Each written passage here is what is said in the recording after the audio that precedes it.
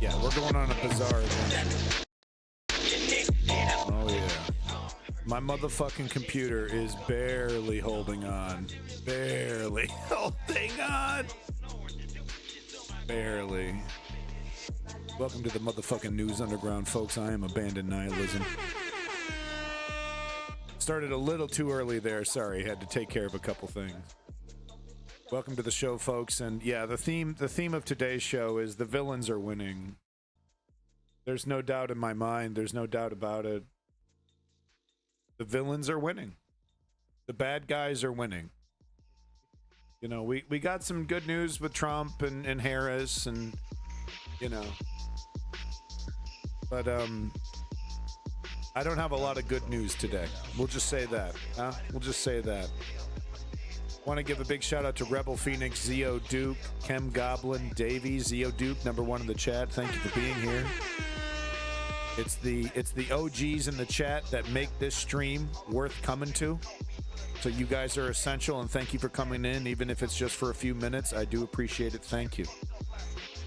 Welcome to the fucking show. Notification squad up in this bitch.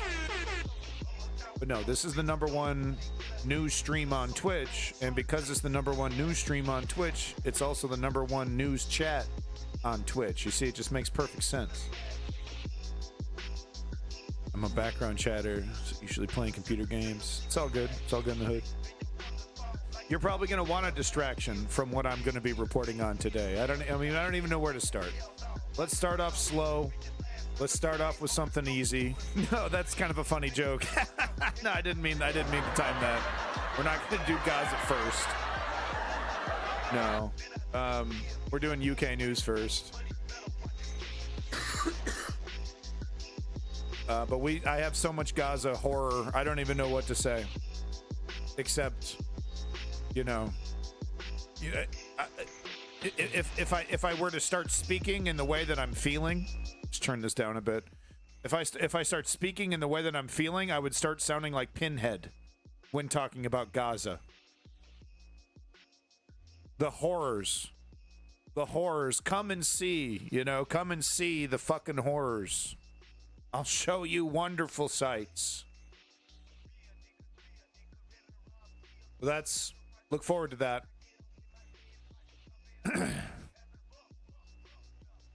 Trump truck parked across the street from my apartment on 5th and accidentally drop a knife into the tires.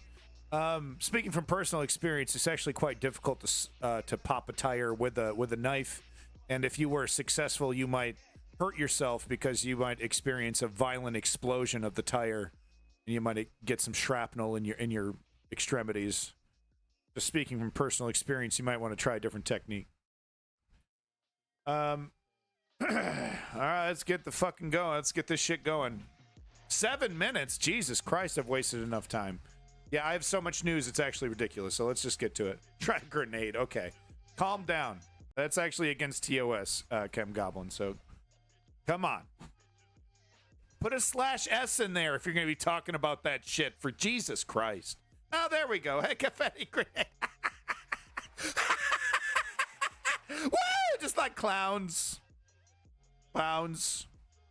New fears Brexit has, quote unquote, drained the life out of the UK economy following the IMF report. A confetti bomb. I attached a car bomb. A confetti car bomb. It just farts out confetti as he drives away. All right, anyway. No, so this is kind of, I wanted to start with this article because this is kind of the whole theme of the UK segment.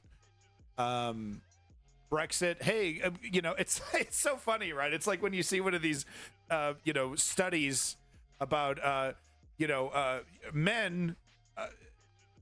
Men like to scratch their balls. You know, we did a big multi-million-dollar study. It's discovered that men find scratching their balls pleasurable. Like, did we need this? Did we need this study to confirm this?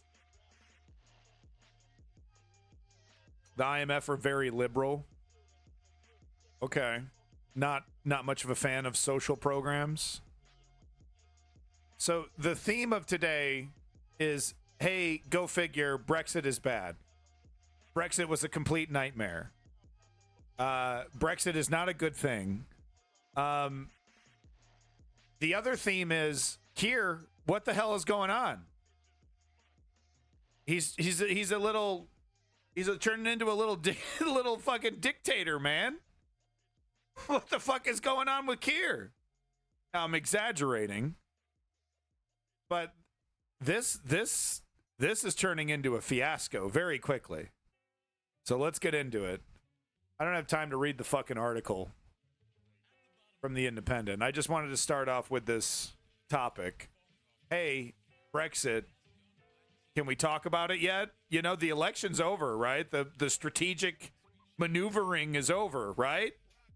Can we talk about this now? Oh, no. And the other thing we can't talk about? Taxing the rich. It's all got to be growth. It's all got to be growth. And austerity, apparently. Growth and austerity. Growth and austerity. Where have I heard that before? Meanwhile, billionaires hanging out just like, yeah, you can't tax me, bro. That'll hurt the economy. The villains are winning. You're going to hear me say this throughout the entire stream, so get used to it. The villains are winning.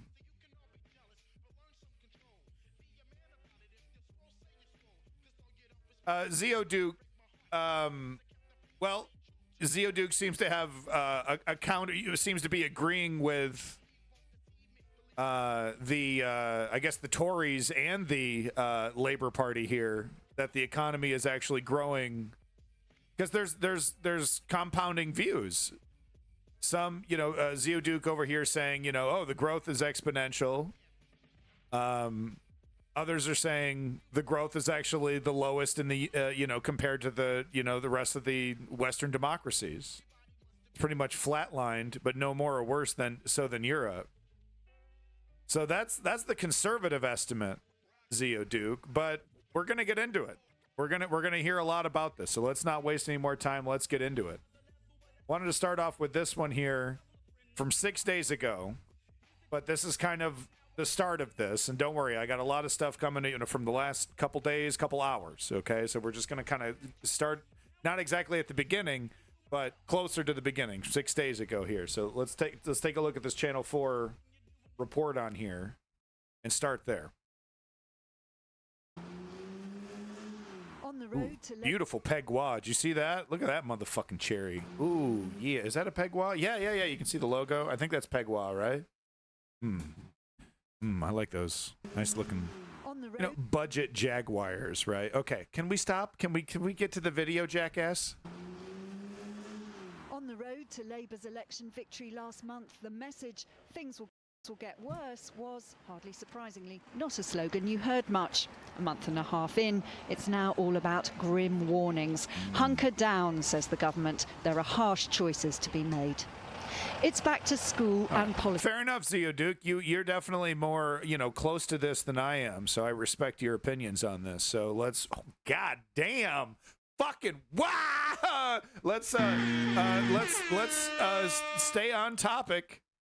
Okay, thank you so much. Politics as usual, with Keir Starmer about to set out his stall for the new term. He warned, we've inherited not just an economic black hole, but a societal black hole. And that's why we have to take action and do things differently. Tax the rich. He'll never say it. He'll never do it. I don't know how bad things are going to get for him before he starts bringing this up. Part of that is being honest with people about how tough this will be. Frankly, things will get worse before we get better. How come things aren't getting worse for rich people then? Okay. Poor people are pretty used to this by now.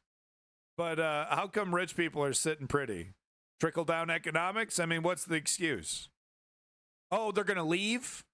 They always say that shit. So cuts or tax rises?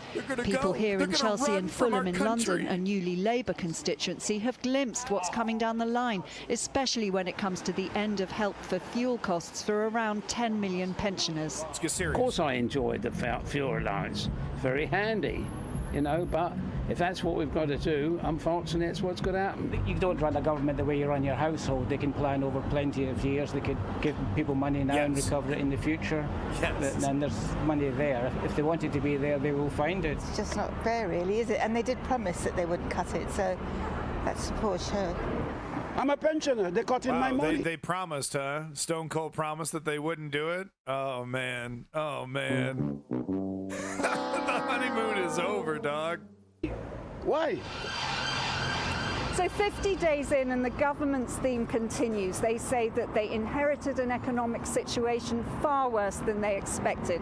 But today the Conservative Party chairman Richard Fuller called those claims a fabrication and a con, saying that they're just making excuses to raise taxes in October's budget. Now, look, I don't agree with the Tory narrative here. It's disingenuous, hyperbolic, advantageous to their side in their narrative, etc., etc.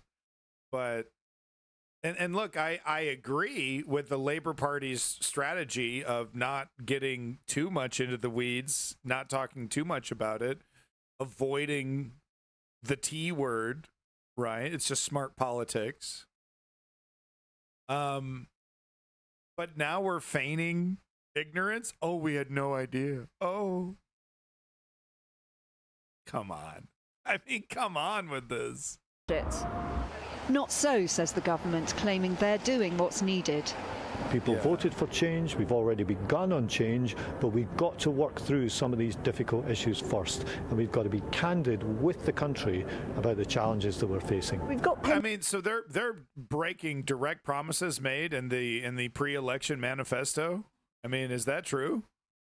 Pensioners groups now saying that welcome back, Woke Patriot. A lot of pensioners are going to face the heat or eat dilemma. Is that really what a Labour government should be remembered for? Look, it's important that everyone who's on pension credit claims it, or entitled to it claims it. They will continue to get the winter fuel payment. And it's also important that we maintain the triple lock. I understand why there's unhappiness about this. It's a very difficult decision that the Chancellor had to take. But you've found money, haven't you, for trained drivers and for junior doctors? Look, we had a duty. What about taxing the rich? It's amazing to me. It's amazing to me. This all their momentum getting squandered. The people are pissed. Immediately doing a 180. This would not happen if they said, look, okay, we just didn't know. We didn't know it was this bad. They were hiding it from us. Here's, taxes are going to go up, not for the middle class, not for the lower class. Nothing is going to change for the middle and lower class. Things are going to get tougher for the rich. Nobody would be pissed.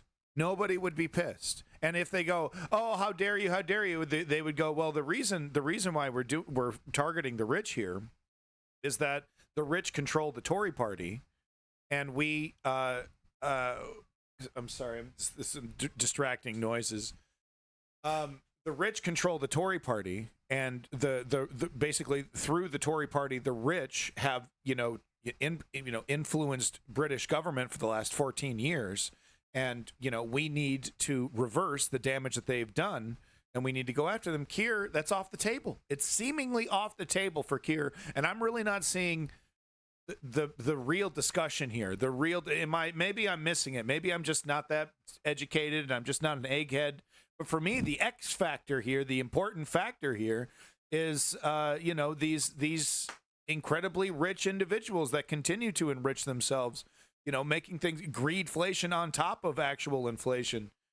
And seemingly we're not having a conversation about making them pay more. I mean, I've heard talk about, you know, little things here and there, but where's the, you know, where the okay, if you're going to punish the poor, surely you're going to be punishing the rich as well.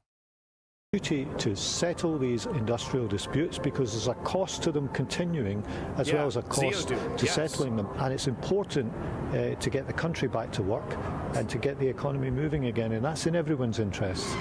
Okay. So I guess their argument would be, and conservative, it would be the conservative argument that raising taxes on, you know, rich people and rich corporations would hinder growth, and that would be detrimental. That's what they literally always say, and it's, you know, it's true if you go insane. If you go fucking Mao on them, yeah, it's true. 80% tax, but that's usually not what's needed. Something like 20% would probably do it, and it wouldn't change a goddamn thing for these incredibly wealthy people, but it would inject the economy with hundreds of billions of dollars. I don't know, you know, crunch the fucking numbers, egghead. I don't know. You're certainly going to get more money from rich people than you're going to get from poor people. No, because if we tax enough poor people, you see, it'll be more money than if we just tax one rich person. Yeah, okay. Was that part of the manifesto when we were voting for you, when we gave you this historic? Oh, no, we didn't mention any of this. We didn't know. We just didn't know. See, that's our excuse. So we did it. We did it. Good thing we didn't make any promises about Brexit. Good thing we just didn't mention that at all. So pain is coming. It appears the government wants to get this out of the way early in their term. But how long can they keep people on side and fend off backbench rebellions over what looks like increasing austerity? All right. So there we go. 6 days ago, setting the stage. Keir Starmer. Not liking it. Not liking it, man. Where's Leah? Where's Leon? I need Leon over here, man. Okay, yeah, okay. I, for some reason, had that double queued up. So I found this bit of citizen journalism to be fascinating, and I wanted to show it. I wanted to show it off. The election campaign was so boring, just trying to run away from the questions that might upset their walk into office. Yeah, Zeoduke, and I was warning against this. I was like, there's no mandate. He's promising nothing. The manifesto, and like the one scandalous bit of actual substance we got, and I covered this, was the interview with him removing tax rate raises on the rich from the manifesto. The journalist pressing him on this, and what was he repeating? Well, we can't afford it. We can't afford it. We can't afford it. And it was mind-boggling, because even the reporter was like dumbfounded with this robotic response, because she was like, yeah, you can't pay for it. How come you're taxing the rich out of the equation? Aren't you gonna? We can't pay. We can't afford it. We can't afford it. We can't pay for it. And what do we see with the strategy? Well, okay, let's try to communicate. Let's try to message our way out of this. Let's try to control the narrative our way out of this. Let's poison pill the fuck out of this. Let's front load this right off the bat. Get this right off, poison pill the fuck out of this. Give people all this bad news. And then, that gives us the next 3.5 years to convince people to swallow this tripe, instead of course, talking about the real solutions, of course, taxing the rich. And I'm not saying go, and I'll say it again, I'm not saying go full, communist over here, socialize all these things. And I mean, some of these things need to be re-socialized, though. In the past 14 years, haven't the Tories privatized several institutions that, have now decreased in quality because of their privatization? Am I wrong about that? Welcome, Simply Steve. And we're not hearing that, man. he's seemingly a fucking capitalist that agrees with Brexit, that agrees with a lot of. I feel like him and Jacob Rees-Mogg would be like 50, 60%, 50%, 50, 60%. I'm just going off my gut right now. But I kept seeing, and this is because I'm America brained, all right? It's because I'm Yankee. But I kept seeing analogs to the Obama administration when there was no mandate there, when it was a bunch of hope and change. We even saw during the campaigns similar language, the change rhetoric, right? We need change. We need change. Specifics? I ain't got them, folks. I ain't got them. Wouldn't dare. We need, and he's, what's ironic is that, yes, we do need change. We need radical change. Tax the rich. Oh, can't do it. Can't do it. Can't do it. Some of my best friends, you know, these are the guys that I want to, you know. The problem is, man, just like with Obama, what was one of the first things Obama did after his presidency? Hung out with Richard Branson on his yacht. Why? Because those are his people. Okay? He's not a rural black guy. He's a rich black guy. Who is it that has a really great bit about this? Is it Chris Rock talking about, or is it Chappelle? I think it's Chappelle actually talking about how he's like, yeah, I'm not one of you guys anymore. I'm not one of you poor people anymore. I hang out with rich people now, and they fucking hate you. And is Keir Starmer interested in being a regular Joe, or is Keir Starmer interested in being a hobnobbing, you know, multimillionaire kind of type? You know, this upper echelon. I don't know. He seems really hesitant to piss these people off. He seems like he is convinced by the Reaganomic argument. If you tax rich people, they're going to leave, and if you burden them too much, the innovation will go down, and you know, business will be stifled, and you won't have competition. You'll destroy businesses. He seems convinced by that argument. And like I said, there's some truth to it if you go insane, but oftentimes we're not talking about insane numbers, but I'm repeating myself. Let's get into it. Like I said, this video here, interesting bit of citizen journalism. Thought you guys might like to see it. I'm going to be skipping through half of this guy's interview at the end to cut to the end of her in a cornfield.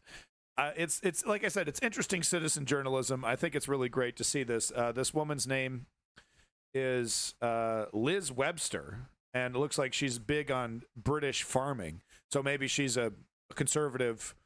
I'm not quite sure. But like I said, this is interesting to me, so I thought I would play it. Let's give it a shot. This is from 3 days ago. What that means to Brexit, it will shake up the whole idea of what Brexit is for us as we go forward. Some will say this is reversing Brexit in all but name. No question that tomorrow morning, I think a lot of maybe Tory Brexiteers will be spitting out their cornflakes and dropping the marmalade, reading those headlines you read out just there, because there will be concern this is going to tie us closer and closer to the European Union, to make some wonder, well, what's the point of Brexit after all? So you got GB News, an extremely conservative. Think of them as, like, you know, more conservative than Fox News kind of network sometimes, and they're pushing this fear-mongering narrative. Oh, watch out! They're reversing Brexit by making a new deal, a trade deal, you know, to ease things up on everybody because it's a nightmare right now. And I'm pretty sure this is exactly what Keir promised. So it's, you know, this Tory pushback, I think, is going to fall flat because this is going to make people's lives better. And yeah, no, I mean, Keir has made it pretty clear. We're not reversing Brexit, but I think what he wants to do is remake these deals. And then, I don't know, you know, maybe the subject can come up and 10, 20 years later, hey, we're basically, you know, we've renegotiated all these deals. We're basically in a European Union. Would you like to rejoin? Maybe that's when the conversation will happen. But yeah, these deals need to happen. Am I wrong? Am I wrong about that? But, you know, these new deals with the members of the European Union need to be made, or else business in the UK in Britain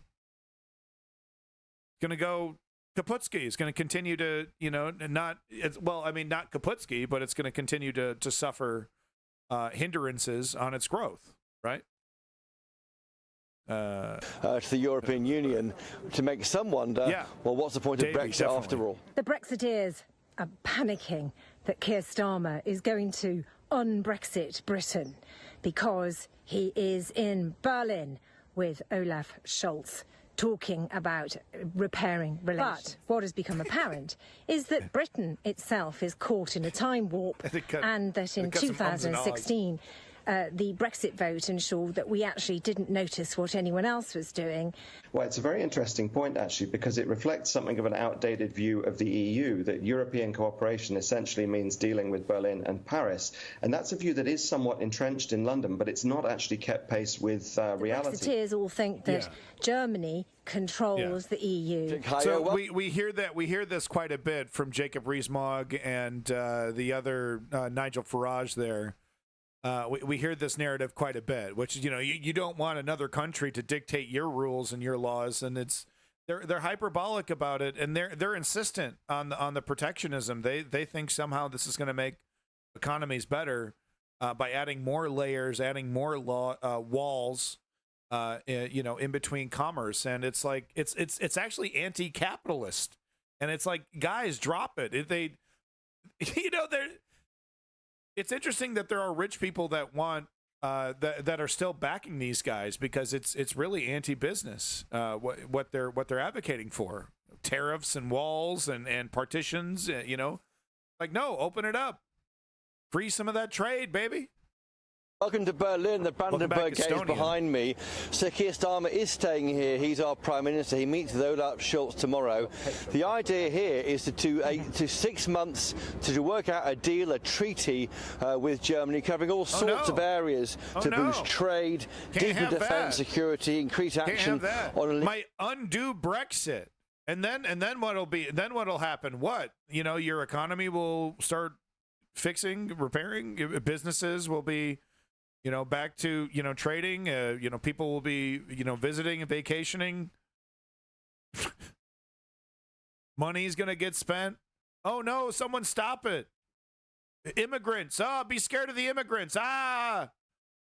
It's nonsensical. But what's interesting is that Keir, and because he's avoiding discussing this kind of stuff, he's not really calling out these kind of folks. At least I'm not really hearing it.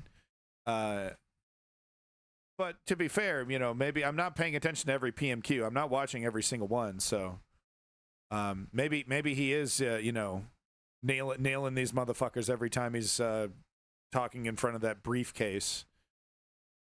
Was that briefcase from like the 1700s or something? It's got what has it got in there? Skull of King Edward I. Some stolen jewels. Did you steal the briefcase? Did you steal the briefcase from Botswana? Legal migration and the like. He wants this to be a model of other deals with other EU countries as we go forward under this Labour government.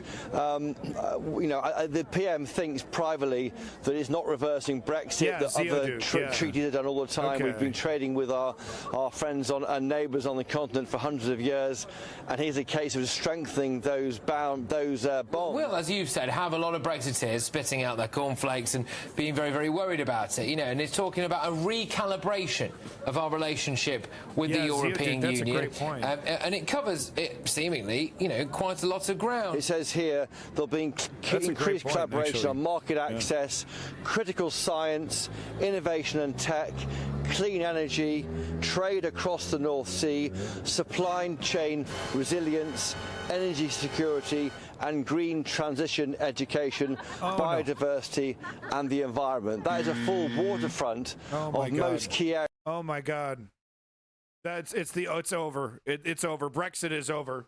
Those are all good things that might be coming back. Oh my God. Oh my God. Someone tell Jacob Rees-Mogg, stock up on monocles. He's going to be dropping them all day. Oh my God. areas you may want to talk about with another country. Sir Keir Starmer was behind me at the Brandenburg Gate, having a walkabout. I mean, he's clearly a person who we can do business with, and he clearly sees this deal with Germany as one to set the benchmark for other similar deals that I fully expect the UK to try and sign as we go forward through this 5-year period. What that means for Brexit, it will shake up the whole idea what Brexit is for us as we go forward. Exactly, and it's on that now, Christopher. At some point, I mean, I suppose it doesn't really matter, does it now? Because there's a massive. Look at these guys. They want to make Liz Truss look bad. Can you believe it? How dare you? Her and Kwasi Kwarteng. You know what the problem was? It's just like Star Wars: The Acolyte. Star Wars Acolyte. It's such a good show. It's such a good show. It's so funny and clever, and the writing is really interesting. And the reason why people didn't watch it and there's not getting a second season is because haters. It's because haters. And it's the same thing with Liz Truss and Kwasi Kwarteng's economic plan, okay? It's the same fucking thing. It didn't work because of the haters. But it was a really, really, really, really good plan, right? Right? Ironically, no, seriously, it was everything rich people wanted. They got exactly what they wanted. Economy starts tanking immediately. Oh, we didn't want it that way. Well, we didn't want it that way. Nope. We didn't want it that way. Right? Kwasi Kwarteng and Liz Truss was the oligarch, the British oligarchy's little darlings, doing exactly what they were told, implementing the plan to a T. Whoa, we didn't actually want that. We were too greedy. So that's what it is. Liz Truss is the acolyte of British politics. There we go. And I'm good at this stuff. Yeah. Oh yeah, that's entertainment right there. Eat your heart out, Cenk Uygur. Welcome back, female eunuchs. Majority, but at some point, will this have to be voted on in Parliament? Treaties normally are voted on in Parliament, but it's not normally controversial because by the time they get to Parliament, they've been agreed. Of course, that treaty with the EU was signed off and agreed in a rush and detail filled in later. But I think it may well be that we don't see any detail of what's being agreed until it's presented as a fait accompli to Parliament, and that could really stir the hornet's nest amongst Brexiteers. I mean, don't forget, Sir Keir Starmer has always said we are not going into the single market or the customs union. You mean that group of people that shit all over the economy for 14 years and then lost in one of the most historic losses ever? We're still the narrative. Are we? And this is exactly what right-wing media does in the United States, right? They get ahead of the narrative. They try to set the narrative. They try to set the tempo. So now the narrative that we're supposed to be following, the tempo is supposed to be following. Oh no, this might piss off the Brexiteers. Good. Good. Am I wrong about this? I'm going to keep asking that, right? Because I don't live there. But that sounds like a good thing to me. Right? Those are two things are sacrosanct. The idea of sovereignty, he would say, isn't being touched by these agreements because we still remain outside of those two things. But by tying ourselves to the EU, to Germany, the biggest economy in Germany, on certain areas, some will say this is reversing Brexit in all but name, Patrick. Oh, no. A new agreement, a testament to the depth and potential of our relationship, 270. with deeper links on science, technology, development, people, business, culture, a boost to our trading relations. Germany, of course, already the UK's second largest trading partner in the world, and through that, this is terrible. A chance to create jobs here and in the United Kingdom. Look at this guy. He's undoing all of Jacob Rees-Mogg's work. Oh, no. Fuck, I already forgot his name. Rishi Sunak. Oh, all Rishi Sunak's hard work gone to shit. Oh, no. Whatever will we do? Won't be Chancellor next year, so he needs to move fast. I mean, this, So, something's got to happen. He can't just sit on his hands and deals need to be made. Brexit has been a total disaster. It's hundreds of billions, trillions of dollars down the fucking drain, dude. Down the fucking sewer, man.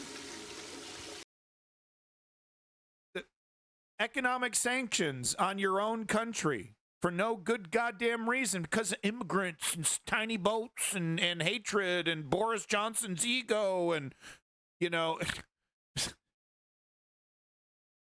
caught up in a bunch of Trump-esque like cult of personality oven-ready deal. Anyone remember? Oven-ready, baby! Build your bunkers now. World War III is coming. I'm not going that far, but the villains are winning. The bad guys are winning. The corporatists, the oligarchy, okay, and just the straight up bad guys like, Ben Gvir and Bibi Netanyahu. They're winning, folks. They're slam dunking in some cases. And deliver that most precious of goods for both our countries, economic growth. And good men are doing nothing. Let me be clear. Growth is the #1 mission of my government. Yeah. And what we understand... Yeah, growth is great, Keir. Growth is great. I fail to understand how multi-billionaires getting taxed is going to affect, I get it. Okay, you don't want to tax corporations. Okay, fine, totally avoid that. Just go after the profits. Oh, we can't do that. They might leave our country and take all our resources and wealth with them. We can actually make that illegal. Though we probably shouldn't. I mean, it's just like, there's no action. It's just protect the rich, protect the rich, protect the rich. Clearly, is that building relationships with our partners here in Germany and across Europe is vital to achieving it. So let's discuss this. There's plenty of people who are making lots of money right now that won't make any money during a World War III scenario, that absolutely do not want a World War III scenario. They're absolutely participating members of the oligarchy. Okay, it's not, not everyone gets to make a shitload of money during war. So don't think that the oligarchy isn't interested in avoiding that kind of stuff, but their greed supersedes all that. They're willing to make a bunch of excuses if it means, massive returns. Further with Benjamin Tallis, who's director of the Democratic Strategy. All right, so anyway, he basically, okay, we got to hear what this guy has to say for the first 2 minutes, but we're not going to hear the whole thing. It's too long. The Initiative think tank in Berlin. Thanks very much for being with us. What do you think is the significance of this? Well, I certainly think the signal of improved relations is very welcome here in Berlin, but the substance will honestly be a little harder to find, because even though both Labour and the governing Social Democratic Party here in Germany are Social Democratic parties, they don't actually have quite as much in common as one may think. On Ukraine, for example, they're quite far apart. The British government has made clear that they support Ukraine's victory in Ukraine, which is something that nearly 3 years into the conflict, Olaf Scholz has still not done, and his government policy reflects that. Also, they're both in a bit of a bind when it comes to resources, but Germany's is actually self-inflicted through this so-called debt brake that limits its fiscal flexibility, whereas Keir Starmer has inherited a bad fiscal situation. So it will have to take a lot of work and quite some innovative thinking to find that substance that would realize the potential that Keir Starmer talked about there in the relationship. What do you think about people who voted for Brexit in the UK, and they are saying, some of them, that they're... Keir Starmer is seemingly avoiding taxing, going after, some of the most wealthy entities in the UK to help carry some of the load of this crisis. He is seemingly implementing austerity instead of going after the incredibly massive profits. There's just piles of money that these corrupt pirates have extracted from the UK economy. They're all sitting on big piles of gold, and we're supposed to believe we can't touch them, can't touch it. Free market, free market. But what is it's not free market though. Because it's socialism for the oligarchy and capitalism for the poor. It's neoliberalism. It's the same shit that happened in the United States. The same shit. Big race to the bottom. Yes, that includes Biden and Harris. With that's the amount of money that's been stolen from Americans, though, like the tax raises that she's proposed are common sense and will barely scratch the surface on what actually needs to be done. Won't cover the real expenses. Yeah, I'm still voting for it because the alternative is fucking fascism. And I swear to God, if you tell me Trump isn't a fascist, you're gone, dude. You're fucking gone.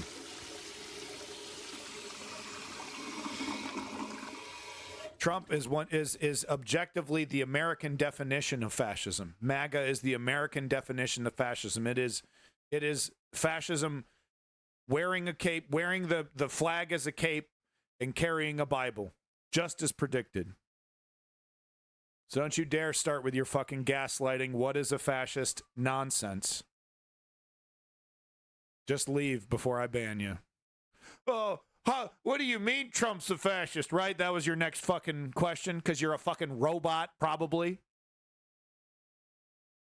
Worried that actually Keir Starmer wants to get much closer to our European partners once again.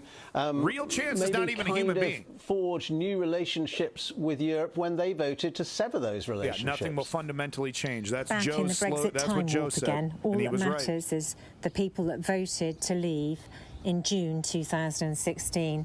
But the BBC don't seem to recognise that millions of them have died subsequently and many new voters have turned 18.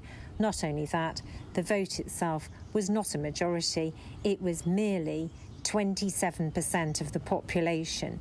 More people didn't vote for Brexit by a huge majority than those who did. Well, they voted. So she wants to do another referendum, and I think this would be a great idea. And Keir Starmer doesn't want to do it. No, we don't want to have the truth out. Ben Hammer, you have two options, buddy. You got two options. Oh, well, I'd like a magic third option that allows me to keep my morality. No, this is politics. You don't get your morality. Throw that shit in the trash. Welcome to the fucking game. Welcome to the goddamn gladiatorial arena of politics. Put your fucking morals in the trash when that steel gate opens up. You have two options. One is fascism. The other is corporate neoliberalism. They both support genocide, jackass. And you fucking know it. You've had this argument 600 fucking times already. So don't come to me looking for a pat on the back to support your stupid fucking morals. We're talking about politics here. One of the most stone cold motherfucking realms of human activity. All right? Machiavelli doesn't even scratch it. So don't come to me looking for validation in your stupid fucking decisions. Make one. You have, your third option is apathy. Because you do have a third option, which is not to participate, which is what you're trying to defend. Your third option, apathy, is still a decision. Howard Zinn said famously, you don't get to be neutral on a moving train. And what he was saying is that jokers like you, even though you're wallflowers, folding your hands and waiting for some kind of fucking magic revolution to come along, are yes, not as culpable, but are as citizenry, as a member of the citizenry, making a decision. Okay? And you know what? It's a decision the oligarchy loves. It's a decision the rich people love. The empire loves it. The military-industrial complex loves it. Putin loves it. Bibi loves it.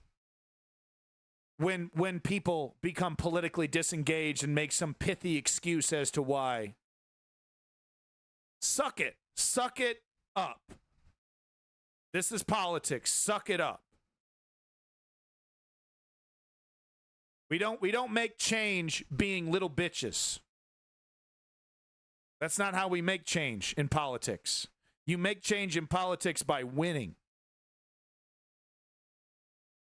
So if you want progressivism, and I'm a democratic socialist, and that's exactly what I want, we got to fight for it.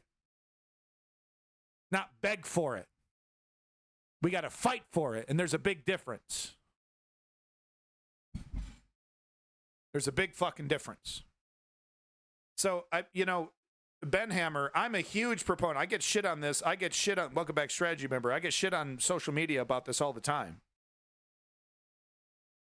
You have two options, dude. I just explained it. We just explained it here, buddy. But here's what you got to do, okay? You're typing in all caps. Let me handle the rage. Here's what you got to do. You have to vote Harris. Suck it up. But in 2 years, what happens? What happens in 2 years? The midterm elections. What should we be doing as I don't know where you are, but I'm a democratic socialist, and this is what I believe. We should be doing an all-out primary challenge against every neoliberal corporatist we can. We must try to get as many seats as possible in the Democratic Party so that we can change the world. And please, for the love of God, don't make me get into why we need to assimilate the Democratic Party instead of third party. If we want a viable third party in the United States, how are we going to get it? What, from the neoliberals? From the fascist right? Absolutely not. If we want third parties, our only choice is to assimilate the Democratic Party into progressives so that we can actually create real change in the Electoral College and also allow viable third parties across the nation. It's our only option. So yes, vote Harris. Suck it up. But in 2 years, and you should actually start, as right now, volunteering for an organization that's going to be in 2 years, challenging neoliberal Democrats across the nation. Find the organization you believe in. Volunteer, pay them, give them your time, give them your money, and be ready in 2 years to primary challenge every corporate neoliberal we can find. Every mansion, every all of them, Hakeem Jeffries needs to have a big challenge. They need to feel that pressure. They need to feel that pressure. They need to be pushed to the left. There's too many forces pushing them to the right. So I hope I've answered your question. Mr. I want a pat on the back. Please be okay with my decision that my refusal to participate, basically me giving up. Please give me a pat on the back for giving up. I hope you're done with that nonsense. You're going to take my advice and actually join this fucking fight. You're probably not even here anymore, are you, right? You're fucking gone. Because you didn't hear what you wanted to hear, right? Pathetic. This is why we're losing. Getting back to the stream, she's an advocate for a new referendum, a new vote. That would, but Keir is never going to allow that to happen because that would give Keir a mandate, and neoliberals hate mandates. And Keir is a neoliberal. Keir is a fucking neoliberal. By the way, I'm reading all your comments as quickly as I can. Think tank in Berlin. Thank you very much indeed for your work that Keir Starmer is doing today is fundamental and important, but there's an awful lot more work to do to ensure that Britain gets back on her feet again. And we can't reverse Brexit, it happened, but we can repair the country by improving trade links with our biggest trade partner, which of course is right next door to us on our own continent. Right. It beggars belief that we're still harking on about a vote 8 years ago and talking about voters that are no longer even alive, but that their vote still counts. I can't think of any country in the world that would be doing this. And it's clear that the only way we can get rid of this Brexit curse is by going back to the polls and showing the world that Britain has changed its mind about Brexit, and we know it has because all the opinion poll shows us that. Yeah, but Keir would never do it because he's a coward, and he doesn't want to mandate. He wants to go, trust me, message his way out of it, and I guess protect his rich buddies. Don't forget to comment and let me know what you think. If you haven't subscribed, subscribe. So I don't know why she decided to do her journalism in a cornfield. She's a farmer, so maybe that's why, it's a farmer aesthetic. I think it's great. Just another example of citizen journalism, exactly what we need to see more of. I probably wouldn't agree with all of her politics, but I would probably agree with a lot of them, because last time I checked, farmers are pretty essential to a functioning society. So here we go, getting up to closer to actual news here, actual, up-to-date news that was just from a couple days ago. Starmer asked, is any Israeli crime in Gaza? So, this is just another failure. I didn't want to put this in the Gaza section because it's, related to Starmer, but I did want to show it. And this, BB has them like a deer in headlights. They don't want to make a move. Oh, it'll hurt my numbers. It'll hurt my numbers if I take a stand, and if I actually defend human rights, it'll hurt me politically. Joe Biden and Keir Starmer seemingly everyone else too. I don't know. There's if you're a European country that doesn't have any real stake in it, then you'll have a opinion to defend the Palestinians. But if you have some kind of stake in it, and of course Britain and the United States have a stake in it, this is an experiment that they've created, and The funny thing is that the entire, from the very beginning, the Zionists, the entire point was to take over Palestine, and that hasn't changed. What they would prefer is that for this to happen later. But BB and Ben-Gvir are like, nope, this is the time. Look how weak you are. Look how much of an opportunity I have here to take and take and take and take, and you do nothing. And you do nothing about it. All I need to say is, defense, my security, and you just go along with it. No matter how pissed people get, no matter how mad they get, because the Muslim population is a minority in both places, even though it's I believe a bigger part of the population in the UK and a bigger part of the government. Really, in the United States, it's just there's a couple enclaves. There's Muslim people all over the United States, but in terms of like large collections of them, in Michigan is actually one of the places. But anyway, it's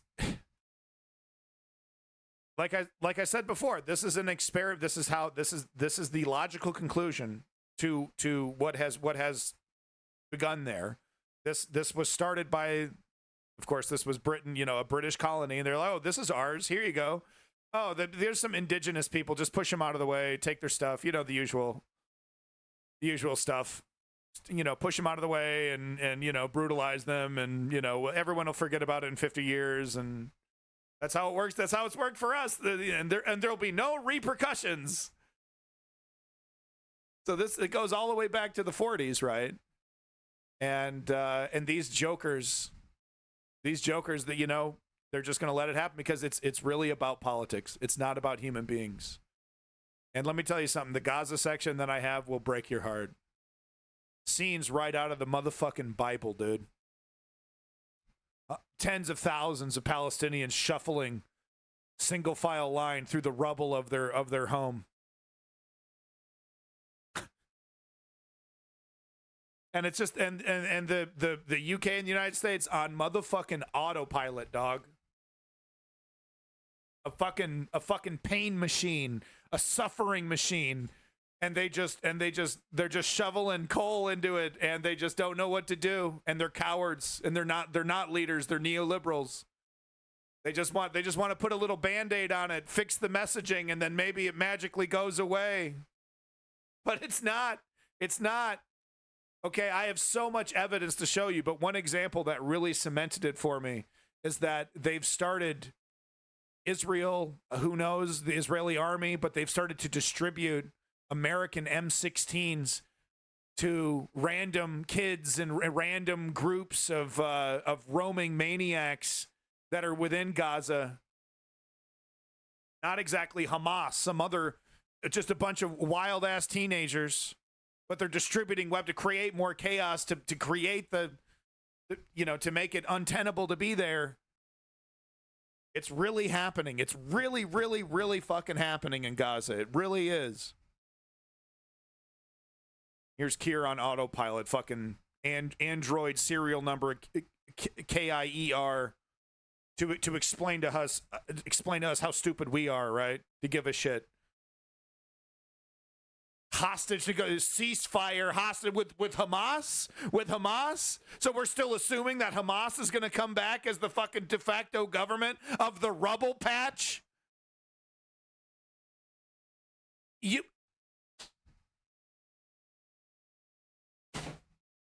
And specifically, what would your red lines be? There's been accusations of white phosphorus being used, of collective punishment, of bombing, of safe routes. What are your red lines when it comes to Israel's behaviour? Well, I set out my position clearly on Tuesday, and what we've seen is the worst terrorist attack on Israel since the Holocaust, and a humanitarian crisis that was already in existence in Gaza, which has claimed far too many innocent lives already. We have to alleviate that. At the moment, the only practical way to do that is with humanitarian pauses. And welcome back, Ice King. To say to a sovereign country when 200 of its civilians are being held hostage, that they must give up their right to self-defense, is not, for me, the correct position. And anyone who's watched the images in the last 2 or 3 days have seen precisely what Hamas is saying about this.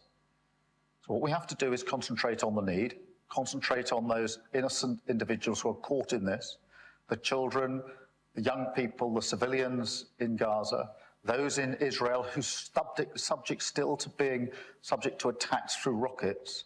We have to say humanitarian pauses to get that aid in and alleviate the situation. I think our focus should be on those that most desperately need our support and help, not on political voices in our own country. Yeah, Keir, basically, I believe bad things that are happening to good people shouldn't happen, and we should help people that are in trouble, and bad things are bad and good things are good. You got him. You got him, Keir. Nailed it. Nailed it. Look, the reason why it's absurd to be talking about negotiations and ceasefire deals is that it's pretty obvious by now the Israeli government is absolutely never going to move on the existence of Hamas, okay, in that region. Can't happen. It's pretty clear.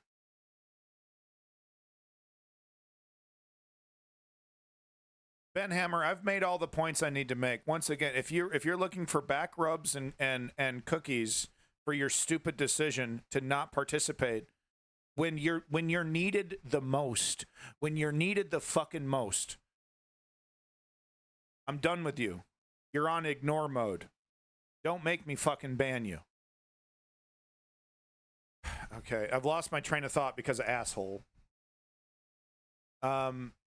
Okay, what I was trying to get at though was that if you don't understand by now what is happening, and the actual solution, because if Keir was really serious, if Keir wasn't on autopilot and was really serious, he would say, look, it's obvious we can't be dealing with Hamas anymore.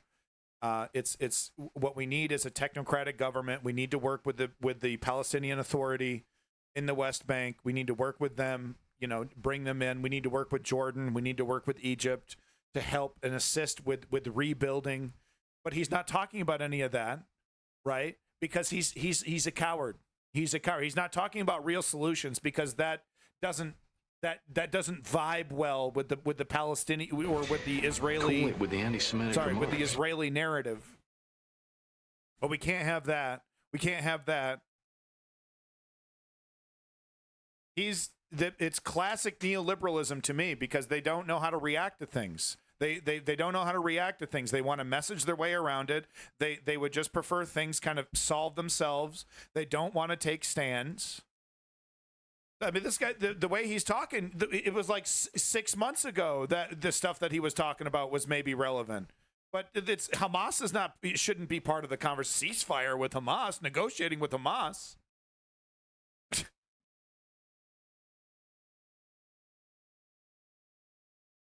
It's a total fucking disaster, and it's on autopilot. And what is Keir's response? So this is insane. He's throwing climate activists in jail for 7 fucking years. Meanwhile, right wingers who riot get 2 years. And listen to this. Keir Starmer is arresting pro-Palestinian activists under terrorism charges for their tweets. Starmer has taken away the freedom to speak, freedom to assemble in his first 60 days. These are meant to be basic human rights in Western democracies.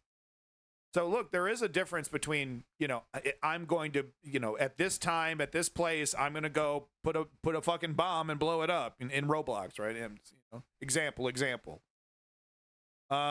There's a big difference between that, an actual threat, and free Palestine, or let's march on this square. Let's go to this place and march. Let's go to this location and march.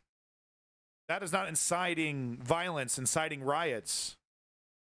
And we're seeing Keir Starmer throwing people in jail for things that they should not be thrown in jail for. They're getting intimidated by police because of their social media presence. And in some cases, you're going beyond the pale. Okay, and you got to set some standards. Yes, there are limits to free speech. Like I said, that's just one example. There's a million other examples you could say, like, oh yeah, that should be illegal, or at the very least get you some kind of no, you can't say that. Some kind of warning, some kind of heads up. Hey, that's actually, you're not allowed to say that stuff. That's actually technically inciting. If you say it this way, if you want to, add some ambiguity to it. But this is heavy-handed nonsense. And we're still, and what are we seeing? We're seeing the equation of Palestinians with all terrorism. All Palestinians are terrorists. That seems to be the narrative that's winning in the Keir Starmer administration. Frightening stuff.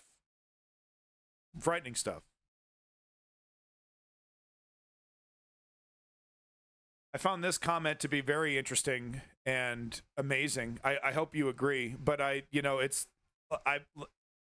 said this before, I'll say it again. The comparisons to the United States are there, and it's interesting to me because you guys are experiencing the enshittification of your media, right? You have these right wing, fully paid for by right wing oligarchs and nasty motherfuckers, and Jacob Rees-Mogg has his own show, and Boris Johnson gets his own microphone, and all these nasty motherfuckers get the big spotlight, and they're on all the cable networks, and they're all on the apps, they're all over YouTube. It's all free. You can disseminate it as much as you want. All these characters coming back that that should be shamed out of politics, that should be shamed out of a job.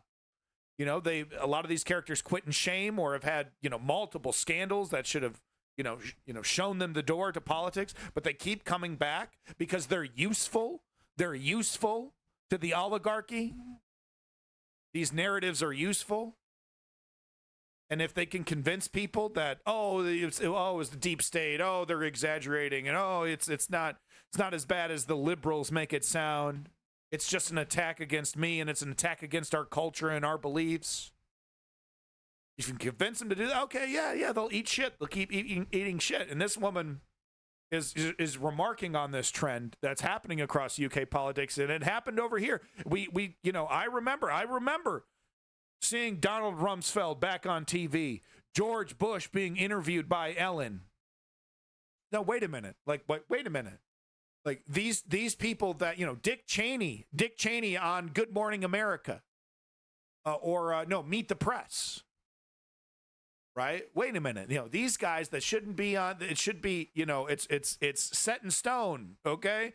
They tried, they failed. This was what they tried to do. They were horrible fucking monsters. We should not be giving them an attempt to giving them a microphone so that they can twist history, but they do. They do, because it benefits the oligarchy. Shut the fuck up, Dari. But no, this woman's statements here are really something else. And all I can tell you is that if you live in the UK, Do everything you can to stop this. Because it only leads to worse. You know, it leads, you're walking down the fucking road that the United States is walking down right now. Canada too, but in a different way and slower. Till today, I can't get over how deferential we are to certain politicians who are a disgrace. I mean, Kwasi Kwarteng was on Good Morning Britain this morning. What? Like, oh, I'm just going to chat about the newspapers. What? You crashed the economy, mate. You went off from the House of Commons to... And Suella Braverman's hosting her own show on LBC, taking phone calls, you know, and they're highlighting the phone calls where people are like, "You're terrible. You're terrible racist. You're the reason why we're having these right-wing riots." Oh, no, I'm not. No, I'm not. It's actually the left wing. It's actually Keir Starmer. It's actually the left. It's actually, she's allowed just as much time as she wants to just twist and spin and spin and spin and spin.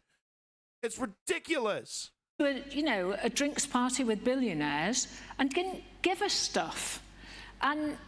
And yet he's there as though this is perfectly normal. So I'm not surprised by people watching that going, hang on, you're trying to tell me that I should accept him as a valid voice now? Nah, sorry, I'm off to social media. But do you think... Yeah, so you know, seeing these people injects a certain amount of cynicism into politics, and there's people check out.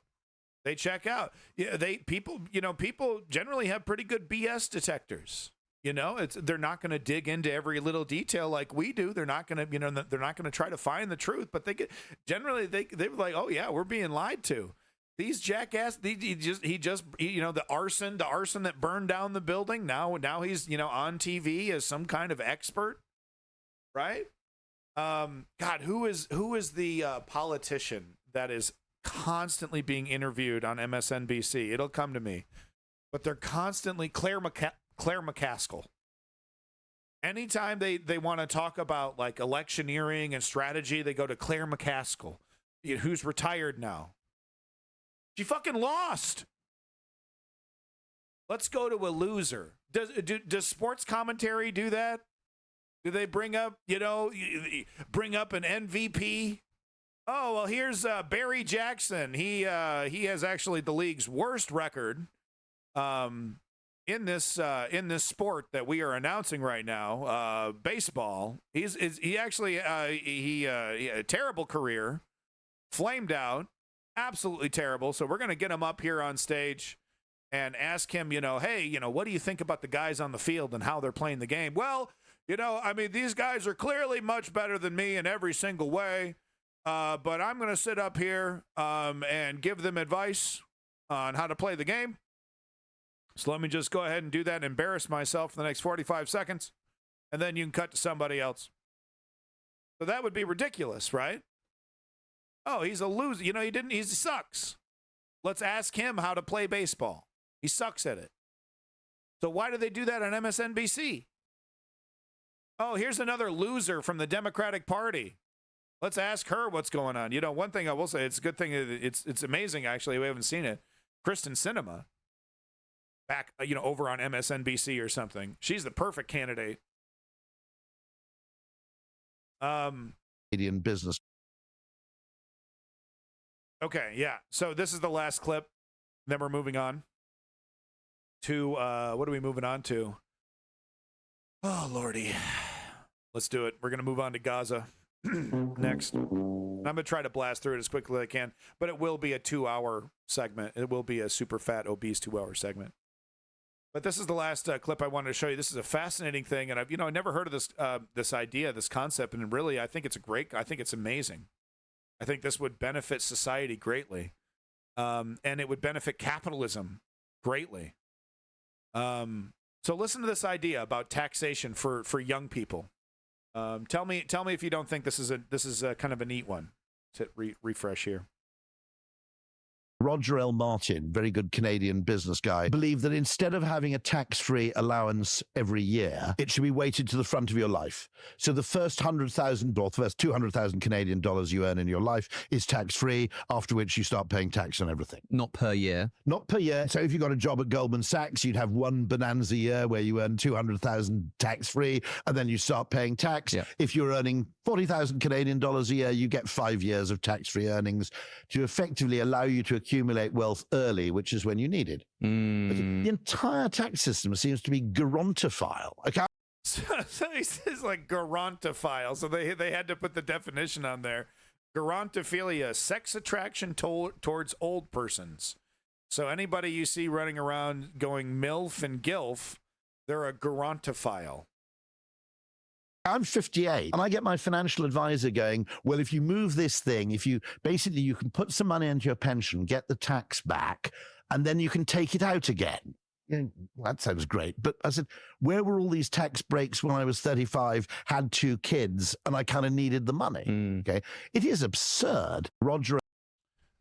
Ben Hammer, I would be happy to see a real primary challenger. Okay. What did I talk about? Midterms. We should be primarying and challenging these people. Why? Because we want that political leverage to force them to the left. Right? Because the right is currently using their political leverage to force them to the right. So, yeah, I would love to see AOC, or even, someone even more to the left being presented. Harris shouldn't be guaranteed 8 years. Right? I want a real democracy. I want real challenges. Good Guy Dari asking, would that just make employers pay young people less? We might see that, but young people, this is capitalism. If a company wants to pay young people less and a company wants to pay young people fairly, where are those young people going to go work? Look at In-N-Out, right? In-N-Out is a great job to get when you're young. Why? Because they pay fairly. They work you to the fucking bone, but you're going to get much more fair wage to McDonald's and Burger King, and they're kicking them out the door, right? They got people dying to work there, right? They're happy to work. They're happy to work there. That's a really good job. So that's capitalism. So if you want to undercut kids and teens because now that they're getting a break on the first 5 years of their taxes, well, that's your decision. You're going to get, high turnaround and, unhappy workforce, lower quality, and you might not be able to quickly replace your employers because competition might be scooping them up. So those concerns are valid, Dari, but capitalism, if true competition exists, capitalism kind of fixes it. Could the financial community abuse it? Well, like he said, young people, the financial community would probably abuse it, right? They'd make sure that their little young, their little young shit, silver spoon shit would, that first, make sure you get your first 200, it's tax free. That's fine. That's okay. All right. Good on you. Go nuts. As long as it's for everybody. Yeah. All right. Anyway, so I thought that was an interesting idea, just to plant the seed. There are brilliant people with brilliant ideas, and what's getting in their way to implement these ideas? Corporatist neoliberalism, and of course, outright conservative fascism. In some cases, in the United States, or suicidal conservatism in the UK with the Tories. It's not fair to call that fascism. By any stretch of the means, because what happened after the election? Did the Tories challenge the electoral system? Are they changing the rules everywhere they can to, like the MAGA fascists in the United States are? No, they're not doing any of that. They accepted the results, and they're trying to undermine. They didn't learn the lesson. Come on, this is politics, okay? They accepted the results, but they're not exactly learning any lessons. What they're trying to do is seeing maybe we can destroy Keir and then just get back into office and not really change anything. Wouldn't that be great? So, anyway. Why are we back in the UK, dog? Oh, my God.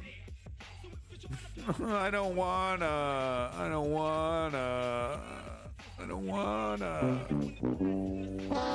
It's just so horrible. It's just so horrible. It's literally just so horrible. Gaza. It's just, I can't. I'm just gonna, some of these I'm not gonna have much to say except just like look at the horror. This is horrible. Make it stop. Let me just say this. Let me just preface this entire segment with what needs to happen.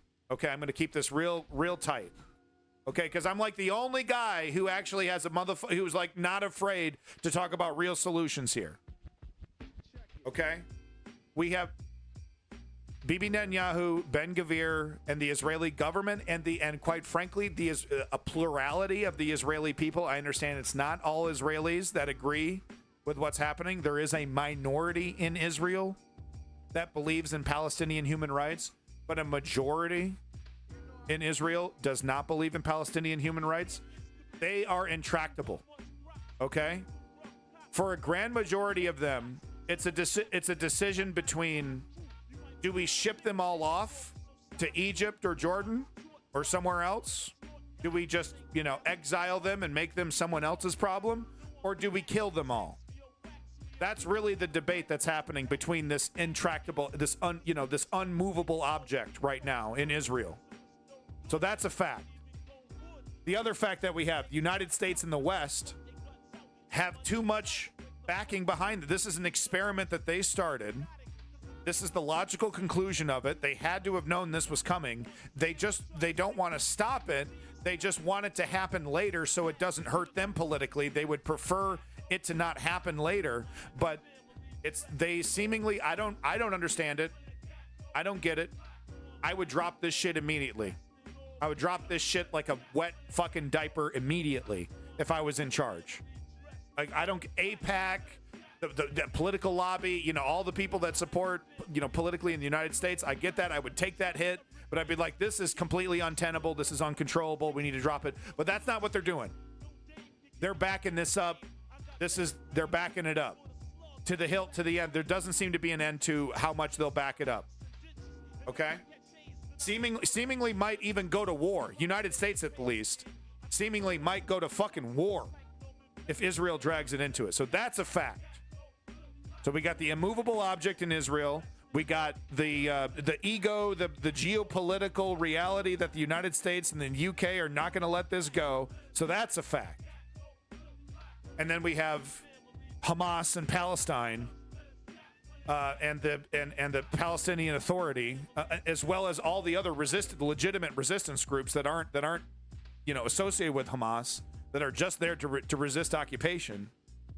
You got all those factors, right? That's a fact. They deserve human rights. They deserve their own country. We acknowledge that the Palestine existed. And they're, because that's Israel is trying to say, oh, well, actually, Palestine was just keeping the seat warm. Israel was there first. Ludicrous. Okay. What's the solution to this? The solution is for the United States to carrot and stick Israel. Of course, by restricting weapons, by restricting money. Yes. Oh, it put Israel in danger. Yeah, it might. Yeah, we got it. There's consequences to every action. But the United States has to reduce the amount of money and weapons, of course, ideally to zero, to Israel, to start the process, the pain, the carrot and sticking. Because Israel will never come along. As long as the United States and the UK fully has its back, they'll never change. And right now, the goal is the total elimination of the Palestinian state. The real question is what to do with the people. I guess I forgot the third option about what to do with the people. Integrate them into Israel as second-class citizens. I forgot about that. Basically expand the apartheid state to the entire, now all of Israel, right? It would be all of Israel. They'd take over the West Bank and Gaza Strip. But that is the third option, basically. Assimilate, but treat them as second-class citizens with full apartheid. So there'd be like some kind of Palestinian ghetto that they would cram most of them in. Probably several ghettos. Checkpoints. So that is a third option. Ben-Gvir doesn't want that, though, because he's racist. Bibi Netanyahu might be more open to that as a solution because he sees the value of slave labor. But Ben-Gvir is racist. He hates Palestinians. He hates Arabs. Wants to kill and destroy them. sees them as an enemy to his religion, to his existence. Okay, so that's the preface. So how do you fix this? Like I said before, a technocratic government. You carrot and stick Israel, and then you encourage the Palestinian Authority along with Jordan and Israel to work with the Palestinians in the Gaza Strip, with the Palestinians in the West Bank. But Israel will never do it because you would have to give back West Bank settlements. We're going to get into it. So I have videos that explain all of this. You got to give back the West Bank settlements. You got to create a corridor between the West Bank and the Gaza Strip. You got to give the fishing rights back to the Palestinians in Gaza. All that's completely off the table right now because Israel and because of the West, right? Because of this vicious cycle. That's where it's got to start. So until the United States does the unthinkable, right, according to to some, and starts the actual process of carrot and sticking, nothing changes. The only thing that will continue is the assimilation. And if you think about it, from Bibi's perspective, now is the time to do it. Western governments have never been weaker. They look at him, frozen like a deer in headlights. Keir Starmer, just repeating the same thing he said 4 months ago, basically. 4 or 5 months ago, whatever. Almost the same exact thing. Got to defend themselves. Ceasefire. Got to negotiate. Like nothing has changed. Like Israel didn't even just roll into the fucking West Bank. Like Israel isn't distributing weapons to maniacs all throughout Gaza. Like Israel isn't rolling into the West Bank and digging up the roads and clearly making and blowing up residential buildings and homes. Soon they're going to start on the hospitals. They've already blown up another aid convoy. He's got nothing to say about all that. Same exact robotic rhetoric. Same thing of Joe Biden not even saying nothing, dude. He's asleep. And he would, of course, if you were to ask him, pin him down, he'd just say all the same thing. Defend themselves. Ceasefire, we want a ceasefire, negotiate hostages. No talk about anything like I was just talking about, right? A real actual solution of a real end to this. Nope, kick the can down the road. Oh, it's not my problem. Oh, we can't talk about this now. Too close to the elections. But Bibi's saying, no, I'm going to force your hand. I'm just going to keep going. We're going to keep going. And they've never been weaker. It's never been a better time for Bibi Netanyahu and Ben-Gvir to just finish this up, right? And I think Bibi Netanyahu is kind of being pushed. He's like, okay, well, I guess we got to go for it now. So I think there's some reluctance by Bibi, but I think it's happening. I think that this is the assimilation of Palestine. It's happening right before our eyes, and I think Bibi wants to get entrenched in the West Bank, wants to get the IDF as deep into the West Bank as possible before Harris gets in, because Harris is a bit of a wild card. He knows exactly where Joe stands. Harris, surely she will do something after she gets in. Right now, bog standard message, we're not changing a thing. Robotic stance, free the hostage. Same exact speech as Keir, almost to a T, verbally, everything. Might as well have been the same exact speech. That's not going to change until the end of the election. But surely something will change once she gets in. Surely she's not going to just let Bibi roll all over the Palestinians her entire presidency. Maybe. She might. I don't know, man. I don't know. But Bibi doesn't know that for sure. He knows where Joe stands. He knows where Trump stands. He's not sure with Harris. So get in there. She's winning. Everyone knows that. It's looking really good for Harris. So get in there as deep as possible before she gets in charge, and then see where things go, right? It's better to ask for forgiveness than for permission. So anyway, there you go. That's my preface. I'm done. Now let's get to the clips. I'm gonna try to not repeat that over and over and over again, but that's where I stand. There's a real solution here. There are actors that are refusing to act. There's a reason why, okay? It all makes sense. It's ghoulish. It's ghoulish, actually, in how much this makes sense. Why it's happening, who's benefiting from it. So let's get into the clips. I'll back up every single fucking ounce of what I just said with proof and horror. But let's start with a little comedy first, just to make things clear, because it's easy to forget. It's actually illegal for another country to invade another country and just take it over. That's actually illegal. Not if you're Jewish, though, apparently. What about the bedrock rule of international Zionist, law? I mean. No taking land by force. When Russia does it, we're pretty clear. The entire world has a stake in making sure that no nation, no aggressor is allowed to take a neighbor's territory by force. The American people will never waver in our commitment to those values.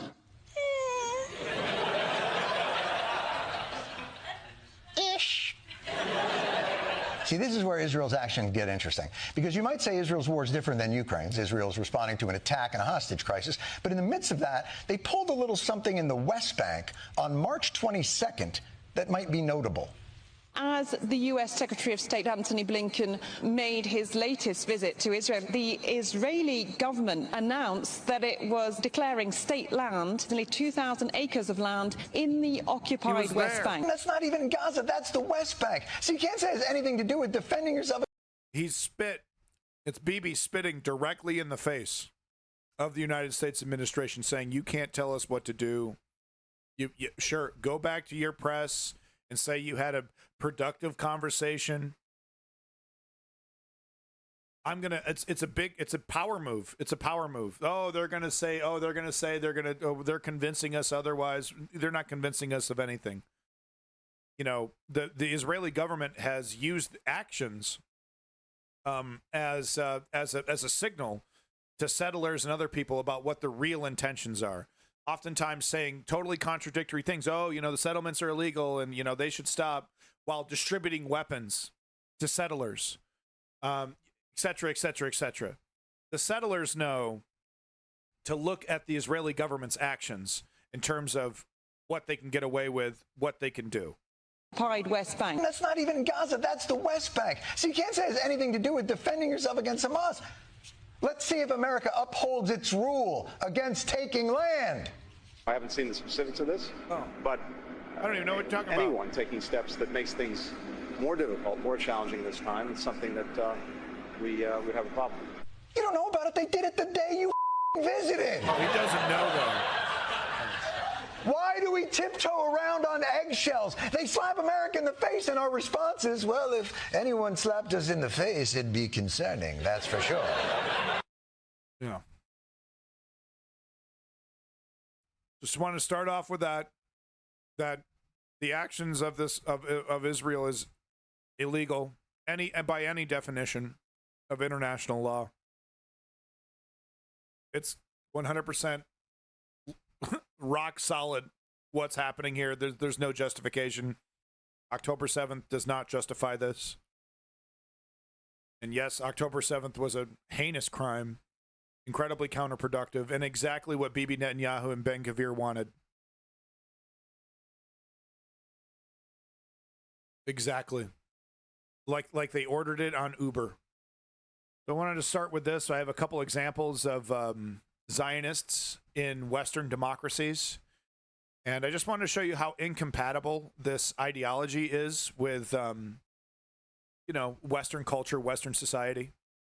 Oh, now you asked me nice when you were pushing me and yelling at me, that wasn't nice, right? Police! Police! Help! Help! Guys, ladies and gentlemen, right now. Well, example. Everything on camera. What's your problem? Ladies and gentlemen, live, right here. Example of what they do. Everything on camera. Oh, look at this guy. He's still like Austin. Now, you're right, somebody. You're rapist. You're rapist. Oh, really? You again. You rapist. You're rapist. You're a rapist. You're a rapist. You're a rapist.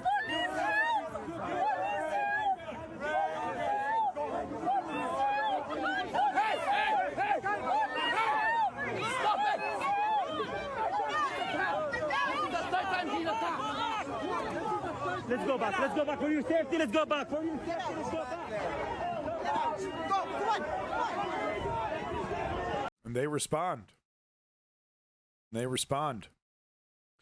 It really this encapsulates this encapsulates the entire situation. Performative victimhood, hiding behind authority, while their side calling you rapists and et cetera, et cetera, et cetera. and the state responding. The state responding and having the back of the Zionists who use performative, performative victimhood to get what they want. Now, I mean, to be fair, these police were trying to keep the peace. What they were seeing was Palestinian supporters, pro-Palestinian supporters, getting in the face. So they were likely to come regardless of her pleading. But, you know, symbolically, you know, this 1 minute video kind of encapsulates really the entire situation. I just wanted to show that. Next video here, more performative victimhood. But also kind of a look at, you know, the, I don't know. I mean, I guess, you know, once you've justified these horrors, I don't know. I guess there's a lot of pent up anger. I don't know.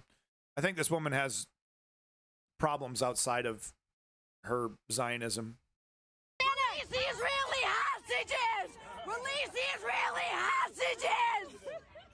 Release the Israeli hostages! Release the Israeli.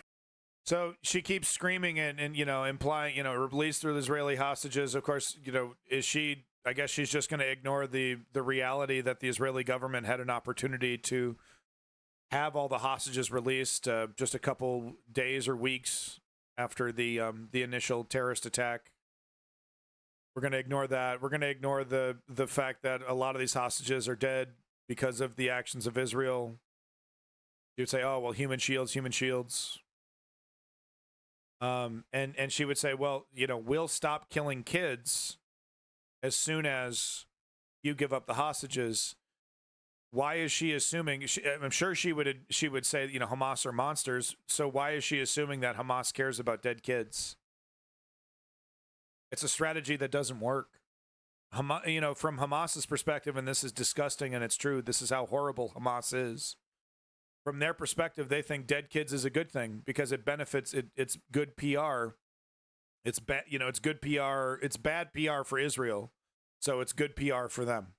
More martyrs. Hamas officials and Hamas spokespeople have made. I'm not saying that, just pulling that out of my ass. These are statements that they've made, you know, in that realm, talking about how, you know, martyrdom is a good thing for the cause. You know, if civilians get killed, it can benefit the cause. That kind of language. So this woman who would acknowledge that she's dealing with heartless, disgusting terrorists is screaming at the top of her lungs to defend a strategy of killing children, men, women, but especially children. And, you know, it's just, you know, we're not getting through. We're not getting through. Is there any argument that would convince her, you know? Any of the things that I just said, any of that would convince? No, she would just be screaming, you know, calling me an anti-Semite. Cool it with the anti-Semitic remarks. Screaming and screaming. Right, if I was trying to make these points that I just made. So the only thing that works is political pressure. That's the only thing that works. We're not going to be able to talk these people down. We're not going to be able to talk the Israeli society down. The Israeli society, the plurality that agrees with some kind of solution that would be final to the Palestinian question. We're not going to convince them. We're not. You're convincing this woman? Israeli hostages! Release the Israeli hostages! Release the Israeli hostages! Okay, and the argument that she's presenting, you know, this whole, like, if they, what is the Israeli government offering Hamas? If you give us all the hostages, if you give us all of your political leverage, we'll do a 6-week pause, and then it's right back to your annihilation. And there's no guarantee that they'll even uphold that 6 weeks. It's very likely that they would, you know, within the first day of receiving all the hostages, would immediately continue with this program of eliminating Hamas however they see fit. Right, they claim that they took out a commander. Hamas acknowledged that they took out one of their commanders in the West Bank. Commanders. Sure. Moving on to the next clip here. Just like I said, some of this I don't have much to say. So this is just the beginning of the West Bank operation. Just to give you an idea, just the footage here. It looks like we have press embedded right here. Wow, right on the front lines. Where's your cameras, boys? Anyway, this is, you know, West Bank is occupied. Is already, it's, you know, under a full-blown Israeli occupation. So it's, you know, it's, they probably felt pretty comfortable there, these guys right here. I don't know. Speculating.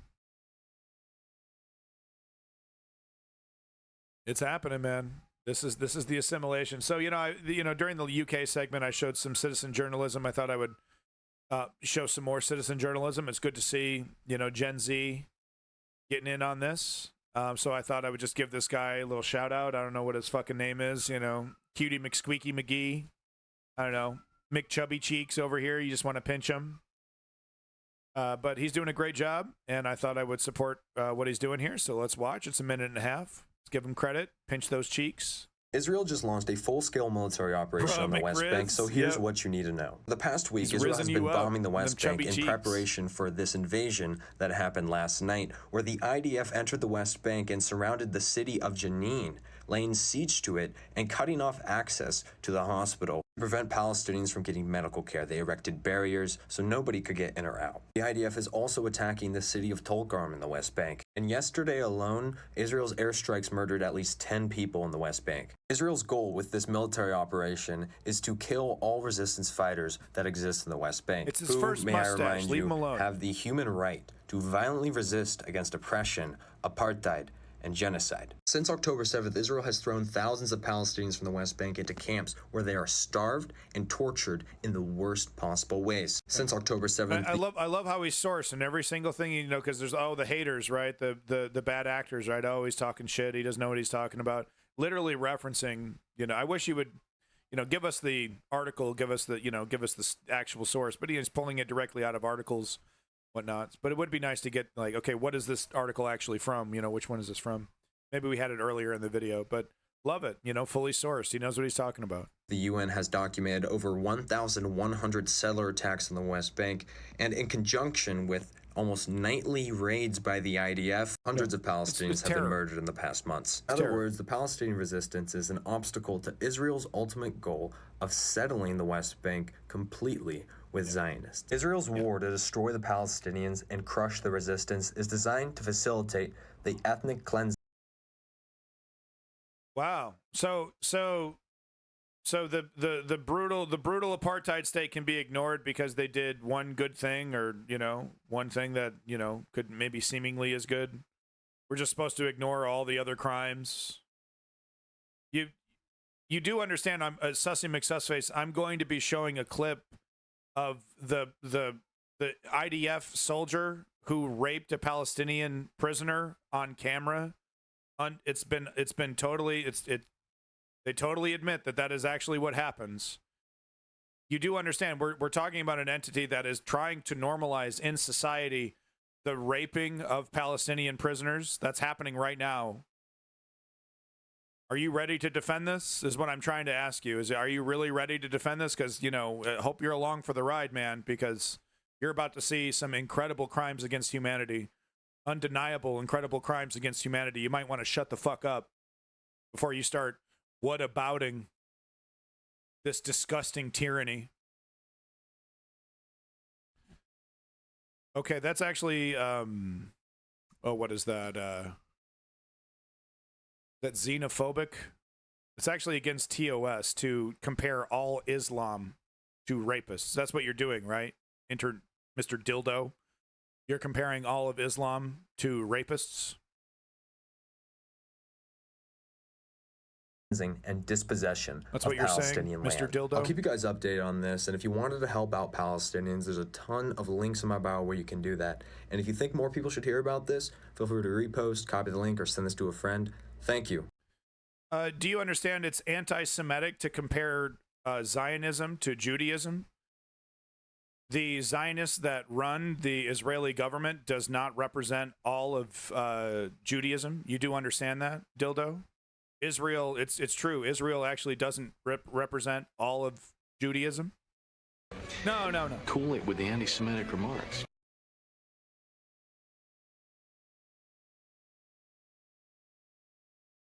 Anyway, if you guys want this sexy little Zoomer's phone number, I don't know how you kids do it anymore. Send him a picture of your genitals or something. I don't know how you kids do it. Skibbity toilet. There's the link. Give him a like. Good kid. Good job. Give him that little heart. What's up, honey?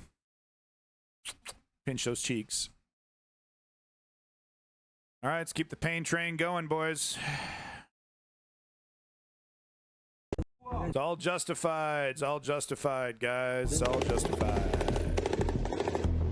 Because Mr. Dildo says so. Well, we got a dildo in the room. It's all good, guys. So Israel is now escalating its standards for the use of lethal force to war standards. That is a very grave development. You know, frankly, he's probably not chatting because he's furiously trying to report my channel as being anti-Semitic, right?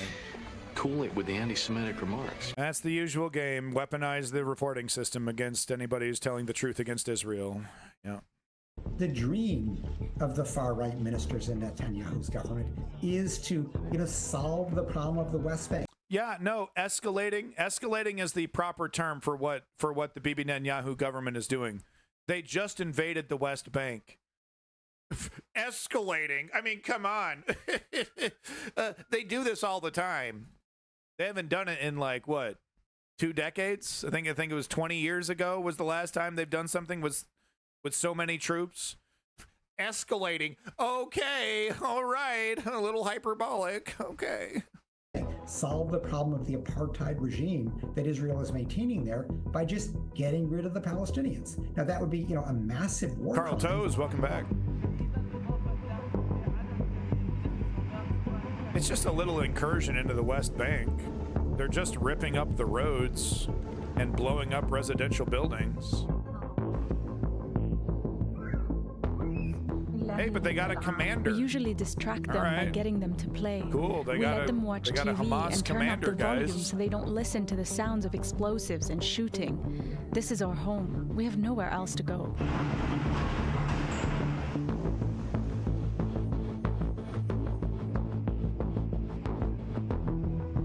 Sussy McSussface, you're aware that the majority of the population that is currently living in the Gaza Strip were under 18, under voting age. What I'm trying to say is that the majority of the population in the Gaza Strip were too young to vote and are currently being punished for decisions made by their parents. Lethal force, except as a last resort to meet an. Also, is Sussy McSussface going to ignore the fact that the Hamas government was propped up and pushed forward by Bibi Netanyahu, and that's of course reported by Haaretz, super pro-Palestinian newspaper Haaretz, reported on the, I've brought this up many times. I've shown the reporting.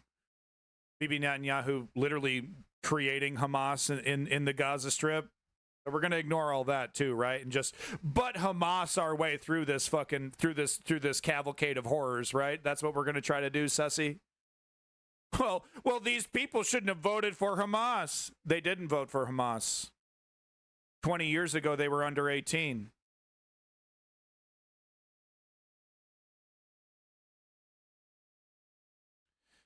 Sussy McSussface, I need to remind you, it's actually against international law to condemn children for the crimes of their parents.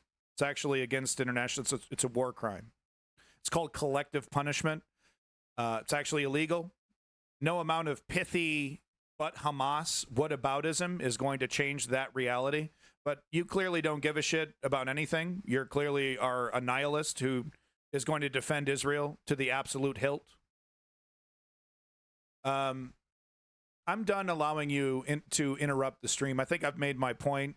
You're not making very good points. You're making the same regurgitated but Hamas whataboutism, justifying literal war crimes, justifying literal crimes against humanity with a pithy little response. So goodbye. And yeah, we're not doing a timeout. Goodbye. Back to the video. Imminent lethal threat. Ordinarily, you have to try to detain people. Now, it looks like that's not what Israel's doing, that it's bombing away.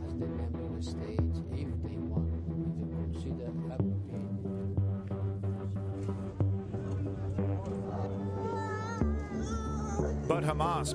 Every time they see an image that horrifies them, but Hamas. You shouldn't have voted Hamas. They didn't. They didn't. How many times have I shown a video of a Palestinian screaming up into the sky, cursing Hamas? How much more evidence do I need to show you of the links between Bibi Netanyahu and the creation of Hamas, the insertion of Hamas into the Gaza Strip, using Hamas to divide and conquer the Palestinian Authority? It's all there. It's all there. The proof is in the pudding. What's happening? And of course, I preface the beginning of this segment with the actual solution, a technocratic government, which the people that are shouting but Hamas would never agree to. They would never agree to a real technocratic government, because that would involve treating Palestinians like human beings, and that is currently off the table. Right now, what we are seeing on social media is a massive effort to try to justify the complete dehumanization of the Palestinians, trying to say, yeah, well, they're special. They're special and they're violent. They voted for this. They wanted this. That's the tired justification that we currently hear. It's currently working. The villains are winning. We just had one in the chat. A goddamn villain. No amount of suffering. I could have kept him in the entire segment, the entire time, allowing him to inject his but Hamas whataboutism the entire time. Every single horrific image, every single horrific action justified. Why would I do that? I've heard it all before. They're not, and like, would that person, would Sussy McSussface really entertain a two-state solution? It's off the table, right? Because right now the argument is these people aren't human. They need to be dealt with. That's currently the prevailing argument. If they didn't want this, they wouldn't have voted for it. They basically voted for this. Of course they didn't. That's absurd.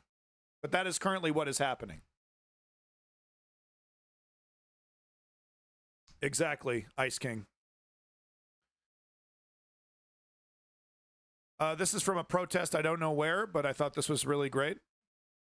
Don't wash your Holocaust trauma with Palestinian blood. Thought it was an appropriate response. These ladies are kicking butt. Keep it up. Moving on. So, not that bad actors like Mr. McFace over there give a shit, but the things that he was advocating for and defending are crimes against humanity and are international crimes considered war crimes. Well, it doesn't matter. We're the righteous ones. It was our land. It's justified. They're animals, but Hamas. We've heard it all before, right? And they're going to take it to the very end. With weak, feckless leadership like Joe Biden and Keir Starmer, why wouldn't you? Get up there, get in as deep as you can into the West Bank. Hell, I mean, why not get the settlers going in the Gaza Strip? Before Harris gets in there. We got what, just under 70 days until the election? Get some of them settlers into the Gaza Strip going, right? They'll never get them. They'll never get rid of the settlers, right? Once they're in there, they'll never leave. You'll have to kill them. So, what, you want to kill settlers? You want to kill Israelis, United States? Oh, see? It's all a crime. The villains are winning. Clearly marked UN and it's all vehicle, part of and the furious justifications in the chat, right? Where the IDF was struck 10 this times is right. This is by just IDF gunfire. They deserve including with bullets targeting front windows. So this is the Yet another aid convoy targeted. Oh, whoopsies, we didn't mean to do it. We have some of the most advanced weaponry on planet Earth that I could see the fucking, the dick hair on an ant if I zoom in far enough, right? I get the full fidelity here, but couldn't see those big UN logos on the top there. Whoopsie daisies. It'll never happen again, except it'll totally happen again. Whoopsie daisies. 2 staff members in the vehicle were thankfully unharmed. We've heard it all before. That logo is probably one of the most recognizable logos in the world. We have no way to assess the mindset of those who are shooting at us. Whoopsies, sorry. That the movement of this. If you don't agree with us investigating ourselves and saying this is a whoopsie, then you're an anti-Semite. Moving on. Whether the information wasn't passed down, whether it was deliberate, whether there was another reason. Oh, please. Those are explanations we would like to get. Clearly. Yeah, the surrogates that defend Israel on media, this is a cakewalk. They can justify this in their sleep. There you go. Another blip in the media that'll be totally ignored in 2 days. So here's a little bit. So, on top of the horror show in the West Bank and the Gaza Strip, we also got a new war in Lebanon. All right. Come on in, Uncle Sam. Come on in, Uncle Sam. The water's warm. Don't you want to get entrenched in a new Middle East war? Hey! 343, 343, mission accomplished. There should be an intervention. Welcome back to Israel. UN or something from a neutral side to fix this shit. Look, I personally believe nothing is going to happen geopolitically until the United States starts talking about real global cooperation instead of trying to dominate the entire world with a dollar. So, never. I don't know. 343. Yeah, Iraq, Afghanistan. Let's go back in there. 343, baby. Let's hit up Lebanon. Let's hit up Iran, baby. 343. Let's make the best Halos and then just, I don't know, make Destiny and fuck everything up. Let's fuck up Marathon. Yeah. Let's fuck up Marathon. That's a great idea. All right. No, let's talk about it though. Lebanon. I don't think right now at this very moment it's a guarantee that it's going to be war. So let me just make that clear. I'm just joking and being hyperbolic here right now. But it's definitely on the table. It's definitely on the table. Would this actually benefit Bibi Netanyahu? That's the real question. War jokes are the best. Thank you, by the way, for everybody that's sticking around through this incredibly hard to watch stream, but we're talking about the real shit, so it's not easy. So thank you for that.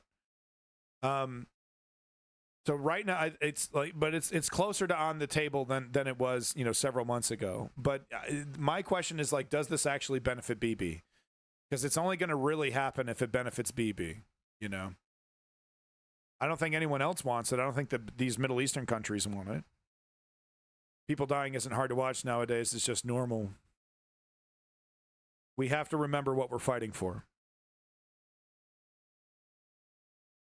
Let's go ahead and watch.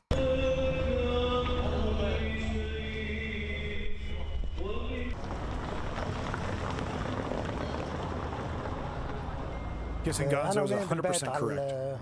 5:45 بسمع الباب البيت عم برج.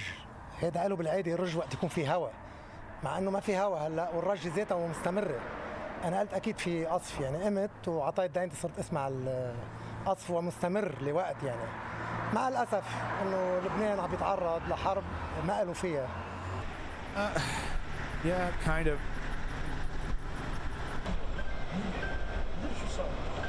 Yeah, oh my God, Sticks. I mean, maybe maybe they'll use anything to justify their end goals. So the sky's the limit there. So,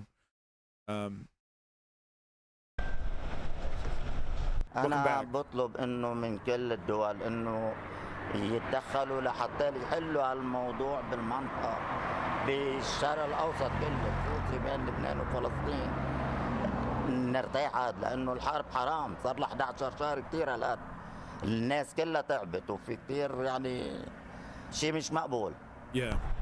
Well.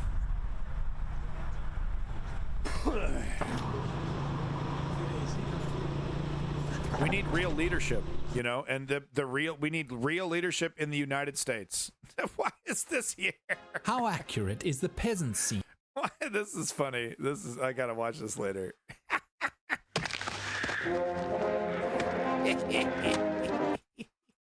What? Hey? Democracy in which the working classes... Oh, there you go, bringing class into it again. Well, that's what it's all about. He's so right. It is. It's all about class. God, I love this sketch. How accurate? Yeah, I lost my train of thought, clearly. All right, let's just go to the next video. I got Pythoned, okay? And here's something completely unrelated, or whatever that joke is. Just a little bit more about what's happening in Lebanon.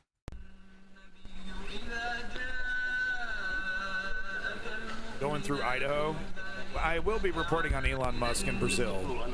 Is there something new?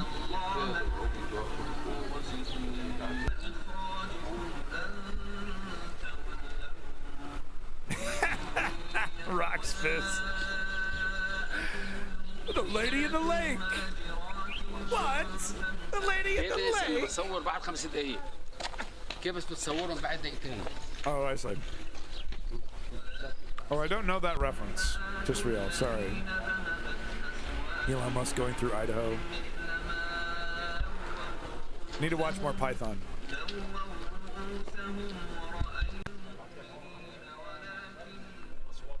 So here we go. More fun in the Middle East. Let's get Uncle Sam in there. We know what to do. We know what to do in these situations. You know, it took us 20 years, but by the time we left Afghanistan, that place was running like clockwork. You know what I mean? Nothing but big fat dubs. Right? The American military doctrine is really, really good at fighting Middle Eastern battles. It's very clear to me. We kick so much butt. I mean, look at Afghanistan right now. Like clockwork. Right? It's not a total train wreck. Not at all. So this article, Israel, Hezbollah both claim victory after night of heavy fighting. So, you know, they're going at it. Hezbollah going directly, you know, fighting directly. You would think there was a war.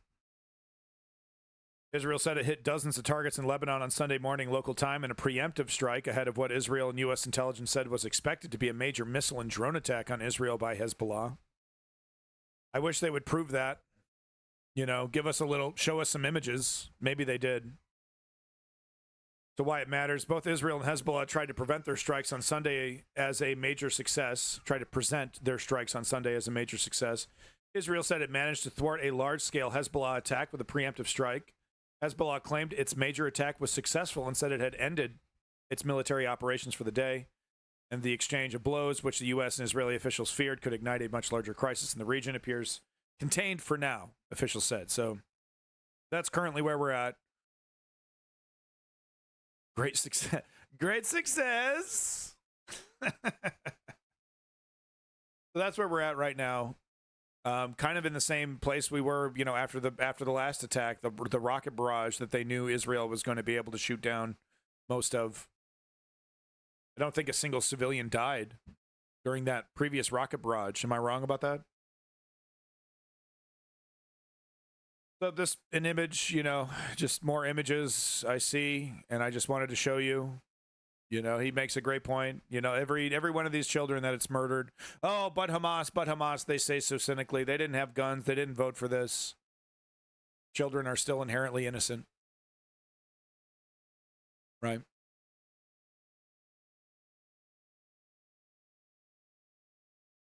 Wanted to take this opportunity to talk about the Houthis. Children and elderly, yeah. But, you know, I would say children are much more innocent than even elderly, but it's just... I'm going to show you images of children drinking from infected water sources in Palestine later in the stream, so look forward to that. Right now, let's talk about the Houthis. Yeah, the tanker story's got zero traction, but this shit is eco-terrorism, and they're doing this in the name of Palestinian freedom. This needs to stop immediately. something really does need to be done about this. I don't know if there's a military solution to this or not. But okay,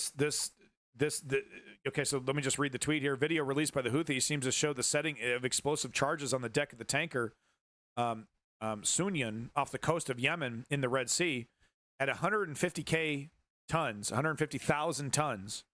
This tanker is almost twice the size of Exxon Valdez, and the environmental damage to the region will be massive. And I don't know if I have the video queued up or not. Yeah, here's the video right here. But they record themselves placing the fucking charges. They definitely did it. You know, they definitely did it.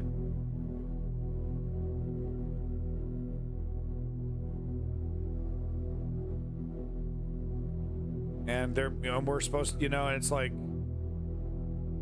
here they are setting the charges right there. Boom. All they can do is attack civilian infrastructure. That's really the most vulnerable. Yeah. It's interesting to me, though, that, with all of our might, we don't have the ability to stop this. The boat was abandoned and boarded to scuttle it or something. Oh, interesting.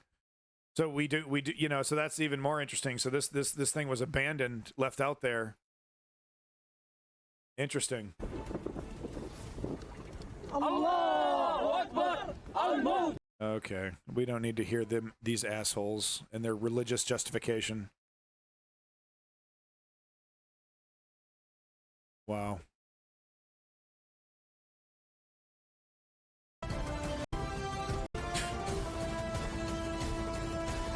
And the Call of Duty music, of course, as well. We got to have that. Yeah, so this is eco-terrorism, and like I said, I don't know if there's a military solution here, but like, it's interesting to me how the lack of leadership from the West, just they're frozen. They seem frozen against organizations that are willing to take initiative. Putin, China. It just seems like they're, I don't know, letting it happen. I don't know, man. I'm not saying, like I said, I don't know if military solution would even help with this one. But there's no diplomatic solution here. United States, with all of its might, can't convince a bunch of incredibly poor, teenagers in some cases, early 20-somethings. There's just no way to prevent this, huh? Story I read was the tanker carrying illegal Russian oil, so it had no protection. All right. Bigger than the Exxon Valdez spill. I mean, the two others trying to form a thought and start acting. I mean, I don't want to go that far. But, I mean, his silence, Joe Biden's silence throughout his entire administration, has really been deafening, Just quiet acquiescence to things falling apart. Another story that went underneath the underneath the radar here. 1 second, let me just get the volume right.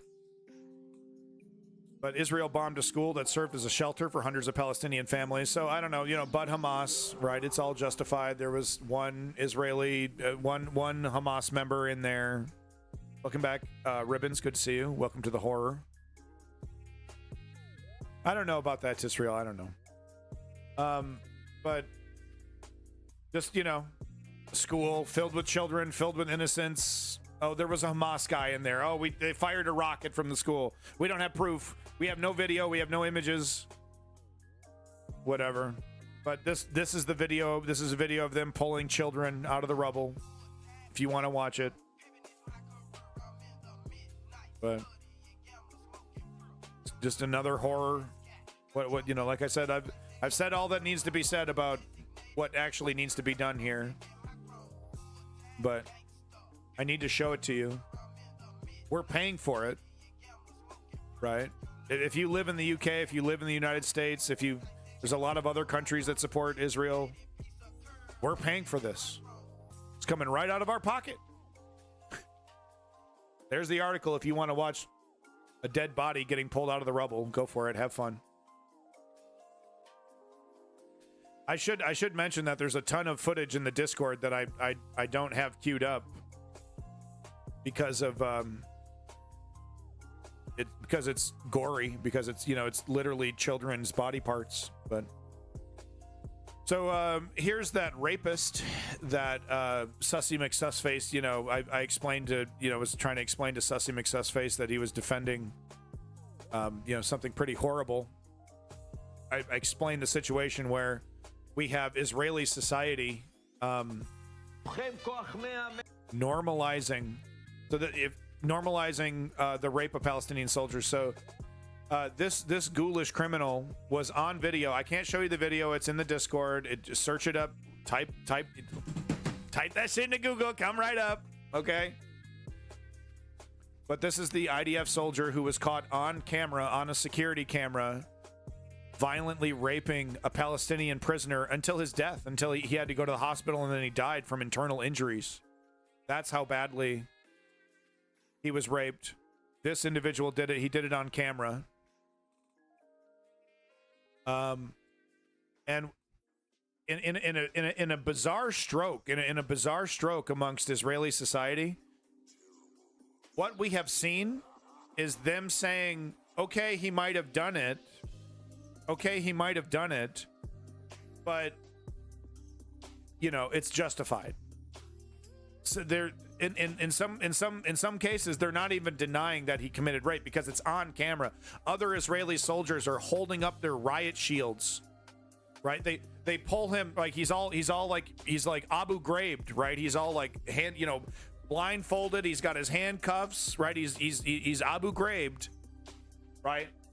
Picks him up, takes him over to like a wall, not even that far away from the other prisoners. Takes him up to a wall. The other Israeli soldiers put up shields to block the camera, but it's right there on camera what's happening. He's violently raping him. This person right here. And what we are seeing right here, this is a popular Israeli talk show, you know, some stupid morning talk show thing. And he's been making the rounds. This isn't even his first appearance. This is like his second, third, fourth appearance. All over talk shows debating, oh, it's not that bad, it's not that bad. There were protests to justify his actions. There were Israelis protesting in the streets. He shouldn't be arrested. It's okay. He was only raping a Palestinian. That should be allowed. He was punishing the Palestinian terrorist. It was punishment. This is what's happening in Israeli society. I'm not even fucking with you, man. You know, and the commenter here on Twitter was saying, you know, so the rapist from the Seed to Men Israeli prison camp is now becoming a regular TV show guest on Israel. Inconceivable how this society can exist and be accepted in the modern age. Oh, yeah, so it was the second comment here. He says, can you imagine if the people who were photographed torturing people at Abu Ghraib were invited onto colorful mainstream talk shows, however right-wing? This is that equivalent, if not worse. So, yeah, imagine, you know, if Tucker Carlson, like, that might have happened, you know, during this new era of politics where instead of being ashamed of those images that came out of Abu Ghraib, you know, Hannity and Tucker Carlson and other people would, you know, churn that woman who was like holding the cigarette and the gun to the guy's head, you know, turn her into a hero, right? Lionize her. That's what we're seeing across Israeli society, man. This guy's a stone cold. He raped the guy to death. To death, dude. And he's like, oh, big tough guy. Oh, punishing prisoners. He's the big tough guy. This represents Israeli society. Oh, this is tough. This is what a tough guy looks like. And you know, and it's I gotta say it. He looks like a ghoulish monster. I'm not trying to be anti-Semitic. I'm not trying to say, you know, that kind of stuff. But he's like the sunken eyes, the fact, you know, and the fact that I've seen what he's done. I've seen what he's capable of, and he's just standing there all calm. You know?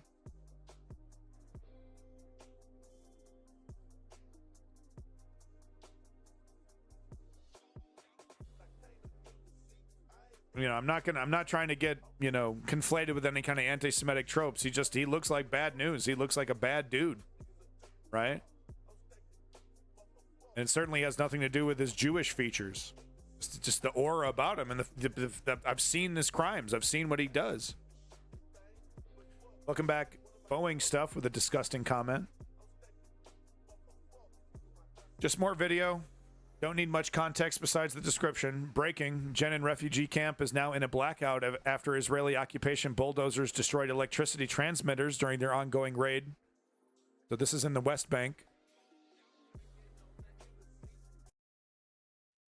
This is in the West Bank. Yeah, ribbons. Yeah. You can't, eventually you can't hide that shit.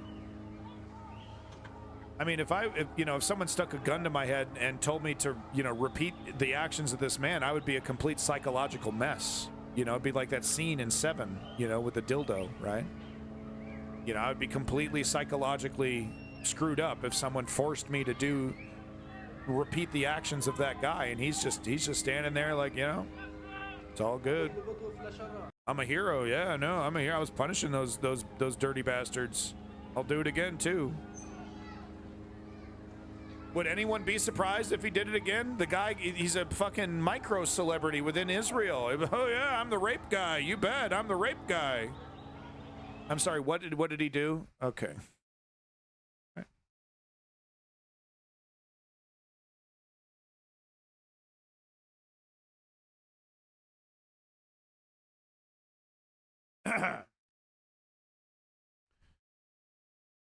IDF charges reservist with aggravated abuse of Palestinian prisoners. Israeli military has charged a reservist with aggravated abuse of Palestinian prisoners, a Post spokesperson on Tuesday. The new indictment alleges that the unnamed soldier assigned to escort handcuffed and blindfolded Palestinians used a baton and his assault rifle to attack prisoners on multiple occasions. He did this even though their restraints were meant they posed no threat, and he made videos of the violence. The accused used severe violence against the detainees he was entrusting with guarding. The other soldiers detained on Monday are accused of raping and attacking a Palestinian prisoner at the Seed Timen detention center so violently that he was taken to the hospital in critical condition, Israeli media reported. That man later died.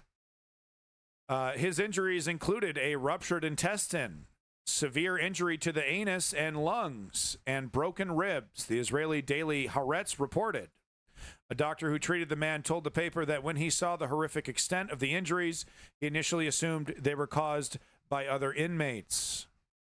Quote, I didn't believe that an Israeli jailer would do such a thing, said Yoel Don Chin, who is a professor at the Hadeshi University Hospital. Haaretz quoted him saying, if the state of the members of the Knesset think that there is no limits to the abuse of prisoners, let them come and kill them themselves like the Nazis or close the hospitals. So it goes on and on. They're free to go. They're now micro celebrities. That person we saw standing with those, he was the guy who was, fucking people with batons and rupturing prisoners' anuses. So if you want to try to defend, I'm not saying anyone's trying to do this, but you want to come up here, but Hamas, and defend the actions of the IDF, well, you go ahead and tell the world who you are. Keep talking. Tell the world who you are. I would in a million years ever justify the actions of the IDF. And that's really easy for me because they're monsters.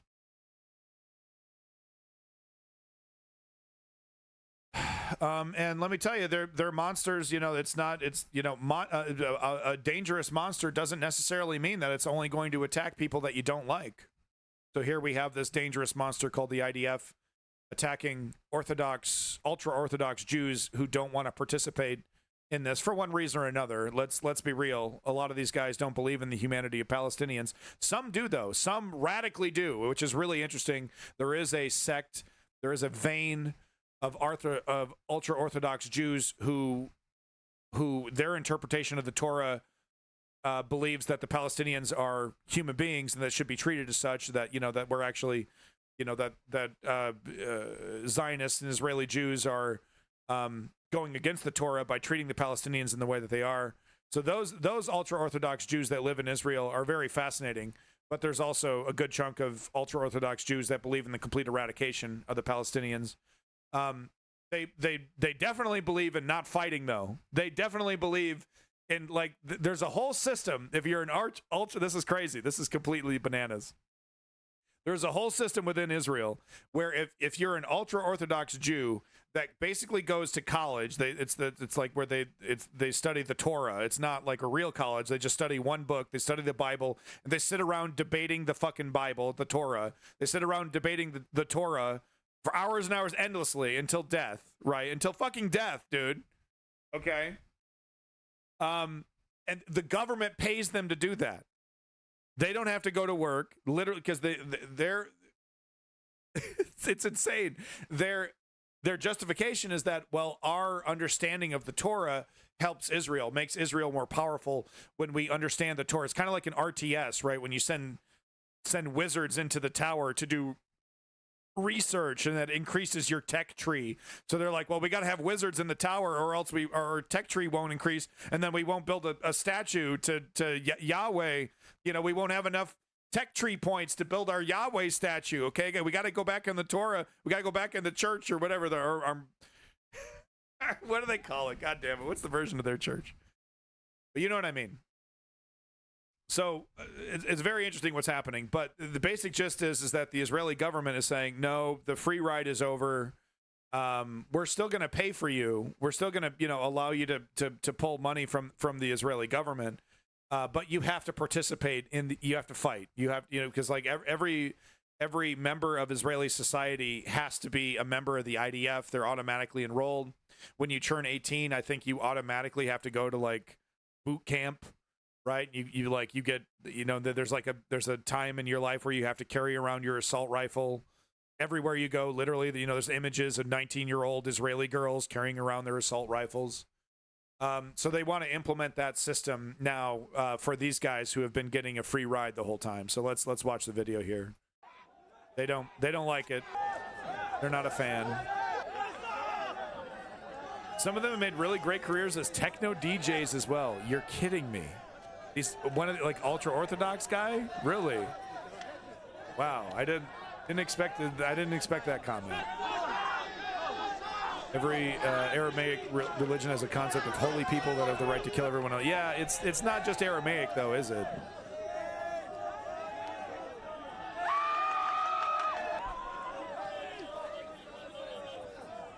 Yeah, prove that. Show me an ultra-Orthodox guy pumping some techno, dog. Show it to me. You know, they're these guys, it's like Children of the Corn. It's like a bunch of Isaiahs everywhere, man. He who walks between the rows. Do Buddhists have that concept? I don't know. Buddhists are on their. That's a different. You know, you got the Judeo-Christian religions, and then Buddhism is a totally different thing. Okay, so go ahead and wipe the smile from your face. Here is a child that is losing her hair because she is so stressed out about the about the crimes that Israel is committing against her people. There you go. Welcome to the horror show. I think I got five or six clips like this.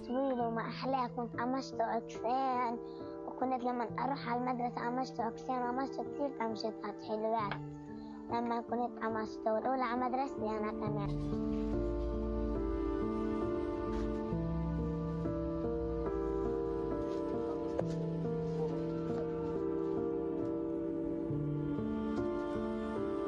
فاتوا علينا فجأة اليهود في الليل احنا كنا نايمين فاتوا علينا فجأة اليهود في الليل وكانوا رموا صوت طخ وصوت قذائف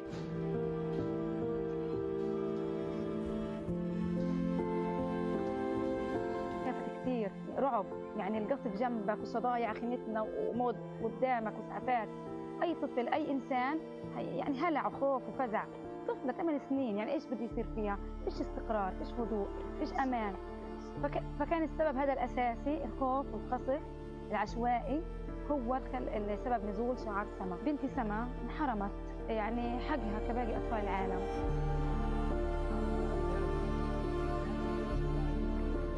احنا طلعنا من معسكر خان يونس عشان البنات ايش كل شويه بدهم يحكوا لي انت قرعه، انت معك سرطان، كل شويه كده. Kids are cruel no matter what. عاد ايش انا بزعل لما يحكوا لي زي هيك.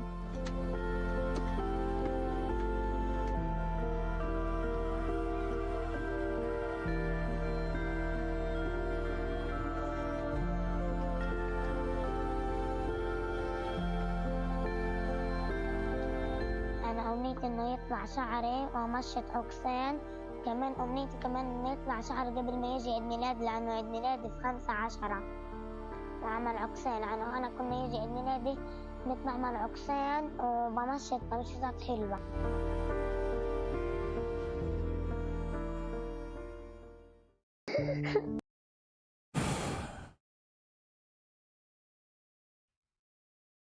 I didn't even know that was possible. You could get so stressed out that you could lose your hair. I didn't even know that was possible. Thanks for teaching me something new, Israel.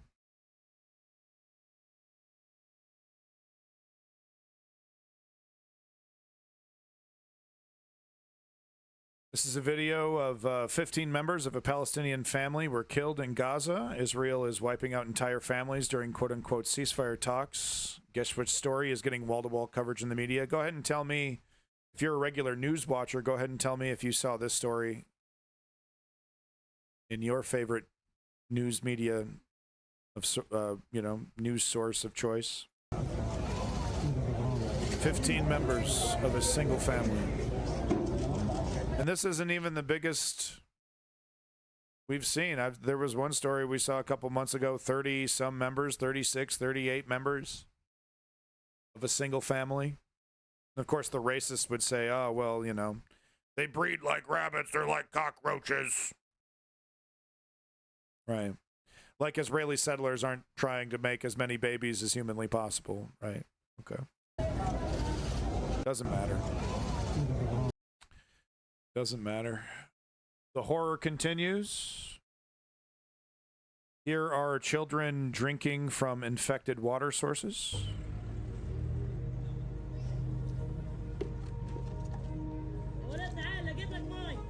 Drinking from infected water sources gives you dysentery, as well as a myriad of other stomach diseases and viruses, sicknesses of all different kinds, some life-altering, some incredibly painful.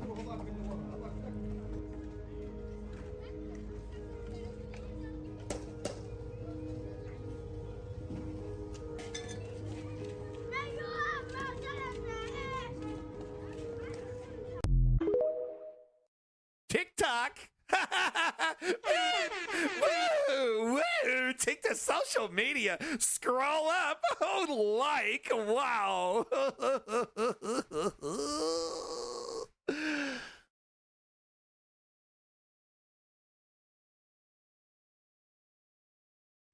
Israel's attack on the World Food Program vehicle in Gaza on Tuesday was a result of a quote-unquote communication error. A U.S. official told the UN. Which they're initially. So the United States, Joe Biden here, the United States, totally 100% on autopilot. This is what the fourth time. We are alarmed by yesterday's reports. We're alarmed. Just stop saying that shit. I really wish they would. I know they're gonna continue to do it until the fucking apocalypse, right? With the human language. Oh, we were struck. We are really mad. We're really mad. We're alarmed. We're reacting just like you would at this news. Yeah.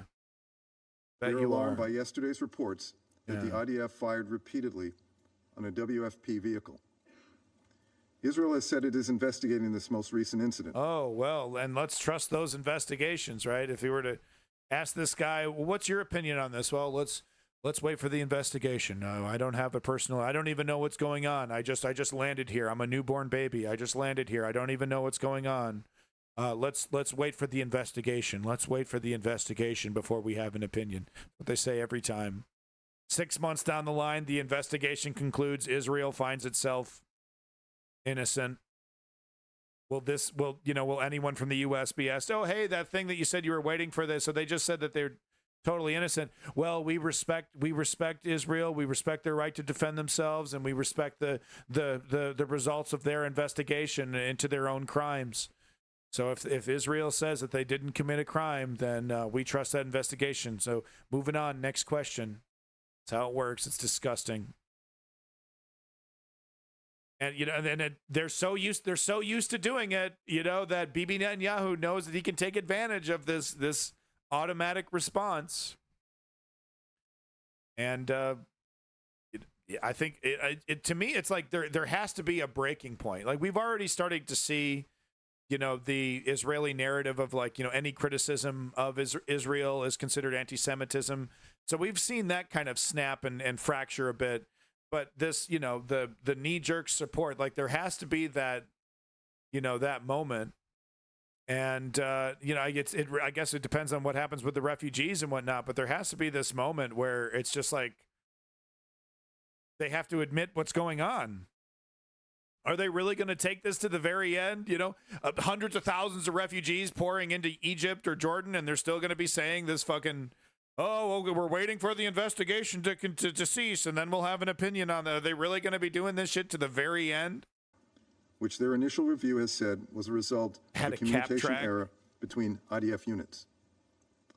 We have urged them to immediately rectify the issues within their system. Well, they've urged them to rectify the issues within their system. Well, there you go, man. Uncle Sam all over that. All over that shit. Oh, that's what you meant. Well, there you go. That allowed this to happen. Oh, wow. Well, Uncle Sam all over it. I'm not even going to give this piece of shit a chance to finish his fucking statement. Who fucking cares what the United States has to say about it, you fucking robot? Oh, they're investigating, and it's going to work out, and they're good, and just keep on moving ahead, and we're going to get to that two-state solution that the Israeli government has literally, the Knesset voted just a couple weeks ago, voted to say definitively and without doubt, the no two-state solution. Well, we're still going to keep pushing ahead on the goal from Bill Clinton's goal from the 90s. We're going to get there, folks. Camp David. So here's the refugee crisis in Gaza right now, people. This is Gaza Beach. They have nowhere else to go. They have literally nowhere else to go.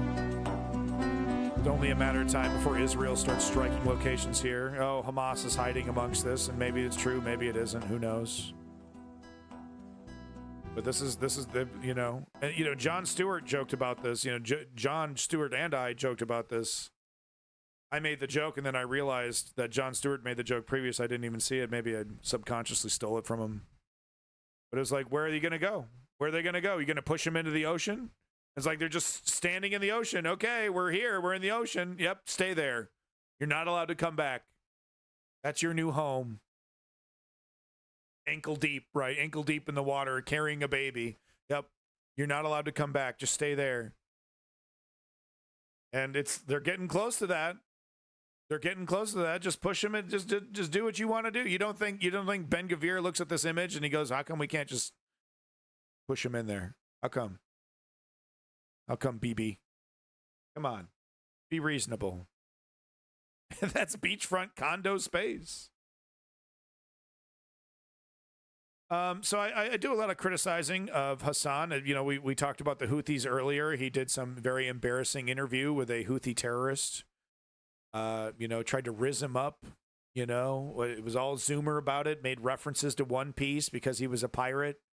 So Hassan is really embarrassing when it comes to a lot of things. But he slam dunks it. He still slam dunks it once in a while. And I wanted to show this here. This clip was going a little bit viral.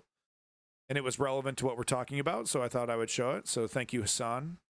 It's been tough bringing this up, but Israel killed a TikTok Instagram influencer in Gaza whose name is Meadow Halimi. He was 19 years old, and Israel killed him. His last post was 3 days ago. Let me show you what a day of my tent life looks like. He was documenting his daily life experiencing a He was also a member of this community as well, as I found out later. They do something of planting every day until this genocide is over. A lot of you ask me why I plant. Planting for me is a form of resistance. I bring life to Earth. They're taking away life, but I'm bringing it to Earth. He was 19 years old. He's just like you. He had dreams. He had aspirations. He was a human being. He had loved ones around him. And in spite of the horrifying realities of existing under a genocide, he tried to still maintain a positive outlook every single day. It is crazy to me that like a genocidal apartheid regime that we are completely locked in on defending can just snuff out a light like this. It's been tough bringing this.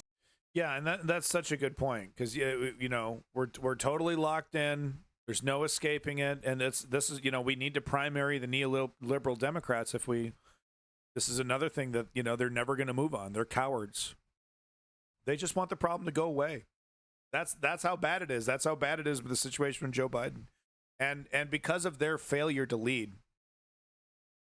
You know, their own greed, their own selfishness, right? Because it's about Joe Biden's legacy and it's about Joe Biden's policy, Joe Biden's image. It's not about the Palestinian people. It's not about Palestinian rights or humanity or any of that. It's about ego. It's about legacy, right? And because of that failure, this regime can just snuff somebody out, man. Locked in on defending can just snuff out a light like this. Yeah, just snuff them out. It doesn't even make Morning Joe. Hey, Willie, you want to talk about some innocent Palestinian killed by America? Killed by Israel, who's supported by America? No, I'd rather talk about Trump. But I don't want to talk about Trump, the pedophile. I want to talk about Trump, who's the bad boy no-no maker, but he's aging and his speech is slurred. But let's not talk about the Epstein revelations. Let's not talk about that. This is a horrific image. This is like you know, I was talking about at the beginning of the stream, you know, images right out of the Bible. You know, this is the kind of stuff that you would see described in the Bible. You know, just a massive caravan. Is this in the West Bank or Gaza? I don't even know. I think it's Gaza. Look at that, goes all the way back.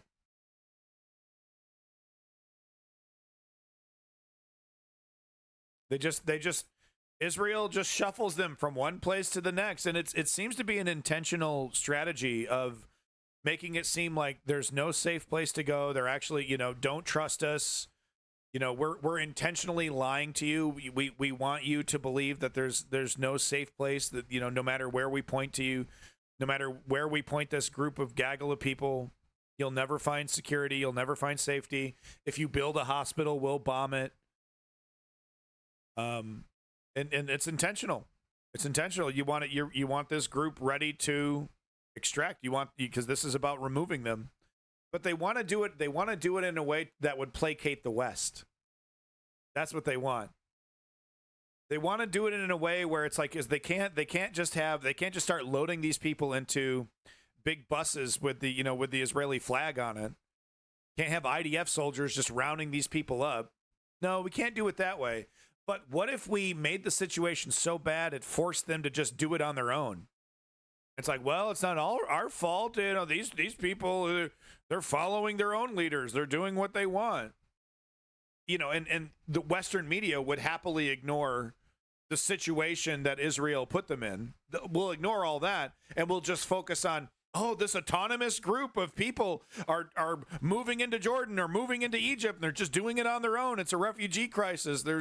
Let's not talk about the reason why they're leaving, but they're doing it.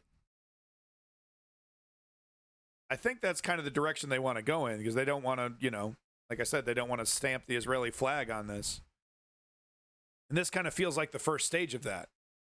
Like I said, make it feel like there's no safe place. Your entire life is going to be shuffled up and down, left and right. You could be bombed at any second, no matter where we put you. There's no hospitals, no schools. And on top of that, I had it queued up, the final video. We're going to show this again. And now Israel is arming random groups, not affiliated with Hamas, just random groups of you know, extremist youths or with, you know, random young people with M16s, you know, American weapons that were donated to them, right? Why would you do this? Why would you intentionally, you know, seed weapons into this? Because it's divide and conquer, create more chaos, make it even more untenable, make it more impossible to live there, right? So we're gonna get back to that video. That's the final video. 2 videos here. Here's Israel digging up the roads. This is their incursion into the West Bank. This is a strategy. Welcome back, Rob. So I guess, you know, they would say, well, this is about denying the enemy the ability to use these roads. I'm sure that's what they're trying to. That's the justification here. But last time I checked, Hamas uses Toyotas, which are off-road vehicles, clearly capable of driving on dirt roads that have been tore up. I mean, I don't know. Until this starts happening en masse, I'm not going to say that this is a definitive sign that they are, you know, that they are going to do to Gaza, or they're going to do to the West Bank what they did to Gaza. But it is a very troubling sign that may be the direction that they're going in. Yeah, maybe strategy. So there's two videos here. It doesn't, like I said, it doesn't really seem to be systemic, like they're doing this to all roads. It seems like they're doing this specifically to this one, and maybe it was getting at this cable, these underground cables, denying their enemy electricity or something. I'm not sure. But it's interesting behavior. Now, in the case of the graveyards being bulldozed, there's several videos of several different graveyards being bulldozed and eradicated, erased. So that does appear to be systemic in Gaza. This in the West Bank, there's just one instance we have so far. I thought that was people. No, it's just dirt. Used to be people.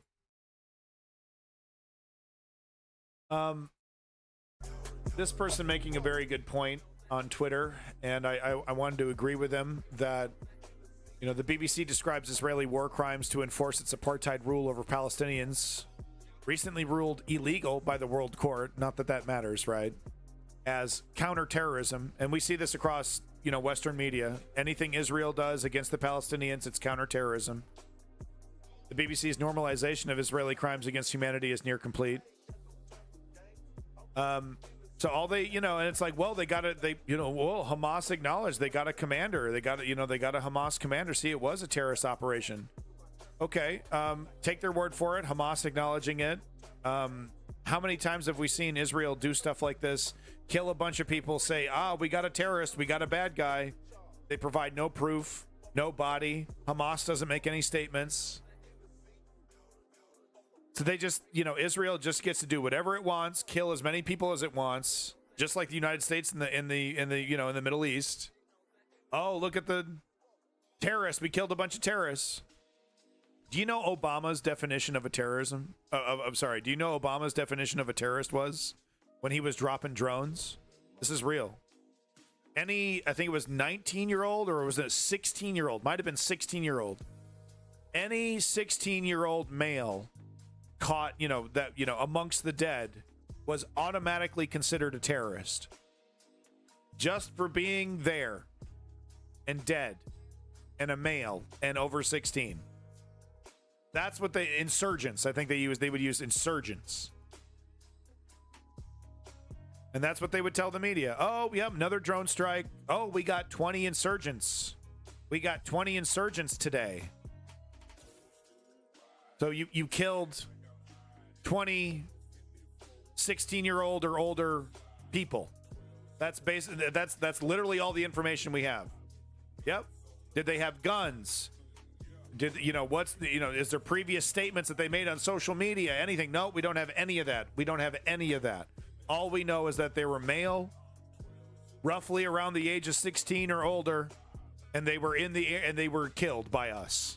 So therefore, they're insurgents. That was Obama's definition of terrorist, of insurgent. It's the same thing here. Oh, we got a commander. Maybe it's true, maybe it isn't. But it's all anti-terrorism. And on day 2 of Israel's counterterrorism operation across the... Counterterrorism operation. Counterterrorism. All right, it's early days. It's early days. This is kind of related, this article. This is why I had them next to each other. But, you know, the kind of shoegazing, I don't know what you'd want to call this, to fantasizing amongst the left never ends. But it needs to, you know, these academic exercises, these, you know, philosophical, well, wouldn't it be possible to hold these entities accountable kind of questions are important. I'm not trying to, you know, hand wave it all away. But this opinion piece on from Mondo Weiss, I've never heard of it, but Mondo Weiss here, this opinion piece by Craig Mokibir saying Western media can be held legally accountable for its role in the Gaza genocide. And just going into, you know, the media's complicity, culpability, and of course showing Jake Tapper is the perfect image here, because I mean, this guy's never seen an American war crime that he hasn't made excuses for. And I love the image too, with his little fake concerned face. This is my professional concerned face. Oh, dead people bad. So objective. It just goes into that, and then it just goes into how theoretically we might be able to hold these entities accountable. It's all great. It's never going to happen until we start replacing the neoliberal establishment with progressives. You know,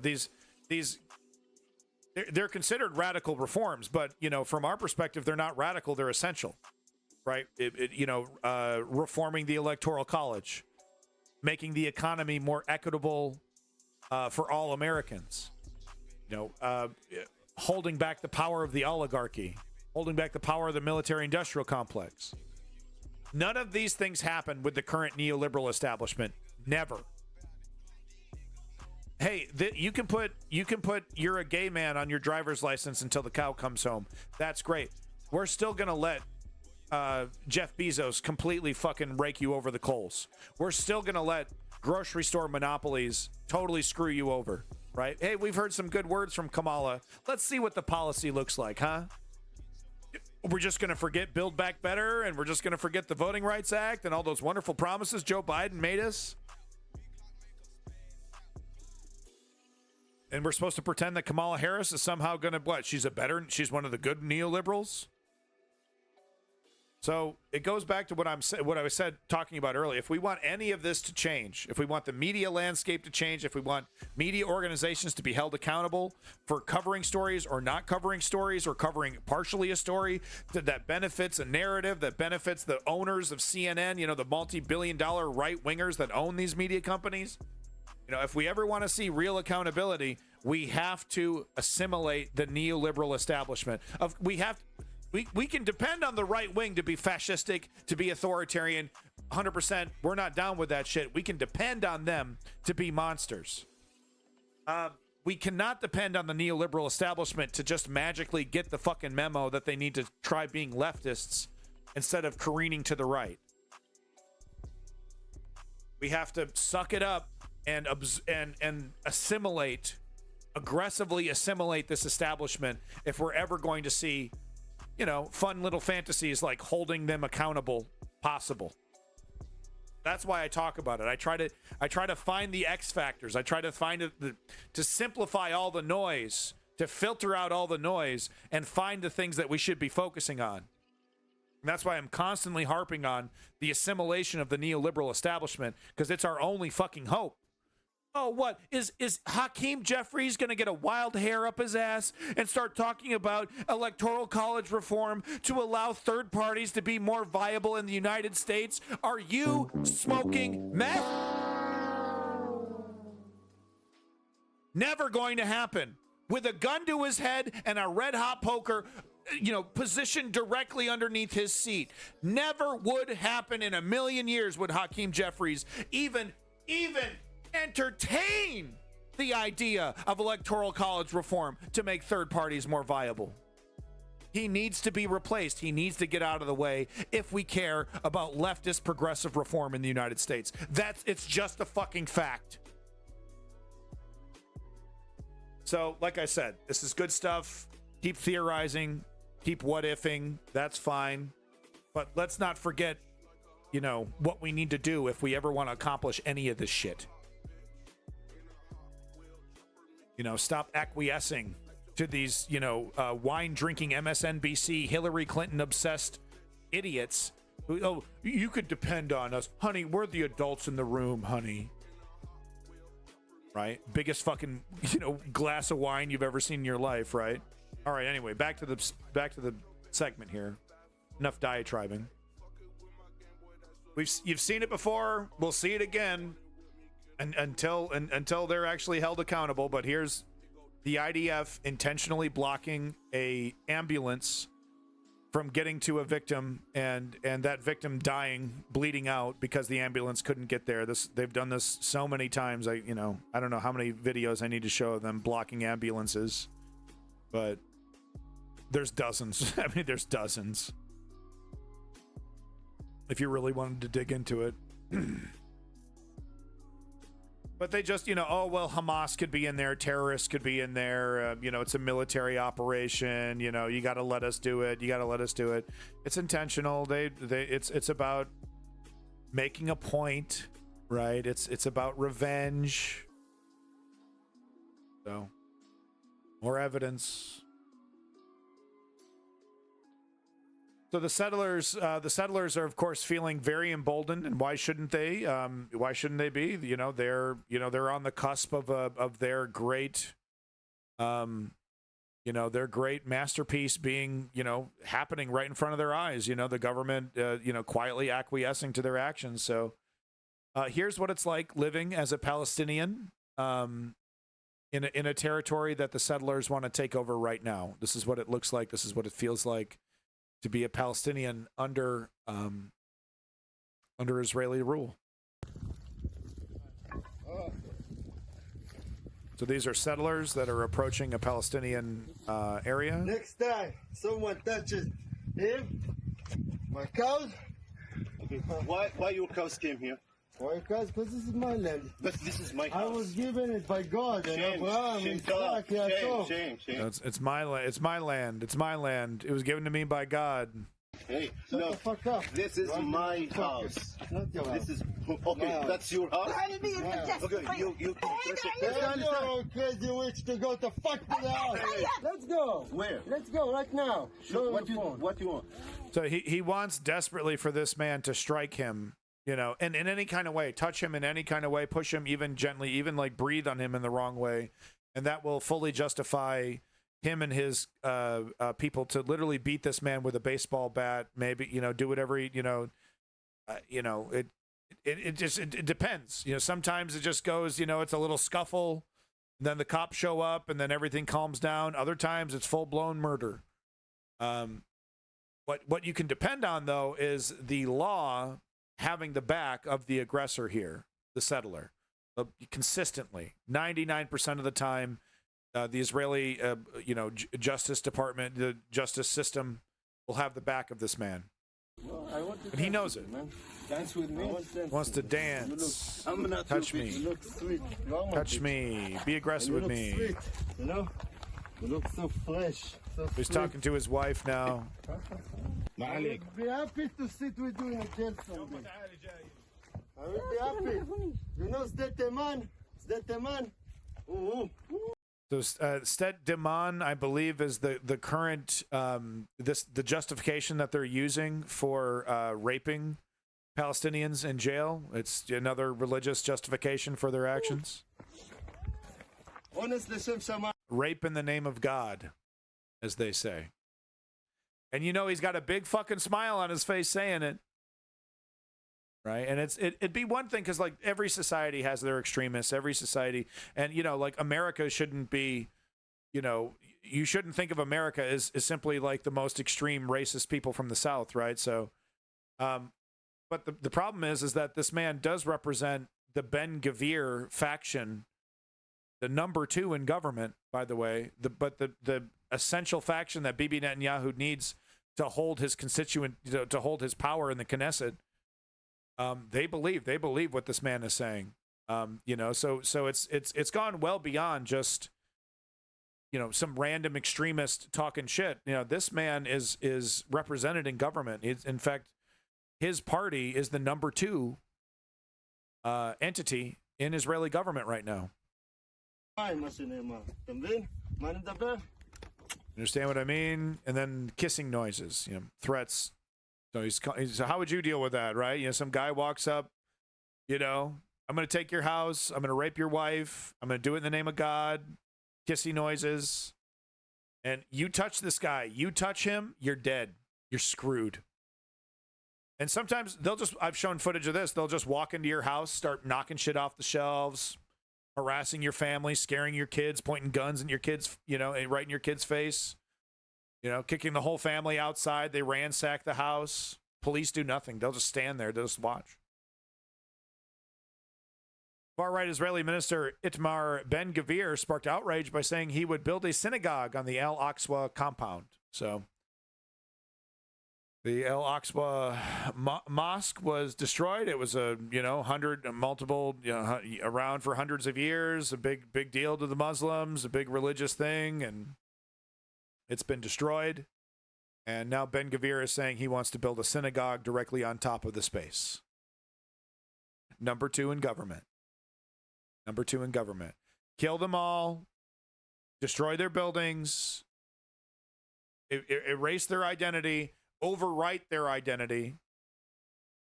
Number 2 in government. And wait, was Al-Aqsa? Wait, which one? Hold on. I'm thinking of a different mosque. Hold on.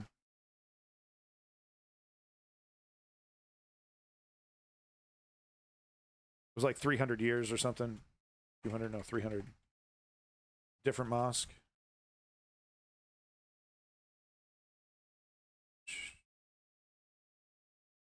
Eight months ago. No, this one happened just a couple weeks ago.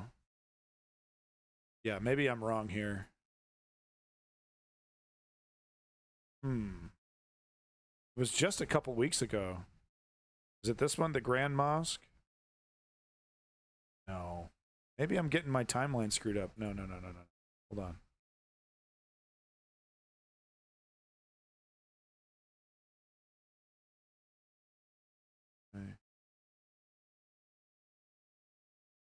Guess I'm thinking of this one then. Yeah, maybe Al-Aqsa wasn't destroyed. Yeah, I think I am thinking of this one. So I saw a video of this being destroyed. Yeah, okay.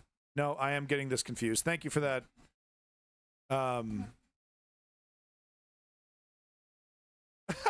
Far from number 2 in the government, really. Okay, all right. Here come the gaslighters. No, Ben-Gvir is definitively number 2 in the fucking government. Yeah, Al-Aqsa was still there. I'm thinking of the other one. Sorry. Thank you for that correction. It would be a major shit show. You would know. Do you agree with Ben-Gvir's statements? It doesn't seem like you do. Do you think it's a good thing for Ben-Gvir, who's not number 2, which he totally is? I mean, that's just like...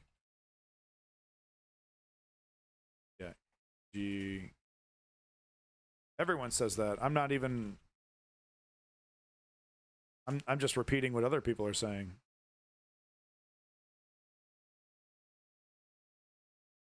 I want to make sure I'm getting everything I'm saying right. I hate it when I repeat misinformation. 3 months. Yeah. He's in charge of the coalition that Bibi Netanyahu absolutely depends on to keep his power in the Knesset.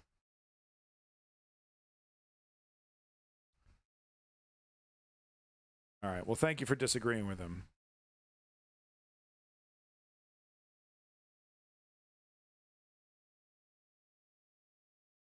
I want to get this right. Okay. All right, who is number 2 in government, if I'm not correct about this?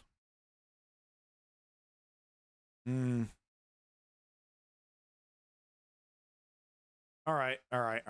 Who is number 2? I want to get that right.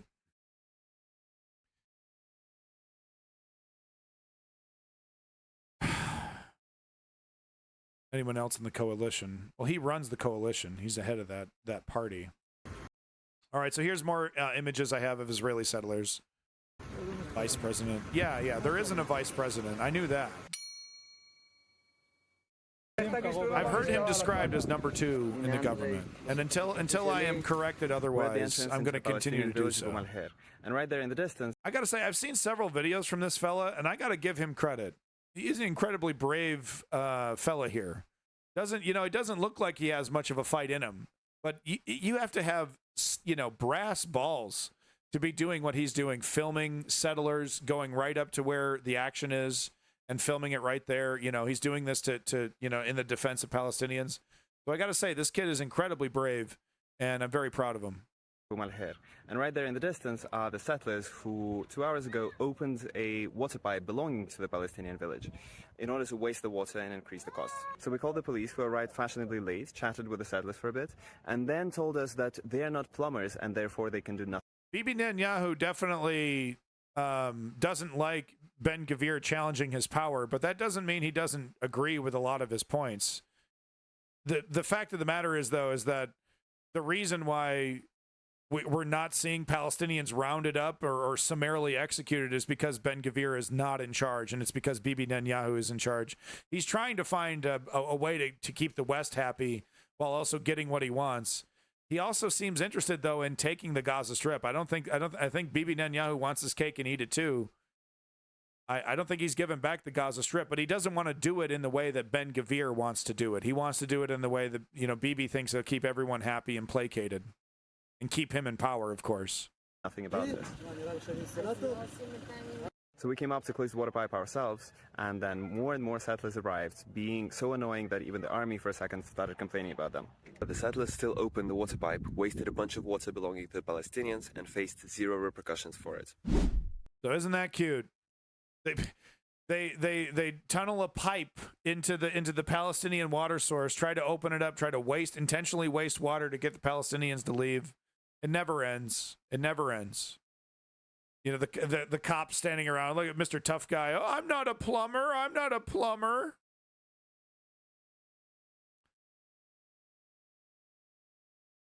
Yeah, physics. He just wants to make. So if Bibi Netanyahu just wants to make sure there's no terrorism, how come he's treating the Palestinians in a way that would make more terrorism? And hold on here, Mr. Physics, are we supposed to ignore the reporting in Haaretz about Bibi Netanyahu's connections to Hamas? A brief history of the Netanyahu alliance. This is one of dozens of articles you can find in Haaretz about the connections between Bibi Netanyahu and Hamas. So you're literally trying to say this the 70% of buildings destroyed in the Gaza Strip, everything is being done. This is an anti-terrorist operation? Really? You do understand you don't destroy terrorism at the barrel of a gun. There it is. There it is. Wow, look at this Zionist in here. Don't do it. Cool it with the anti-Semitic remarks. Don't call me an anti-Semite. Look at this defender over here. We're still defending what's happening in the Gaza Strip as an anti-terrorist operation, huh? Pathetic. Pathetic. We're just going to ignore, they're biased. Fake news. Fake news. Fake news. Physics. The fact of the matter is you're never going to destroy terrorism at the barrel of a gun. The only way to destroy terrorism, the only way to destroy Hamas would be to create a technocratic government inside Gaza, working with the Palestinian Authority to create an environment that terrorism can no longer thrive in.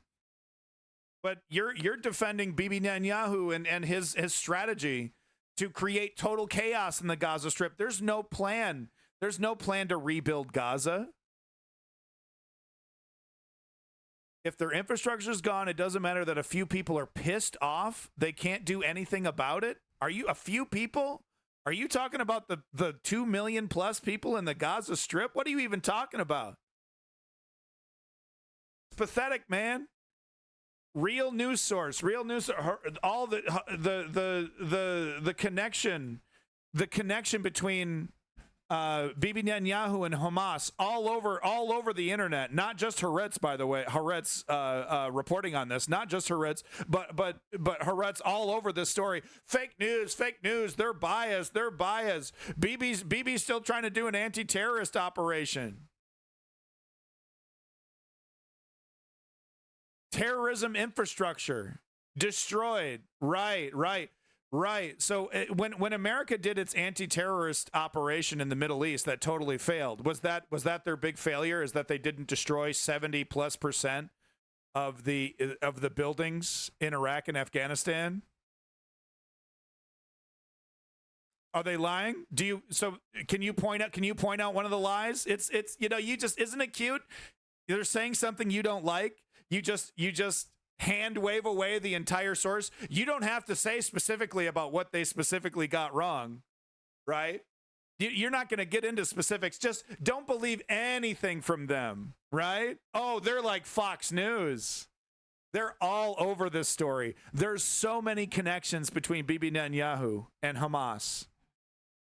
There's so many scholars and academics that talk about how ineffective as an actual counterterrorism strategy the current IDF strategy in the Gaza Strip is. It's wildly ineffective at actually destroying terrorists. It's a great way to make more terrorists.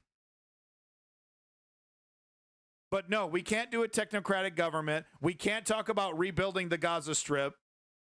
Right, physics? We can't talk about rebuilding the Gaza Strip. We got to kill all the terrorists first. We got to destroy the infrastructure. You're so fucking pathetic. You're so fucking pathetic. Look, I got the Al-Aqsa Mosque wrong. I'm not perfect, but what you are defending is so disgusting. At this late stage, by the way, at this late stage, no interest whatsoever from the entity that you're defending to rebuild Gaza. No interest whatsoever from the entity that you're defending to treat the Palestinians like human beings. Kill the terrorists. All right. Well, you've distracted my stream long enough. You've made your point. Goodbye. Bye-bye. More defenders of it. It never ends. Kill the terrorists. Destroy the infrastructure. That's where no definition. No definition of the end. It just goes on and on and on and on. Millions of people suffering. Tens of thousands of kids dead. Well, but Hamas. They shouldn't have voted for Hamas. Those dead kids shouldn't have voted for Hamas. Never ends. Proof staring him right in the face that the organization that he's defending helped create the monsters that are now helping to cause this fucking pain. Bibi Netanyahu directly fucking connected to Hamas, the creation of Hamas, propping up Hamas, talking about, patting himself on the back before October 7th about how effective Hamas has been at dividing and conquering the Palestinians in the West Bank from the Gaza Strip. Ignore it all. Ignore it all. It's all fake news. It's all justification to defend ourselves. Didn't you know that? The apartheid state, the open-air prison of Gaza, it's all about defending ourselves. You're an anti-Semite if you don't believe it. We've heard it all before. How many fucking times? But I was wrong about the Al-Aqsa Mosque. It still stands. Ben-Gvir would like to destroy it and build a mosque on it, but he's not the number 2 in government. He's not even that powerful, guys. It's Bibi Netanyahu's entire government only depends on him, but it's not that big a deal. Bibi Netanyahu hates Ben-Gvir, and he's not nearly as radical as Ben-Gvir is. Okay. That's why the Gaza Strip is completely fucking annihilated, right? Because he disagrees with Ben-Gvir on so many key issues. All right, I don't have time for this video, but it's a 12-minute video about how the two-state solution has been, weaponized by bad actors to distract us. It's the two-state solution is a great idea. And I when I talk about, building a corridor between the West Bank and the Gaza Strip and returning fishing rights, these are things that are discussed in the two-state solution. What's ridiculous is still pretending that anyone in the Israeli government talks about this. It's a joke. It's literally a joke. You got Andrew Sullivan, you got government representatives getting in front of the TV in front of the United States, earnestly and honestly talking about, oh, we're still doing the two-state solution. We're still talking about negotiations. Total lie. Total lie. No one's talking about two-state solution. They know it. Israel knows it.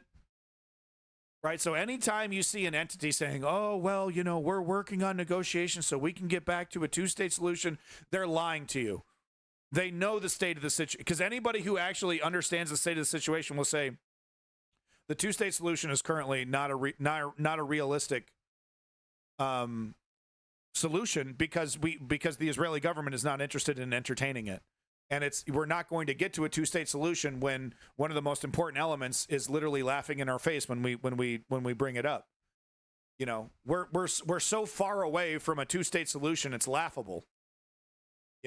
We can carrot and stick our way back. We can carrot and stick our way back to a real legitimate discussion of a two-state solution. But until we address the elephant in the room about the United States and the UK's undying, unending support of the Israeli government and the Israeli government and the Israeli people, a plurality of the Israeli people defending this, until we get over that hump, what are you talking about two-state solution? It's not even close to being a reality. What it has been, though, is a placation, right? For normies. Oh, well, okay, well, that problem will never go away, but at least the smarties, the smart guys are, the boffins, as the UK people call them, right? The boffins are working on it. Right, that's what it's meant to placate. Oh, well, okay, well, the ultimate goal is peace, right? And it's like the bad guys who don't want the peace, they're the ones that are, let's not have a real discussion about the real motivations, about the governments and entities that are actually responsible for making change. Let's not have a real discussion. Let's just go, oh, well, one day things will get better, two-state solution. Okay, well, the boffins are still working on it. Okay, that's what it is. It's placating. I don't have time for it. So here's a little clip from Zateo here. Former director of Shin Bet. Netanyahu did everything in order to increase the power of Hamas. Oh, fake news. Oh, I'm sure this guy's a biased, self-hating Jew, hates Israel, right? All that shit, right? Former director of Shin Bet, right? Oh, this guy, he's just a propagandist. Oh, you can't trust him. You can't believe him. Oh, it's a bad source. You don't know what you're talking about. How many times we got to hear that shit? I was wrong about Al-Aqsa, though. I'm glad I was corrected on that.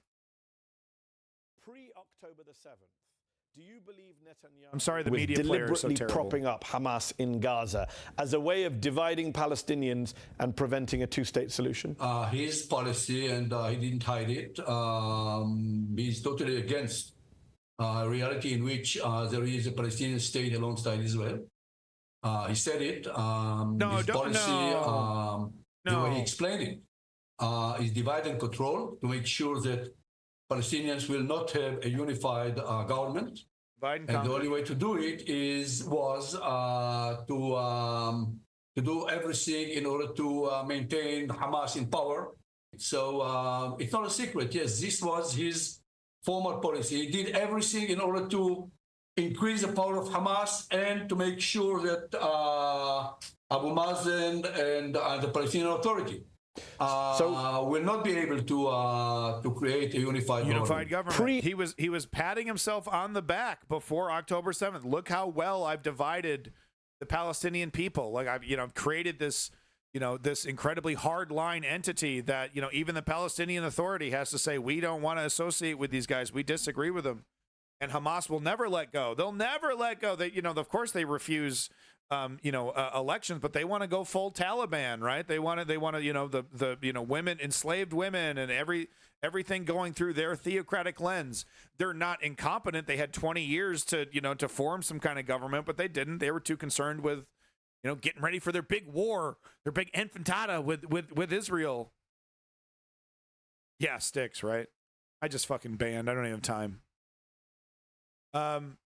But I mean, look, don't believe the hype, don't believe the haters, don't believe the gaslighters. Oh, you don't know what you're talking about. There is so much evidence to connect Bibi Netanyahu to Hamas, including his own statements, right? Bragging about how effective this has been. Oh, don't believe it. Oh, they're like Fox News. You can't trust anything. Okay, go ahead and refute any of the points. Oh, they're all bad. It's all bad. Everything they say is bad. I knew he was going to say that, right? Because that's what they always do. They attack the source. It's an anti-terrorist operation. So here's that final video right here.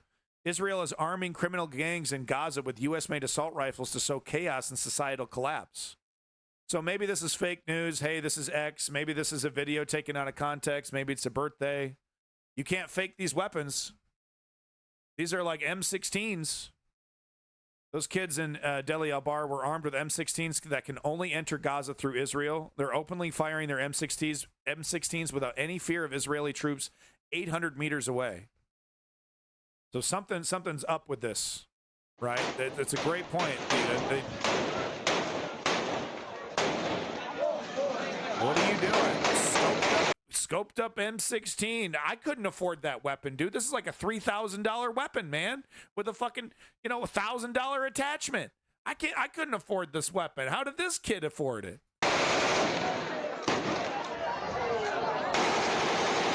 It's divide and conquer. It's divide and conquer. You know how expensive, that's like $50 to fill a magazine with the appropriate ammunition for these weapons. It's Bibi's strategy. Look, it's not happening quick enough, right? So we got to accelerate. We need more Hamas. We need more terrorism. We got to find another extremist element, arm them, give them some weapons, give them a bunch of weird weapons. Here we go.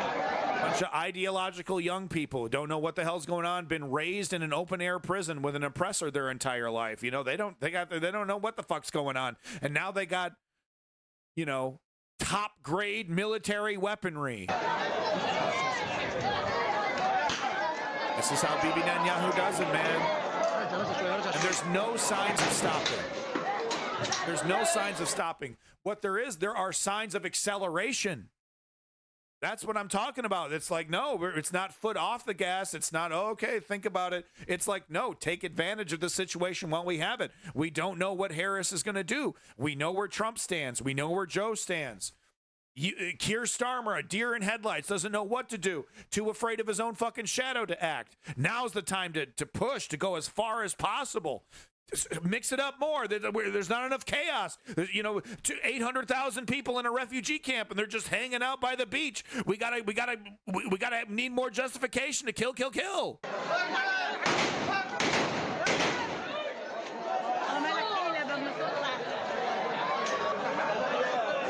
Those look brand new too. They look brand spanking new, but that's my opinion. They look brand fucking new, dude. And I just want to say this once more. I cannot currently, in the current amount of money I have, my wife would fuck me up if I bought this rifle, dude, at the current retail price for the rifle that this kid's carrying. That's like the standard. That's like the military standard, right? Fresh out of a crate. But this one's a little fancier. This one's a little fancier. It's pretty fucking clear to me what's happening. And no, I'm not going to believe the goddamn gaslighters. With the anti-Semitic remarks. All they have is you don't know what you're talking about. And look, I didn't make a good first impression, being wrong about Al-Aqsa. I'll admit that. I'm not right all the time. But it's pretty clear to me that the foot is not going off the gas. The foot is going on the gas, okay? And maybe this is fake news. This is somebody off X, or I don't know. I didn't source this. Okay, so maybe this is all fake news, and I'm just, I'm completely, I'm reporting on, something that happened 10 years ago or something. But from my perspective, it seems like an escalation. So guys, would you believe, okay, so that's the end of my Gaza section. Would you believe I have this other, look at this. I have this other Gaza section from a couple weeks ago that I haven't touched. Should I go through it? Should I go through it? Hopefully Hamas surrenders soon. Oh, wow. And there we have it. Never going to happen. Never going to happen. Hamas is a terrorist organization. Its leadership doesn't even live in the country. It's a useful idiot. It's a group of useful idiots, you know, that you know is propped up by Hamas and before October 7th, Bibi Netanyahu. They're never giving up. The only thing that can defeat Hamas is a technocratic government that creates peace and stability for the Palestinians in the Gaza Strip. That creates a disincentive for terrorism, basically treating the Palestinians like human beings. No, well, this is all old news. This is like literally all old news and just a bunch of people suffering and dying. So no, I'm not going to show it. So goodbye. Delete group. We're done. I'm not going to try to force you to watch another 2 hours of old news out of the Gaza Strip. It's just more a democracy. I said a technocratic government because no, it wouldn't be a democracy at first. It's a completely shattered and destroyed area. Okay, no, there wouldn't be a democracy. There would have to be like military to defend the Palestinian people from Hamas terrorists. There would have to be a full, what's the technical? I don't have time. Read a fucking book. I literally don't have time for you. Go away. Okay, moving on to my next segment. U.S. news. I don't have time for you, honey. Go find a different daddy, okay? I got shit to do. I literally don't have time. You seem stressed out. Just 1 second here. Just gonna go ahead and time you the fuck out for 30 minutes. 10 minutes, I guess, whatever. Relating to a character characterized by the government. Yeah, okay, you guys are trying to do. Don't fucking bother. Okay. Don't bother. Yeah, we're not talking about that. We're not talking about that. Yeah. Ugh. Talk about that later. Talk about that later. That's not important. Okay, let's start with this one.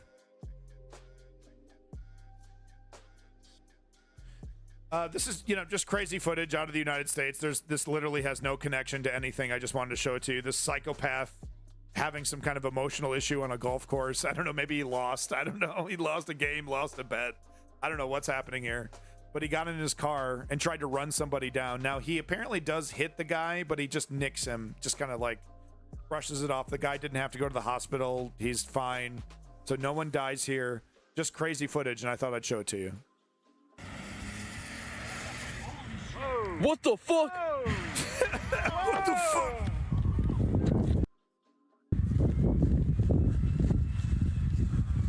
So there you go. Slams into that fucking golf cart. And it's not the only footage. Someone else. So no serious injuries sustained by person hit. Another video looks like a blonde woman is driving. Oh no. Oh no. Here we go with it. So I am in this video. I'm the guy that runs out of the way right before the driver plows into the golf cart my buddy was in. Oh, so there was a person in that golf cart. Oh shit. What the fuck? Oh, okay. Oh, guys, see him falling out. Oh, that's him falling out. Shit. Fuck. Okay, remember, no injury sustained, so he's super lucky. Whoa. Pulled out my phone. Driver saw I was recording him, turned on, tried to run me over. At this point, we all knew the driver was apprehended by the police. Okay, so here's the other camera angle that someone had. What the fuck? That's a perfect reaction. But damn, dude. I mean, she's like clearly not targeting people every time. Clearly not, you know, like, because people standing right there, right now, she's not steering towards him. So yeah, it seems like she's going after one particular individual, maybe. Or maybe be in GTA totally. Crazy. Or maybe she's just having an emotional, you know, breakdown. Very possible in the United States. I like how she's all careful. Isn't that cute? Look at that. Doesn't want to hurt the resale value, guys. 28152. Wow. Here, I got my holy shit. And then she smashes. Yeah, great job, cameraman. Awesome job. Give the Pulitzer to this guy. Yeah, after getting caught cheating, maybe. Yeah. You never know. We got a lot of news, so I'm just going to keep it going here, folks. I wanted to talk about this wonder drug, Ozempic, just really quick. And I just, I could do a full, 45-minute rant about this, but I just wanted to say, a lot of times in science fiction, like the science fiction story will, be about, welcome back, Arbitor. The science fiction story will be about like a wonder drug that changes society, but the evil corporation, holds it, in an effort to control society. Deus Ex, I think Deus Ex, Human Revolution gets into this, right? Because there's a whole, are you still human if you augment yourself cybernetically? And then there's a drug that prevents your body from rejecting those implants that you need to live. So there's technically there's this drug, pharmaceutical company that has control over your life. So we're there. We've made this. We're here now. Okay. If you don't know about Ozempic, about these kind of drugs, they're frickin' wonder drugs. Okay. Yeah. They help you lose weight, and they work. They work, dude. You definitely lose weight. But not only that, it helps you with a bunch of other diseases. There's a bunch of things that they're finding that this thing is like literally a frickin' wonder drug. They can make it for $5 an injection, literally, and still make boatloads, still make enough money to make the pharaohs weep. You know what I mean? At $5 an injection. But no, they're charging $1,000 or more. I thought I had something else related to this. No, okay. But I just wanted Ozempic. Yeah, I've seen that commercial. Life potion. But I just, if we do not challenge the oligarchy, right? And this is a direct result of when the oligarchy captures government. This kind of exploitation. Some people have terrible. Well, that's the case with all things. Oh my God, Sticks, right? That's okay. Well, let's not get into that. That is important, but that's not what I'm trying to get at here. What I'm trying to get at is that if we don't check this shit now, if we don't nip this shit in the bud now, these entities will bend us over, right? Because we're on the cusp of life-extending drugs. Cancer cures, right? AI, twisting molecules in a way that human beings could never fathom and coming up with all kinds of new stuff. Okay? We're on the cusp of this. Are we really going to allow people like this, obscenely rich, oligarchs, control our fate? They would make the argument, oh, we can't do this. We can't charge less. They can absolutely charge less, and they would still walk away billions in profit. Are we really going to let these individuals control our lives to this level? Oh, well, they made the wonder drug. They get to do whatever they want. No, they don't. We don't have to take capitalism that far. They can share in the success. I'm not saying that we have to steal it from them and open source it, the moment it's been invented. Right? You can make your fortune, but you can't $1,000 a treatment, especially when you need to keep doing it. You need to do it like every week. Well, they want to prevent other people from making it. Chem Goblin, they want to sue other companies, right? They want to be the only company. They want to have the monopoly on it. Are we really going to let these individuals run our lives? Because we're on the cusp of these wonder drugs. We're seeing them now. More of it's going to come. Are we really going to let these guys jerk us around like this? These little pipsqueaks. Oh, well, I deserve $100 billion. I deserve $100 billion. No, you fucking don't. Not off the backs of the health of human beings. No. Let's not forget the inventor of the polio vaccine Gave it away for free because he was like, wow, I want to help humanity. I want to cure humanity. I'm a doctor. I'm a scientist.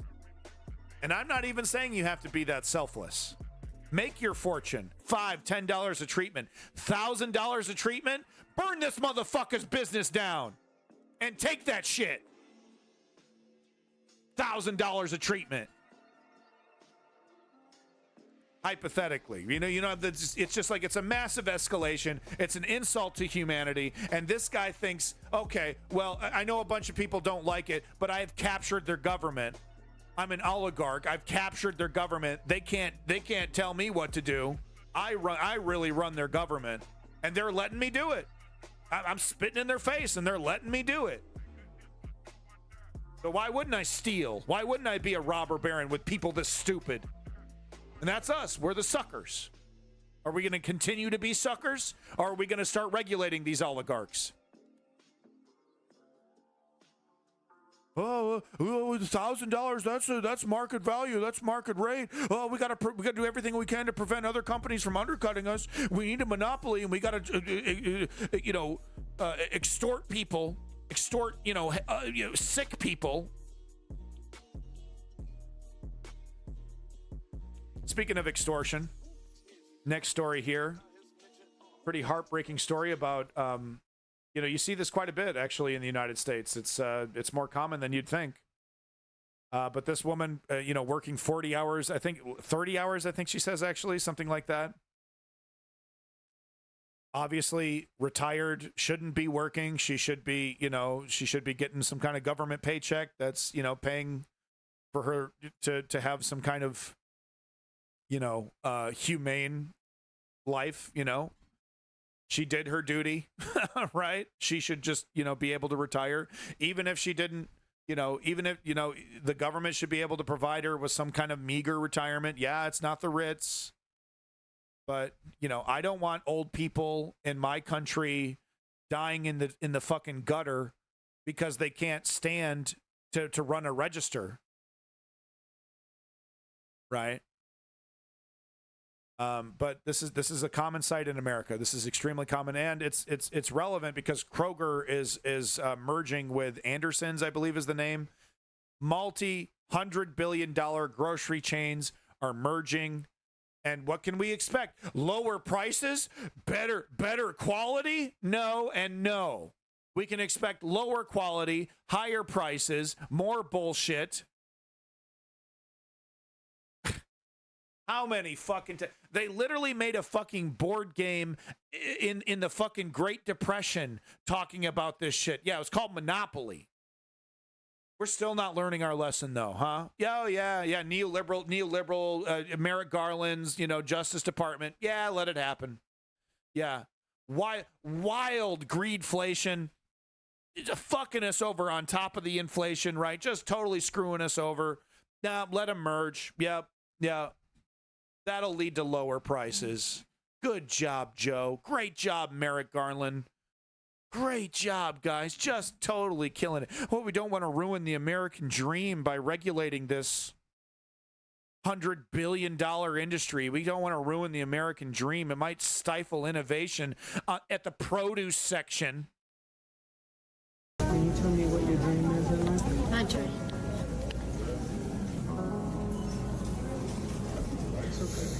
I need some housing, affordable housing. I'm staying at the women's shelter. What is something you're praying for? The street. How do you? And she deserves, she deserves to retire in peace. And it's I'm happy to pay this is why I'm paying my taxes. I'm not paying my taxes to blow up a kid in Palestine. I'm paying my taxes so that she can live comfortably in her old age. That's not happening. It's not happening. And let me tell you, we're going to see more and more and more. Zeoduke, shut the fuck up, man. This is clearly an elderly person. It's not a drug addict. Watch yourself. What do you get between here and the shelter. Show some fucking humanity. Down the street. It'll take my time because, you know, it's hot out there. How long have you been in the shelter? Oh, this is the third trip. Sonia is an elderly lady I met yesterday at Kroger. She told me that at the homeless shelter, she has to sleep on the floor on a little mat. Affordable housing in Nashville is about $1,000 a month. Let's try to raise enough money to get her housing for at least a year. Click the link in my bio. I need y'all to step up with me on this one. All right. Yeah, it's good. Yeah, good job for this influencer, right? He's, you know, this is a whole lot better than the influencer trend from a decade ago of, like, you know, putting a $10 bill next to a sleeping homeless guy and then recording him when he wakes up. Right. This is a little bit different. This is outreach. So good for this fella here. This is from More Perfect Union, so I'm not sure who the influencer is, but here's the link if you want to track this guy down. Give him some props, maybe help this lady out. I would encourage it. And no, she's not a junkie. Okay, she's an elderly person. You know, maybe she didn't save for retirement. Maybe she made some bad life decisions. That shouldn't, you know, there needs to be a baseline standard for people, okay?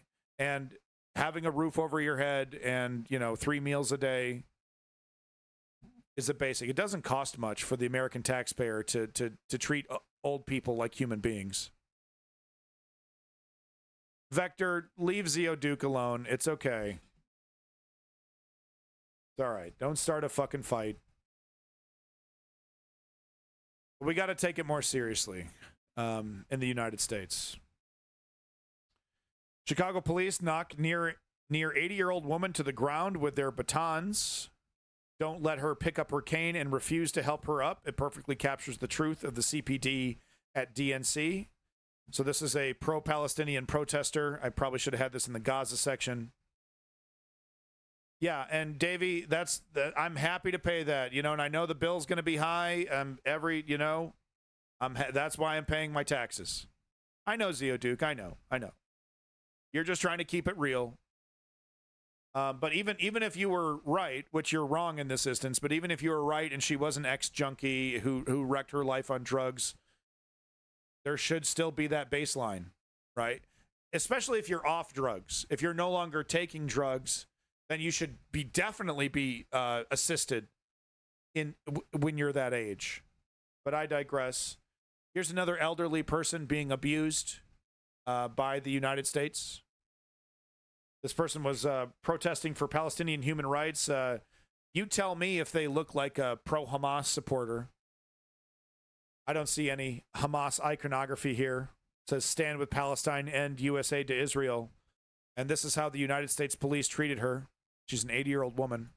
Move back, move back, move back, move back, move back, move back, move back.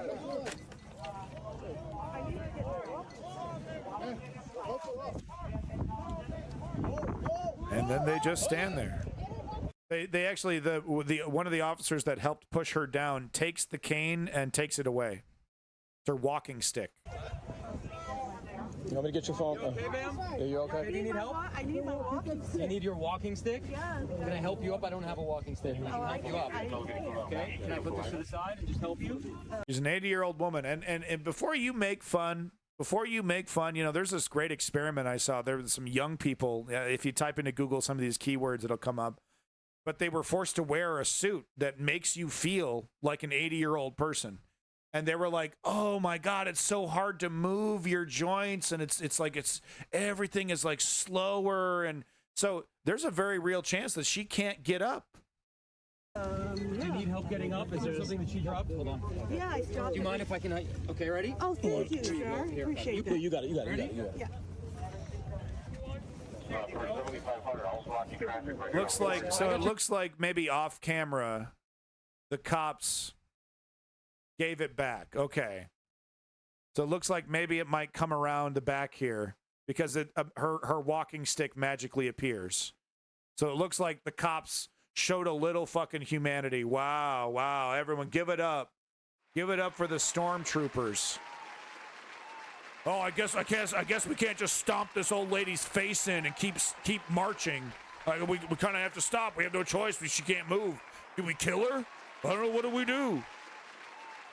So someone with some fucking common sense decided to hand the walking stick back to the 80-year-old woman protesting Palestinian human rights. I got your glasses. You here. Hold on. By the way, let's remind everybody, Palestinian representation was not at the DNC. It was not. It was too spicy of a topic. The humanity of Palestinians. Oh, it's bad for politics, so we just don't talk about it. She can take them. That's okay. I don't do bad for almost 80. There you go. Okay. And can I get my flag? I'm 80. I can kick.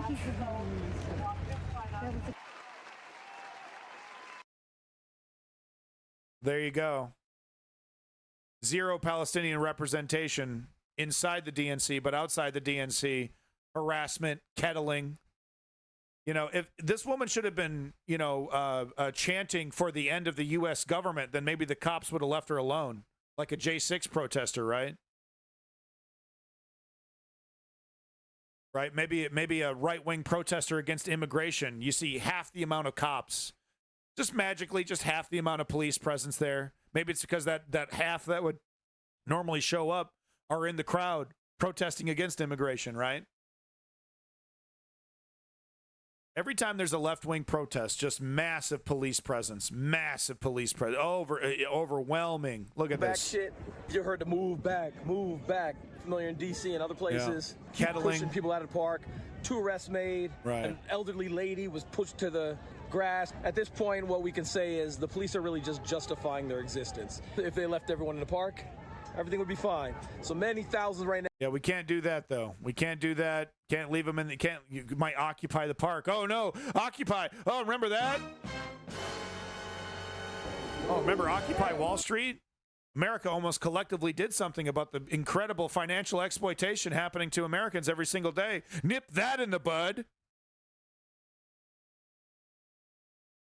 Frustration. I wanted to show this story here because this is the more the neoliberal establishment fails us, the more we're just going to start seeing this shit.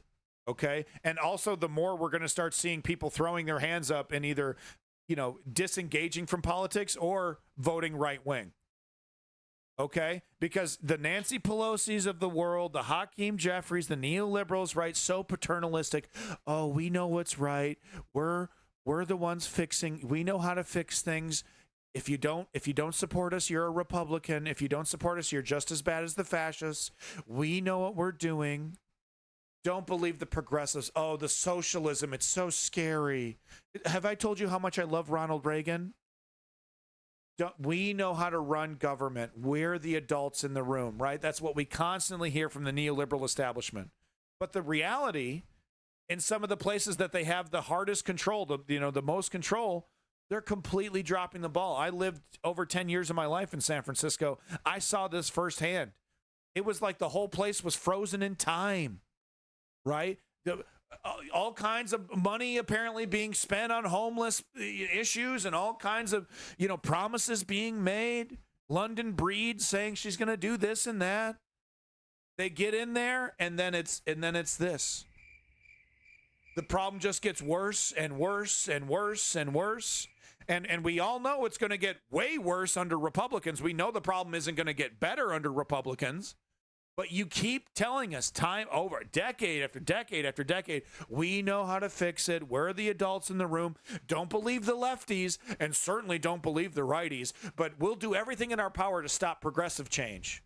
Right? Whenever there's a Bernie Sanders or someone that's, threatening the neoliberal establishment from the left, we'll pull out all the stops. We'll spend all the money to destroy that progressive challenger. We'll ads against them. Oh, we'll get AIPAC involved. Oh, they think Palestinians are humans. Oh, AIPAC, go after them, right? With the full support of the DNC. Destroy that progressive, kill it.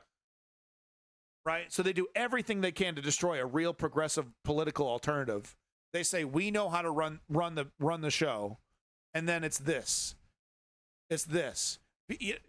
You think people are doing this because they did one letter and then a week later they didn't get a response and people are just, they're being unreasonable. No. People were begging for a solution to this problem for fucking years. and they do nothing. They do nothing. Welcome back, Lenny. Greetings from south of Boston. It's your boy, Lenny, the #1 Twitch streamer on this platform. And, of course, the #1 political or financial contributor to the News Underground. Thank you so much, Lenny, for coming back. Folks, don't you forget to check out Lenny, accidentswaitingtohappen.com. Like and subscribe, folks.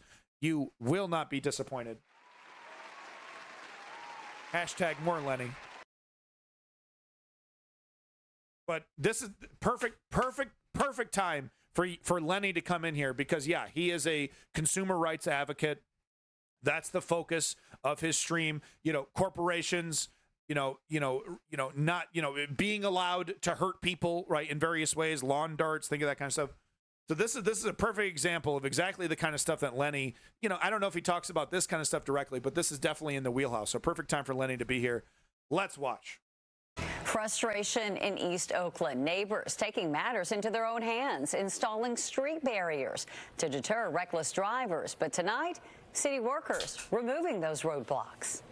This is what happens when you frustrate citizens. We have been asking them for help for several months with zero response. The city has done absolutely nothing.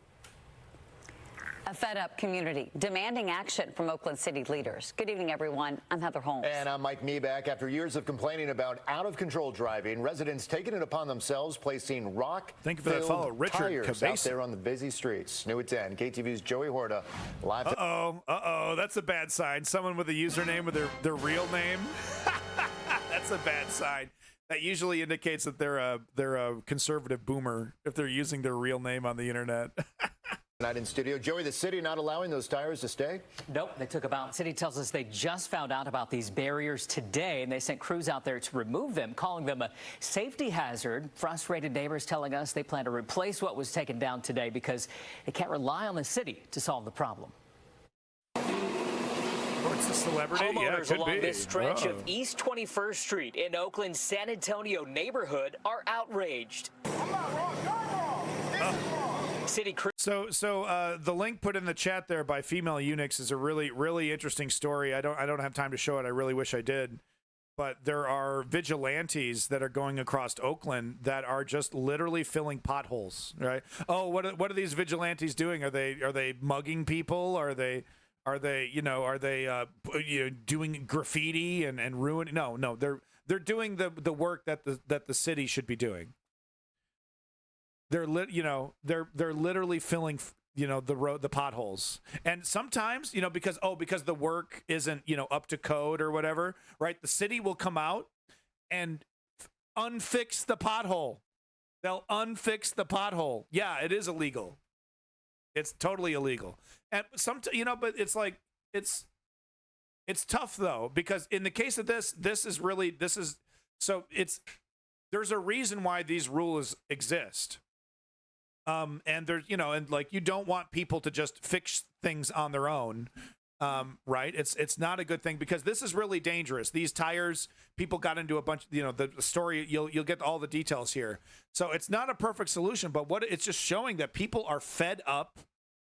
They're tired of waiting and being, and the messaging being tweaked. Oh, you just don't understand how good the economy actually is. You just don't understand how good things are, right? And you're a Republican if you try to fight against us and argue with us.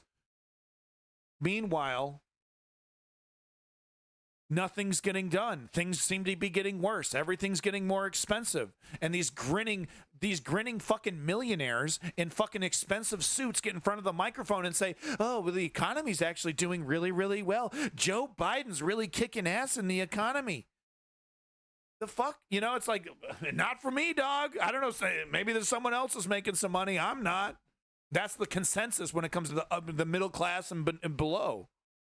Crews encountered hecklers Tuesday afternoon while snatching up dozens of dirt-filled tires from the center lane. It's a hazard, but you can't have this shit, right? Like I get it. While snatching up dozens of dirt-filled tires. Right? Cars were hitting these tires. Apparently, they're like they're filled with like dirt or something, right? It's like, okay, yeah, no, this isn't from the center lane. It's not a solution. A group of neighbors admits to taking matters into their own hands by installing the tires as a barrier to prevent reckless driving, including sideshows. They almost killed someone. There's a school up there. Kids have been hit on the street. There are people whose cars have been crashed into and totaled. Neighbors claim the city isn't doing enough to protect them.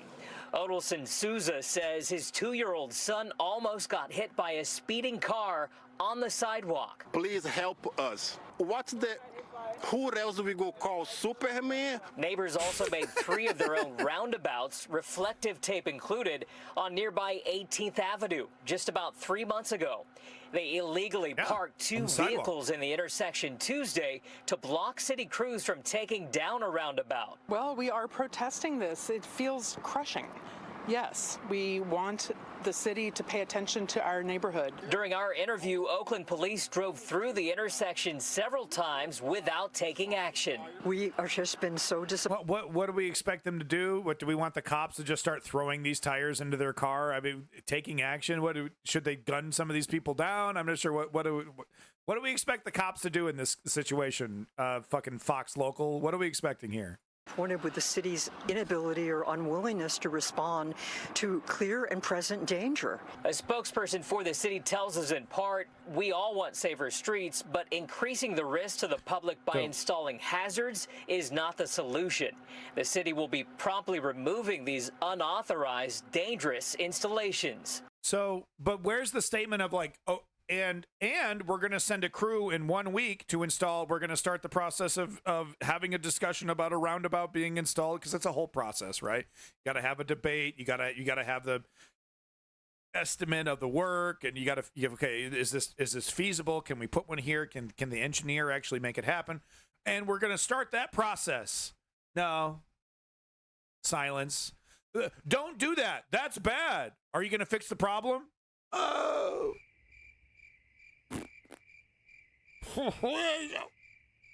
Better show up to that next city council meeting where we'll ignore you after 30 seconds. And not for the performative, making everyone feel better, renaming streets after dead rap artists. Do your job. He's referencing recently they named a street after Tupac, I believe, in Oakland. Feel better, renaming streets after dead rap artists. Do your job. Neighbors say a reckless driver hit one of the tires on Saturday, causing the car to land on its side, and hope it will teach other drivers. Oh, you could see. Look at that. I think no, that can't be the tire. That wouldn't be a tire right there, would it? But yeah, you can see that's why you need proper regulation and stuff, right? We can't be having makeshift barriers. People fucking getting into reckless accidents. Driver hit one of the tires on Saturday, causing the car to land. He's a blue collar guy too. Look, he's got the construction helmet, the glove there. He's probably just a construction guy. Ooh, rough. And on its side, and hope it will teach other drivers a lesson. But he was speeding. They vow to keep installing more barriers until the city, they say, comes up with a permanent solution. They're just going to reinstall them. Okay. Well, my point's made. There are tipping points. People, you can't just coast off of we're not Republicans until the cows come home. Trump won in 2016, right? 2016. Trump won in 2016 partially because of people's cynicism generated from their lack of leadership from the leading party. They always win the popular vote, the Democrats. People want action. They want leadership, not tweaking the message. All right.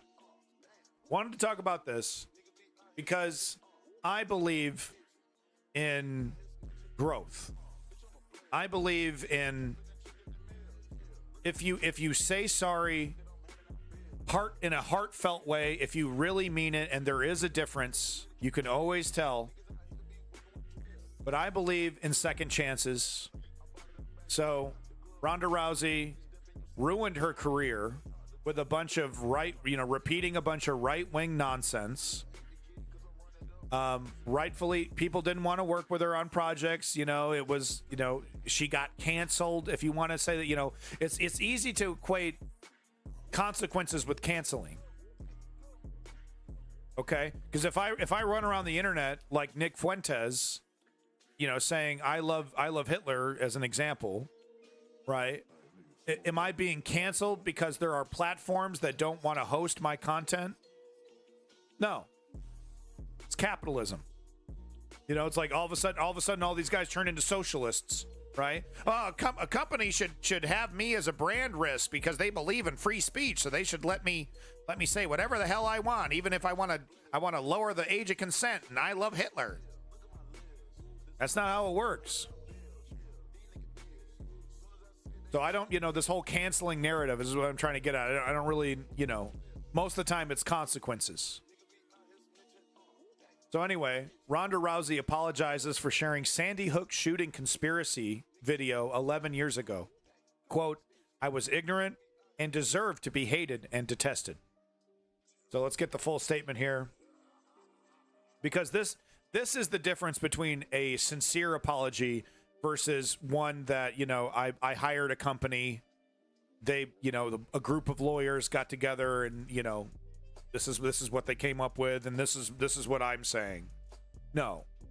This was clearly written by her, and it's clearly very sincere. So let me read it off here.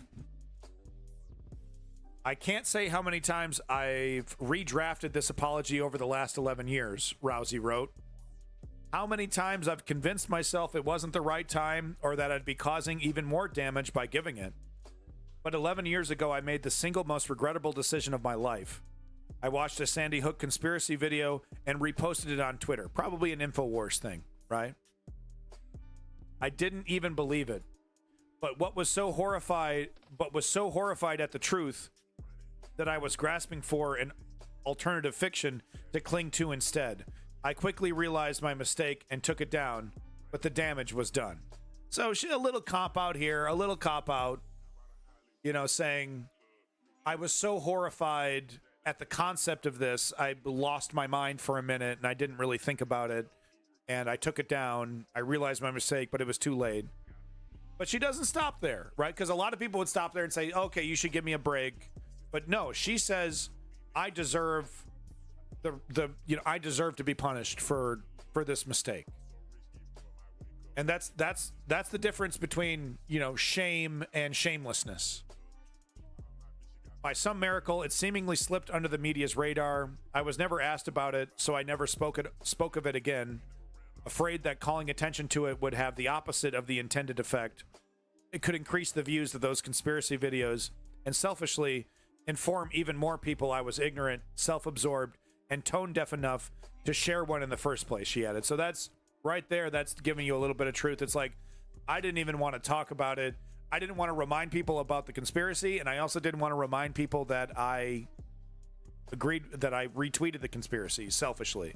And she says this is selfishly, right? That's important. She points out, look, that is a selfish thing, but that's where I was coming from.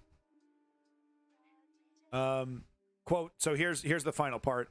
Honestly, I deserve to be hated, labeled, detested, resented, and worse for it. Yeah, I mean, people who see a tragedy like Sandy Hook and they say something as horrific as, oh, it didn't happen. And look, if you got proof, okay, conspiracies are real. Okay, there are liars. There are really good liars, governments who lie, big entities that lie. Conspiracies are real. You're going to say something crazy like that, boy, you better have some receipts. Okay? When I bust out the crazy shit like this, I come with receipts. The Sandy Hook was a inside job, fake thing. It's complete bullshit. There are horrific pictures.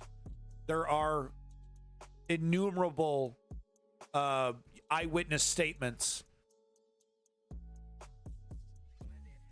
It's not fake by any stretch of the mean, by any stretch of the definition. So yeah, people who engage in that kind of subterfuge deserve to be hated, deserve to be detested, deserve to be shamed, deserve to have consequences attached to what they're saying.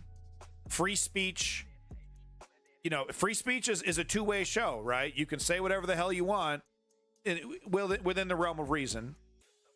But that doesn't mean you're free from the consequences of your free speech. That's how it works. And to me, her saying that tells me that she gets it. Rousey wrote, I deserve to lose out on every opportunity. I should have been canceled. I would have deserved it. I still do. I apologize that this came 11 years too late. But to those affected by the Sandy Hook massacre, from the bottom of my heart and depth of my soul, I am so sorry for the hurt I caused. I can't even begin to imagine the pain you've endured, and words cannot describe how thoroughly remorseful and ashamed I am of myself for contributing to it. I've regretted it every day of my life since, and will continue to do so until the day I die. Now that's an apology, folks. That's an apology. She doesn't, and she says, like, I wasn't even canceled. Like, I kind of, like, I was able to avoid some of the, but not really. No, I mean, she had a lot of opportunities taken away from her. So to me, this shows an incredible strength of character. And this is exactly what we need. You know, this is exactly what we need. Hey, I was wrong. I looked at it from a different perspective. I admit I was wrong. Please forgive me.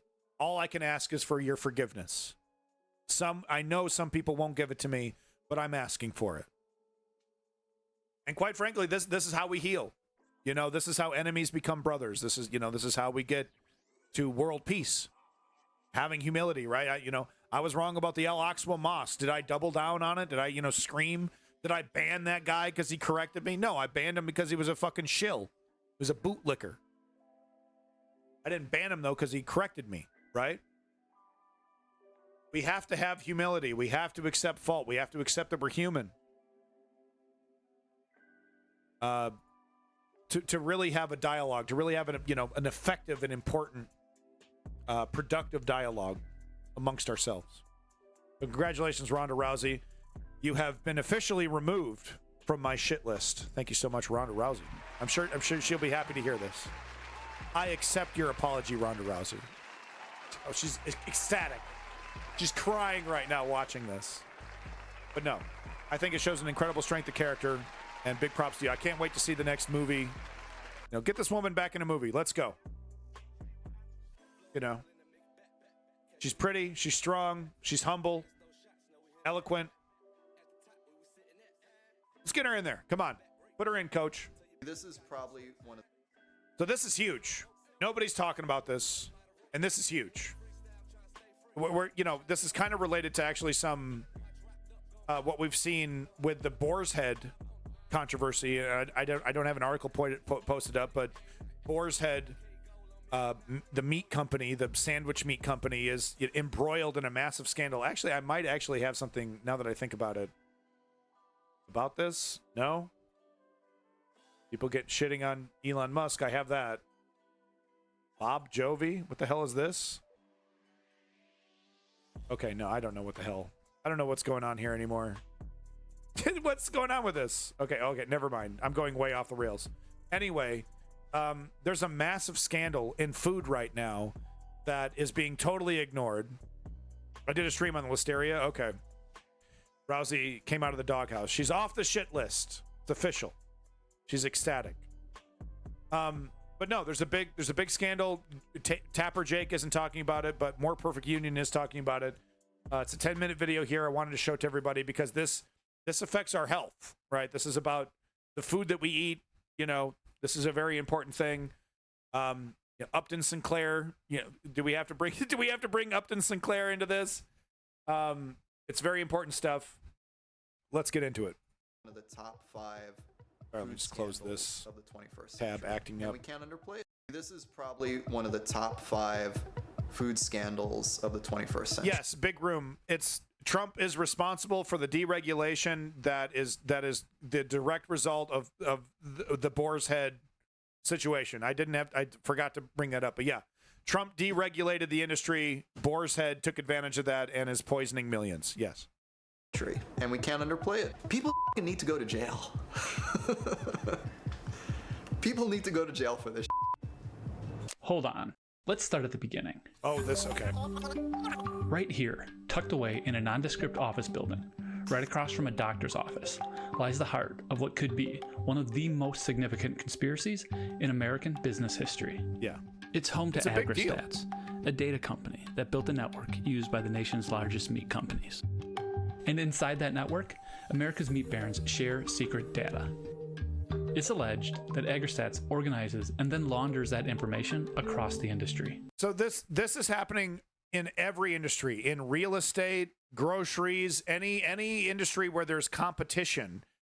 You know, because pricing is public, they've found a more efficient way to keep track of everybody's pricing, and they've started to centralize that data. And in effect, they've created a kind of unintentional cartel, even if they're not directly working with some of these massive, companies that are doing the same thing that they're doing, because they're using these services that are aggregating this data. They're basically able to price fix and monitor their competition in a way, kind of collude with their competition in a very anti-competitive way. No, Richard, no.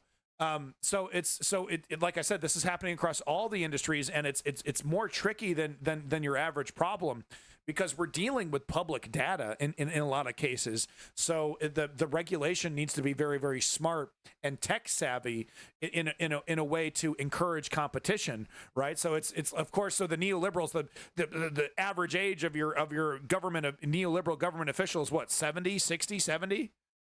Right? And things are going down now as people are retiring and dying. But I think right now, your average politician, went to school when there were typewriters.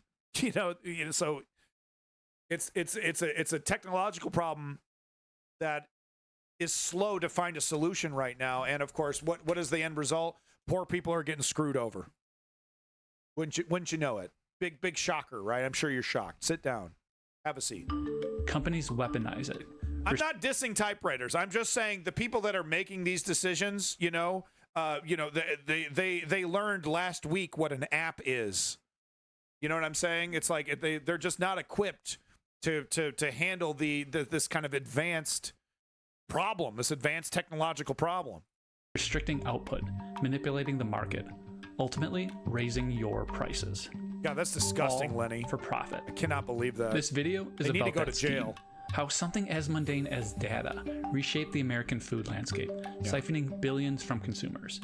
And how the Biden administration and 4 attorneys general Mike are Johnson's finally smug fighting face. back. I'll never want to not punch it. You know what I mean? Mike Johnson's face, dude, in every fucking picture, I just, you know what I mean? Like, it's like my body starts to react before my brain even, you know what I mean? It's just like, my God, dude. They really are a piece of work. If it wasn't for how bad this entity is, these right-wing conservatives, left-wing progressives might have a chance challenging these neoliberals. But if this party continues to be the party of Nick Fuentes, it's like, yeah, that argument is going to stick for a lot of people. That, well, we're not them. We're pretty bad, but we're not this guy. Okay, this guy helped plan a coup. Okay, good job, Joe Biden. By the way, he should be behind bars. Shouldn't be sitting behind you with a smug face. He should be, receiving, his day in fucking court for colluding with a dictator to plan a fucking coup and execute it.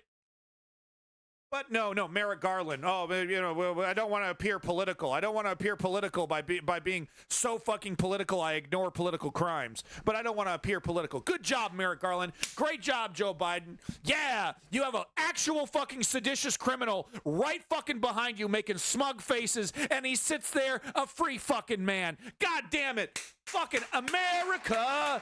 Fuck yeah. You're so good at your job, Joe. How the Biden administration and 4 attorneys general are finally fighting back. We're at the state capitol of Minnesota, I'm tired where of Attorney Joe. General Keith Ellison has his I'm offices. He's leading the lawsuit against AgriStats. All right, Keith Ellison, I don't agree with him on everything. He makes a lot of great points. But when it comes down to it, he's there to defend the neoliberal establishment. With that said, though, I would prefer to work with Keith Ellison's than Merrick Garland's and Hakeem Jeffries. Attorney General Thank you, Ellison, thanks Gizzard for Lips. joining us today. Really good to be with you. Thank you. Yeah. What does this complaint allege? I'm not his biggest fan, but I do acknowledge, some of the very important work that he does. But like I said, when it comes down to it, he does defend the neoliberal establishment over progressivism. Alleges that under the Sherman Act, you can't share critical information that would have a tendency to reduce competitiveness and competition. It's called capitalism, by the way. It's, They're essentially sharing information. I'm supposed to be the democratic socialist. Half the time, I'm like arguing for basic capitalist principles like competition, transparency in certain cases, I just think it's really, really fucking funny that, half the time socialists are the ones that are talking about how we need to fix capitalism and make it work for us. It's if Marx could see the situation now, God, that just, I'm not a Marxist. I'm not a communist. I'm a democratic socialist. But it's just, if some of these thinkers, these socialist thinkers could see the current twisted paradigm, when should do full communism? Never, never, never. Never do full capitalism, never do full communism, never do full anything. The solution is a mixture of all the isms except for fascism, a few other isms there, but that's the solution. Find out what works. There's some things in society where an anarchist paradigm is the most appropriate. There's some things in society where a full-blown communist paradigm is appropriate, and there are some things in society where a full-blown capitalist paradigm is appropriate. We just need to make them all work together. We got to figure out how to make it all work together. We're currently doing it. We just need to make it work better. In a way that violates Section 1 of the Sherman Act, which prohibits things like conspiracies, collaboration. What is the primary philosophical difference between progressives and neoliberals as you think of them? Capitulation to a damaging status quo. That is, to me, the biggest difference. Corporatism, I think, will also be a big one. But really, when I think about, like, philosophically, what is the big difference? It's the neoliberals' cowardice. That's the big difference. They align themselves with corporate interests because it's safer, to take real stances. So I believe it's fear. Maybe it's just to boil it down to a simple term. It's fear. That's the big difference between progressives and neoliberals. Cowardice, fear. But there's a big difference, and that gulf keeps widening. The longer we let them get away with this, with we're not Republicans, so you can let us be corrupt. The longer we let that linger, the harder it's going to be to reverse it. Collusion, things like that. AgriStats is the heartbeat of the meat industry. It tracks everything: product prices, the cost to raise an animal, worker wages, and market projections. This info is then turned into reports bought by companies that effectively control all of the chicken, turkey, and pork markets. Tyson, Hormel, and Cargill. They use these insights to So these massive companies, they're colluding, but they're not getting on the phone together, and they're not doing a big Zoom meeting. They're not getting in a big smoky room, in a big conference room, and smoking cigars and chuckling to themselves and talking about how we're going to rip people off. We're going to charge an extra $10 for a fucking chicken breast. They don't have to do any of that. They're literally doing all of this without talking to each other, right? Through a, they're all doing this through this, centralized data service. I think there's several of them, right? But it's all the end result. So it's amazing. They've created this collusion, this cartel, without colluding, without getting in a room together and doing it. They didn't have to. The technology has literally made it this easy to do this. turned into reports bought by companies that effectively control all of the chicken, turkey, and pork markets. Tyson, Hormel, and Cargill. They use these insights to raise prices and limit supply, driving up cost for everyone else. But profits for the industry, they go up. You get information that'll allow you to figure out how to maximize your profit. And we're talking about, okay, my customers are this poor, right? So if I charge them just under this amount, they'll buy it. They could barely afford it, but they'll buy it. If we charge this much more, they'll put it back. Okay, they just simply can't do it. So they like literally by the penny. How hard, how far can we ram, right? By the inch, right? By the centimeter. Ooh, can we get a couple more centimeters? If we pound the elbow, can we get a couple more centimeters up there, right?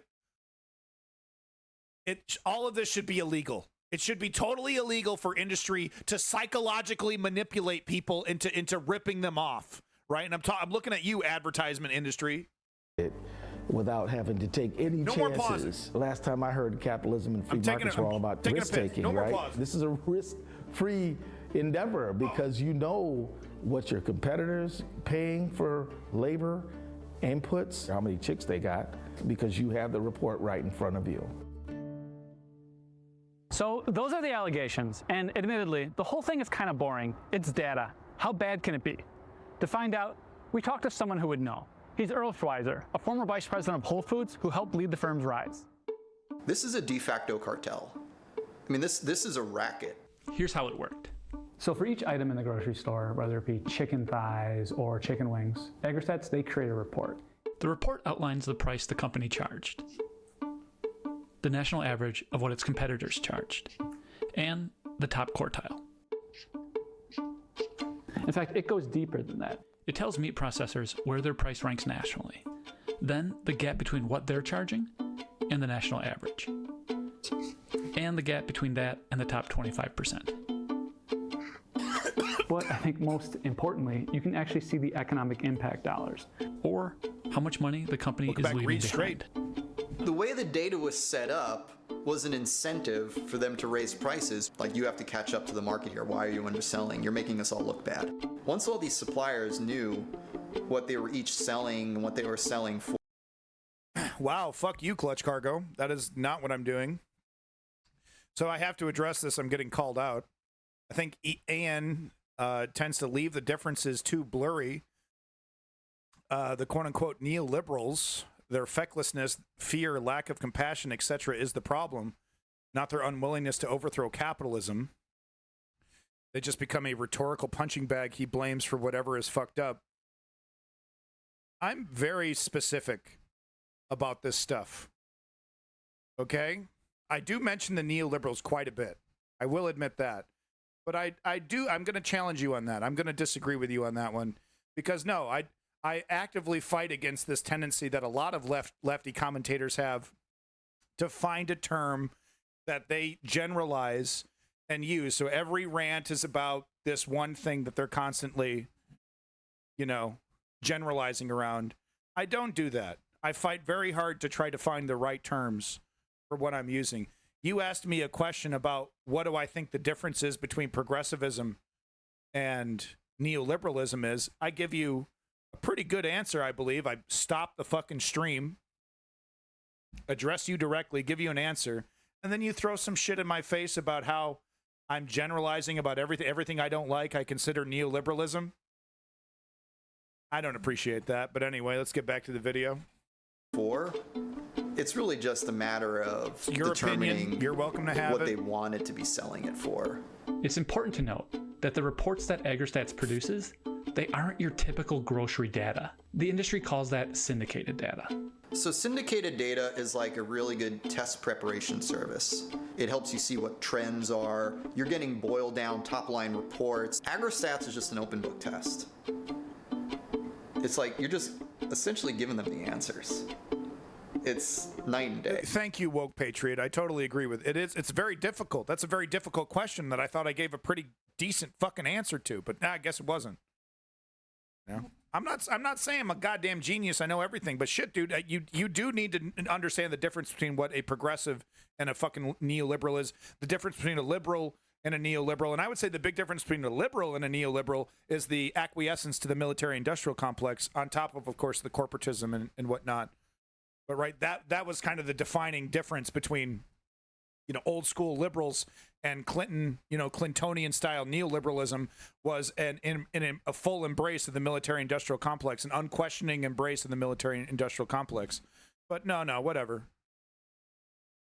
Call them establishmentarians. Oh yeah, because okay. All right, dog. Good tip. Thank you for your advice, Clutch Cargo. Thank you so much. They stole money from might be technically true, and they took food off people's tables. Just 20 miles from here, Cargill was leveraging AgriStats data. Okay. In 2013, they charged slightly less than the AgriStats average for turkey. When they found out, they started charging more. By 2016, they had surged above it. It's alleged that AgriStats didn't just provide the information, they actively helped their subscribers interpret it. Video. According to discovered emails, in 2016, AgriStats consultants told Cargill that at Walmart, it was charging 20 cents more for ground turkey than its primary competitor, but could presumably charge more because it was 11 cents less than another. At one big distributor, the same consultant told Cargill they were 45 cents cheaper than two rivals. And what is the end result of all of this? Higher prices for all of us. The prices never get lower. Would you believe that? They never fucking get lower. If this is not capitalism. This is not fair. Okay? Capitalism is about fairness, is about, you know, trying to equalize it's not about fairness. What am I talking about? Meritocracy is about fairness. Okay? And if we want to have fair capitalism, you know, metocratic, am I saying that correct? Metocratic society. We need to regulate this stuff. We need to get in the way of this. Cargill even had a presentation. It's a one-sided arms race. Yeah, great comparison. Boosting industry-wide prices. JBS did the same thing. AgriStats reports show they were charging less than their competitors for pork. Meritocratic. What do? They hike up prices on at least 10 products. Everyone followed suit. The outcome? Pork profit margins soared 50% across the industry. 50%. That's directly out of your fucking wallet. That's directly out of your wallet into the CEO of these companies. Okay, that's not fair. That's not capitalism. You know, I mean, well, it is capitalism actually. I keep no. Capitalism loves this. This is you know, unfair competition, having information that, you know, no, this is capitalism. What am I talking about? It's not fair capitalism though. There's more. Tyson, Sanderson Farms, it's not regulated Hormel. capitalism. Think It's of a meat unregulated company. capitalism. They're probably one of the 40 listed as a co-conspirator. Coincidentally, AgriStats paused selling turkey and pork reports in late 2019. Why? Well, they were faced with private antitrust litigation. This is among the most widespread scandals in not only food pricing, but food availability that I've actually ever heard of. The reason why I say this is these price increases force consumers to buy less food because they couldn't afford the same amount of calories that they had before these increases came through. This is a food access scandal, and this is a food apartheid scandal. AgriStats claims it merely provides anonymized benchmarking data, and the company ignored our request for an interview. But the defense seems to fall apart. Not only evidence like that previous email, but meat companies have boasted. Davey, I'm okay with politicians getting a wage, but I do agree that they shouldn't be holding stocks, and the wage should be the minimum wage. That's what a politician's wage should be, is the current minimum wage for the country. It's the same idea that the world is fair because you can sue someone that wrongs you, but the power isn't evenly held. You can get more justice the more means you have. Exactly, Zeo Duke. Yeah, totally. Yeah, the appearance is totally equal, but yeah, no, the reality is something far different. Inserts obesity rates as a counter. What to the expensive cost of food? Oh, come on. come on with this. Surely there's a couldn't we how about we just do free Ozempic? Ozempic. You know.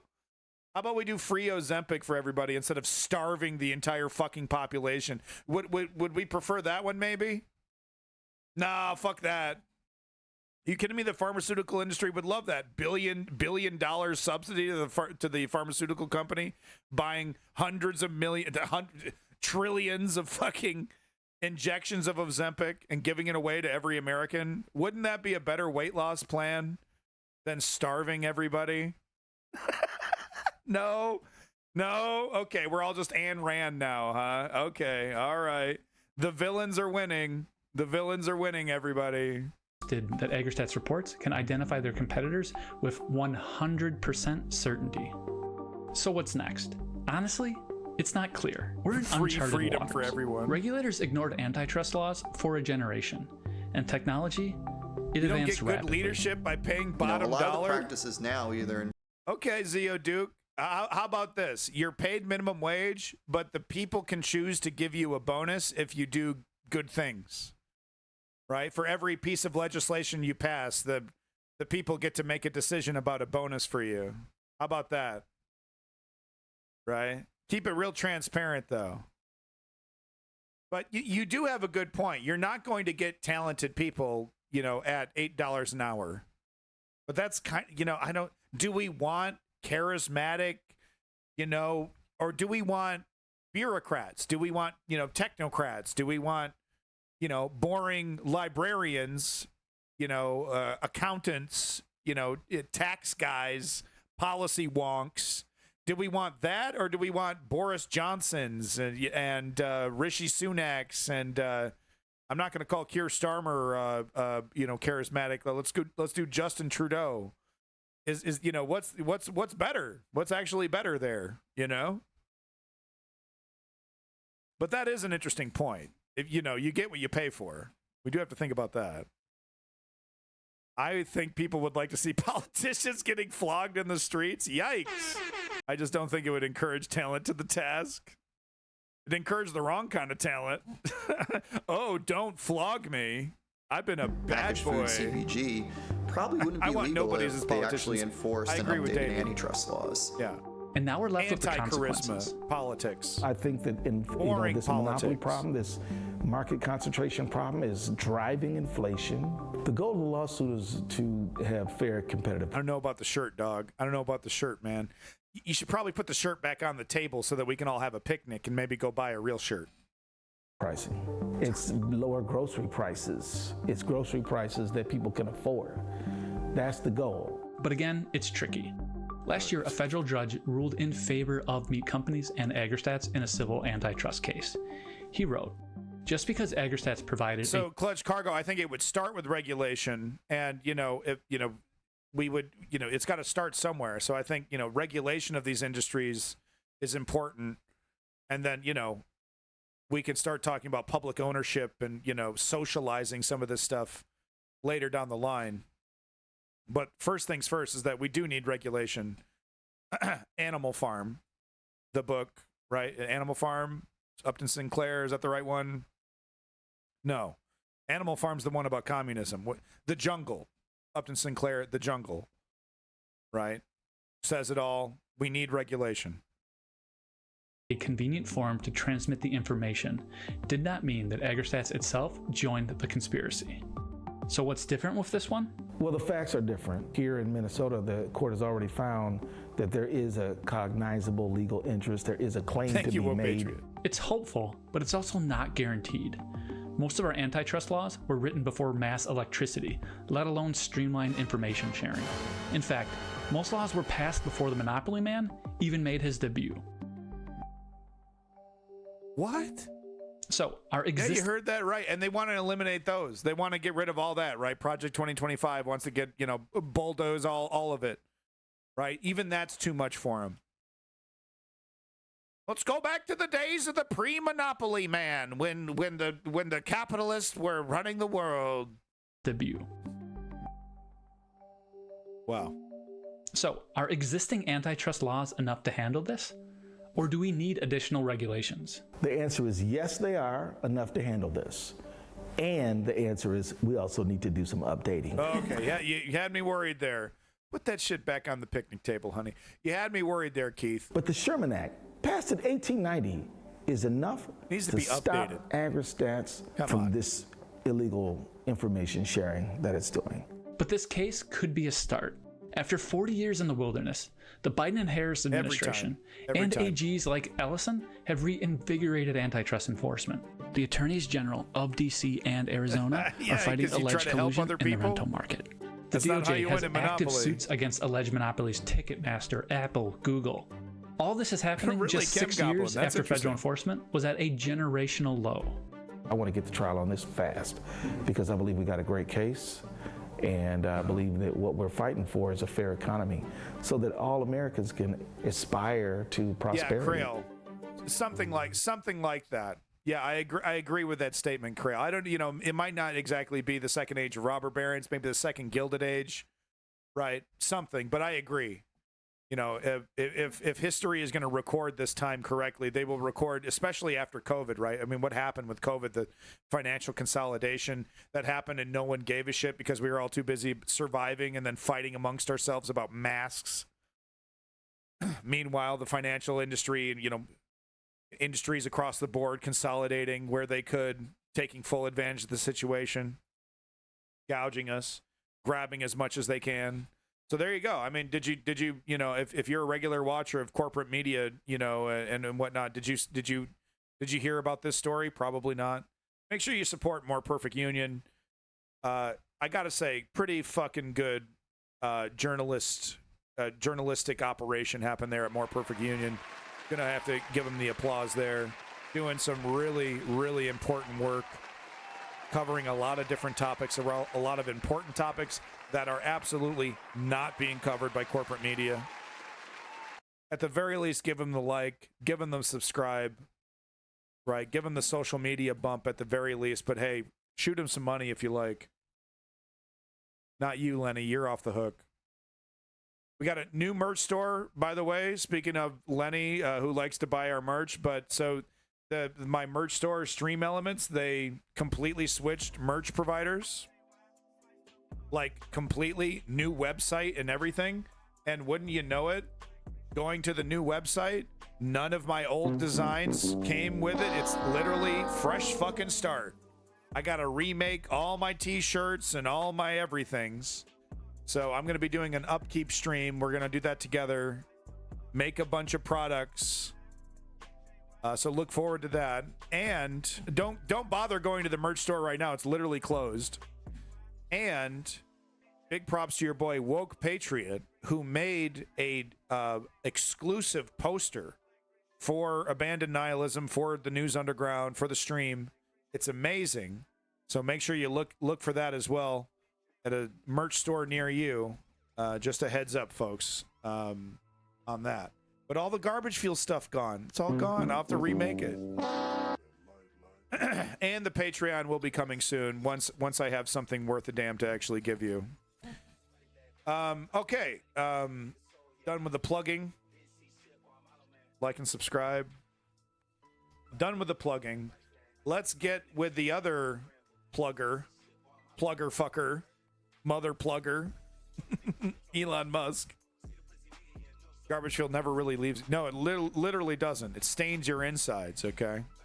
It's like microplastics. There's literally microplastics in it, but it is also like microplastics and PFAS, but there are also PFAS in it. Delicious PFAS. Not sure if intentional. Yes, yes, it's coming soon. Thank you, Boeing stuff, for checking that out, though. All right. So if you don't know the news, the spiral continues, right? So, I mean, okay, let's talk about it just for a second, 30 seconds here. Elon Musk and X, what do you think, right? What's your theory? Does he, did he buy Twitter to make money, and he's failing at that? And remember, don't forget, he tried to pull out of the deal. Right at the last second, he put his name down on paper. He signed the paper. He said, okay, I'm going to buy it. And then he tried to get out of that. So let's remember that. Let's remember that little factoid. Okay, so he bought the thing. You know, does he expect to make money, or does he just want to use this as a political tool? You know, does he just want to use this as a political tool? Like he doesn't care about money, because I think the business decisions that he made is him thinking he's going to make a lot of money. All the shit he talked about, you know, with the advertisers, I think he thinks that's effective, that was going to work. Telling the advertisers to fuck off, letting Nazis run free, you know, having an N-word, literally having an N-word pass. You know, we talked about that, exposed the list that he has of influencers, Andrew Tate, all the worst ones, Sneeko, all the absolute scumbags all over Twitter. They get put on a list. That means that they can say the N-word, not the N, but the full thing, hard R, without any repercussions. So he wanted both,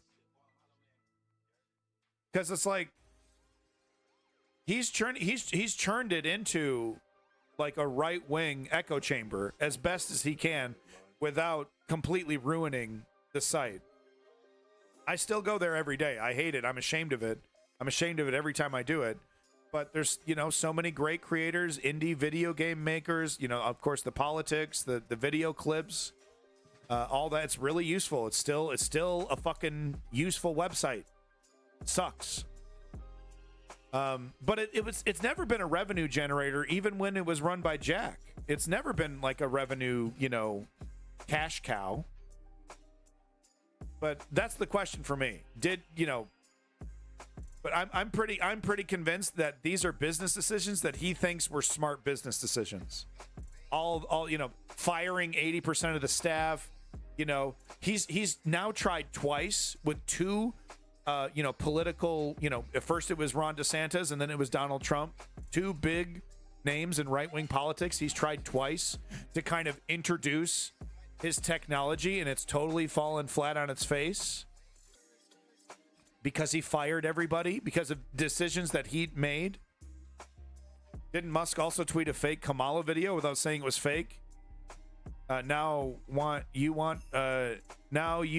from a major media platform? Not what you want from a major media platform? Yeah.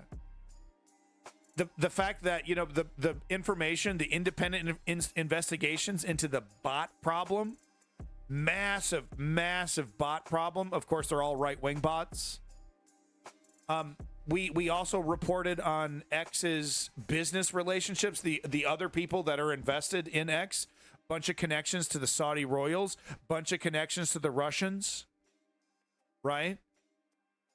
It's a whole shit show. So now the next chapter of this shit show, the Brazilian government, you know, Morales over here, who's a dictator. He's sending requests to X, you know, ban this information, ban that information. This political commentator's posting this, you know, kill their account. He's probably being like super egregious about it. And, you know, Elon Musk is saying, no, we're not going to do that, right? Because he cares about free speech. More on that in a second. Right. So because Elon Musk isn't clamping down on misinformation, according to Morales, which is ironically probably true information, because it's so funny. He has no problem with misinformation. He has absolutely no problem spreading that. No biggie. Elon Musk, no problem. Fake news, spread it all over my platform. What Morales is, I keep saying that, Morales is probably talking about, Evo Morales here.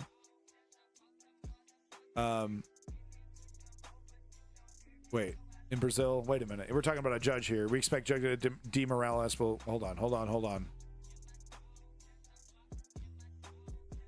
Evo Morales still runs Brazil, right? Oh my God, Bolivia. Oh my God, no.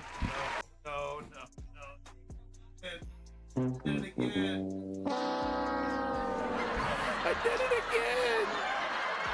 I I did it again. I'm sorry. No, hold on. God damn it.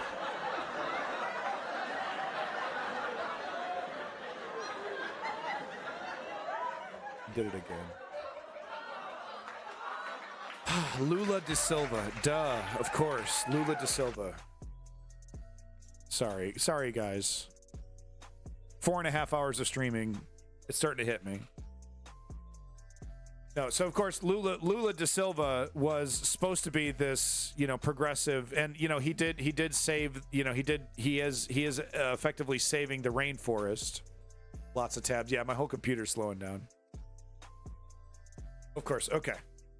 Not Eva Morales. My God. I'm so sorry. I'm so sorry, guys. I'm failing you. I'm failing you as a news commentator. But anyway, let's get back to the topic here. Elon Musk, he's in hot water. He wants to ban, Lula da Silva here, wanting to ban misinformation. Like I said before, Lula da Silva was supposed to be progressive, but he's kind of showing himself to be a bit of an authoritarian in his own right.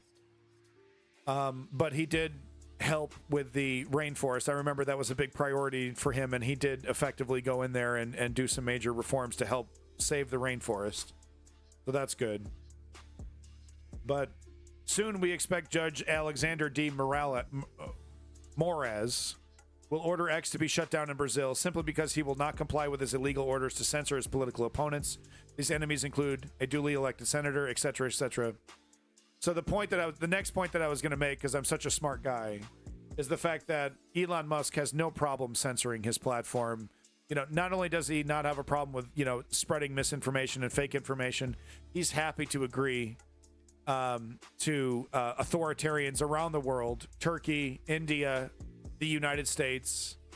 He's happy to listen to these censorship requests. His problem is probably that Lula da Silva is probably more on the left. That's probably why he's resisting. He's probably effectively letting his platform being used by Lula da Silva's opposition. That's probably what's going on.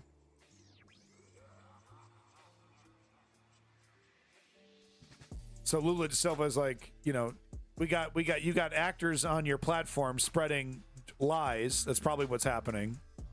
And Elon Musk, no, I care about free speech. And can you believe this guy is making requests to ban information or to stop certain misinformation from spreading across my platform? I would never do that. I'm a free speech absolutist. He probably continues to say that. This fucking smug face.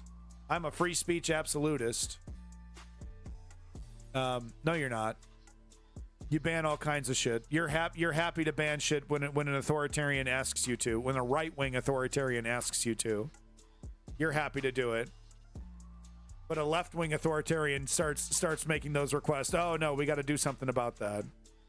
I don't know if it's fair to call Lula da Silva an authoritarian, but like I said, it's kind of a mixed bag if I remember correctly, which I might not be because I'm fucking, completely undependable. But anyway, that was my Elon news about Brazil. Let's move on from this embarrassment. I had this video queued up here from WION News. I love having an excuse to show WION News. Let's go ahead and do that, actually. There it is. After Brazilian Supreme Court justice ordered the immediate suspension of X in the South American country, its tech billionaire owner, Elon Musk, called the move an attack on free speech. Fighting the ban tooth and nail, Musk reminded X users in Brazil that the social media platform case can be accessed through X.com, even on the phone, and that there is no need for an app. Our next report telling you more. Social media platform X has been immediately suspended from use in Brazil. The decision comes amid a legal battle over the Elon Musk-owned company's compliance with local laws. On Friday, a Supreme Court judge in Brazil ordered the suspension until all related court orders on X were complied with, including the payment of fines amounting to over $3 million and the nomination of a legal representative in Brazil. In an interview with a local radio station, Brazilian President Luiz Inácio Lula da Silva said Musk needed to respect Brazilian authorities. He cannot keep offending presidents, offending deputies, offending senators, offending the Congress, offending the Supreme Court. Who does he think he is? Who does he think he is? The next thing is he needs to respect the decision of the Brazilian Supreme Court. The judge's order is the latest chapter in an ongoing feud between the Brazilian...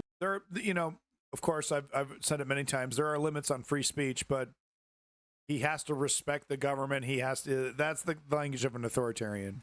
Supreme Court justice in Musk. It follows the freezing of Brazilian bank accounts belonging to satellite internet provider Starlink, which is 40% owned by Musk. In a bid to avoid the use of virtual private networks or VPNs to circumvent the blockage. Wow, dude, what's this guy what's this guy's scheme to kill Superman? Someone tell me. What's Lex up to now? Old Lex Luthor back up to his old tricks. The judge said that individuals or companies who tried to keep access to the social network that way could be fined up to 50,000 Riaz, or close to $9,000 a day. Mile plays chess. Musk, denouncing the order as censorship, responded by closing the platform's offices. How is he a man? Like, isn't he in his 50s? What is this? What the hell is this? What's this cute daddy's first mustache happening over here? Is this his first one? That's adorable. In Brazil, X, formerly known as Twitter, said at the time that its services would still be available in Brazil. Newspapers got purchased by corporate raiders. Newsroom staff minimized. Yeah, woke patriot 100%. All right, there you go. I really should have just played this video and shut the fuck up instead of embarrassing myself. But hey, there you go. Welcome to streaming in the politics section. So, oh yeah, this is my last little bit about Elon Musk here. Gets called out by Robert Picardo. He used to play the hologram doctor on Star Trek Voyager, I believe. But he got owned on Twitter. Oh, watch out! Whoa! But no, I thought it was actually pretty funny. I can't grow facial hair. It takes me literally weeks to get anything substantial. You gotta have more testosterone, bro. Hit that grind set. Aren't you the alpha Chad God King? You gotta hit that grind set, bruh. Get that testosterone flowing, bruh. But no, so check out this sick burn here from the doctor from Voyager. Let's make Starfleet Academy real, says Elon Musk, right? The guy that would be the fucking Borg. No, he would actually be Ferengi. Real men don't grow facial hair. That sounds like one of Tate's gems, right? Tate's over here. Straight men, men who have sex with women are gay. That's like a quote. Did he say that? Like, men who have sex with women are gay. Yeah, no, Elon Musk would be Ferengi. Big time. But no, so he's like, let's make Starfleet Academy real. Robert Picardo here saying, first step, support a leader that embodies Starfleet values like diversity, inclusion, and ethical behavior. Boom! Which is, if you know anything about Star Wars, right, or Star Trek, it's woke, right? Diversity, equity, and inclusion is all Star Trek, baby. Right? It's all about DEI in the Star Trek universe. It's very woke. So it's really, really funny that, you know, Elon over here talking about Starfleet Academy when his ass would get kicked out of Starfleet so fucking fast it would make his head spin. Right? Oh, you do not, Starfleet Academy would tell Elon Musk, you do not represent the values of Starfleet Academy. You are not allowed to wear the colors. You're not allowed to represent Starfleet. That's what would happen if Elon Musk tried to sign up for Starfleet. Am I fucking wrong? If you know anything about Star Trek, if you know anything about Starfleet, if you know Elon Musk tried to sign up, they would show his ass the fucking door. If you know anything about Star Trek, you know that's true. These nerds, these fucking nerds, take one look at Elon Musk and his beliefs. No, you're not welcome here. Yeah, for cheating at the very least, right? You know, Elon Musk, he'd be like the son of an admiral, right? Who gets, he gets like, He gets ushered along through but he's just too corrupt to even be like, handheld through the process because he's the son of a famous admiral. No, Elon Musk would fail. He'd be shown the door. Even if he had every opportunity handed to him, he'd be shown the door. Absolutely correct. He wouldn't just fail the paper, but because like Starfleet puts you through scenarios. They put you in like holodecks. They put you through like scenarios, that you think are real, right? Remember when Sisko's son? I'm sorry, I'm a total Star Trek guy. Of course I am. But Sisko's son was going through Star Trek Academy. And, he was sleeping in his room. He thought the whole thing was a holodeck. He thought the ship was on fire. He thought he was pulling people out of a fire. Right. It was a totally like real scenario. It felt real. Right. He thought it was real. And you have to prove yourself. You have to prove yourself to be, selfless in the face of danger. Elon Musk would just completely shit himself. All right, that's all I have to say about Star Trek. I could literally talk for 5 hours about Star Trek, which I'm not going to do. Never fall asleep in the holodeck. No. And of course, Davey with the worst take on the fucking planet. No, and no. I'm just, no. Wrong. At every level better. At every level superior to Star Wars. Every conceivable level. The women are hotter, okay? The stories are better. The characters are better. The ships are better. The monocultures are not so great. The monoculture's not so hot. I like Star Wars Episode 1, pod racing, Watto. We'll just forget about that Jar Jar Binks stuff. Good time popcorn movie, okay? Good time popcorn movie. Star Trek is our future, if we want it to be. That's how important Star Trek is. Star Wars is a fun story. Star Wars is a fun little fantasy story. Star Trek is our future if we want it to be. That's how important Star Trek is. Just saying. Shut up, Boeing. Shut the hell up. Elon will get us there. Elon might have to go save those pilots from Boeing, right? They're just gonna let the spacecraft crash. All right, back to the news. Thank you, Kem Goblin. But no, okay, so this will keep your attention. Hey, what's your fucking name? Boeing stuff. Stick around. Watch this. This will entertain you. Get the attention back over here. Fuck you. I can't even talk about something I love. I gotta talk about shit that I hate. Fucking people. Shot in the air, but Trump still sucks. He made blood out of ketchup. Yeah! Trump went on the Lolita Express. Him and Jeffrey Epstein are best of friends. Whoa! Trump hates the trans. He has no health plan. There's no health plan. Shot in the air, and Trump still sucks. Trump ate blood out of ketchup. Woo! Come on, Steve Buscemi, we can smile. No political violence. No hug. Why do all the Trump people wear those Oakley sunglasses?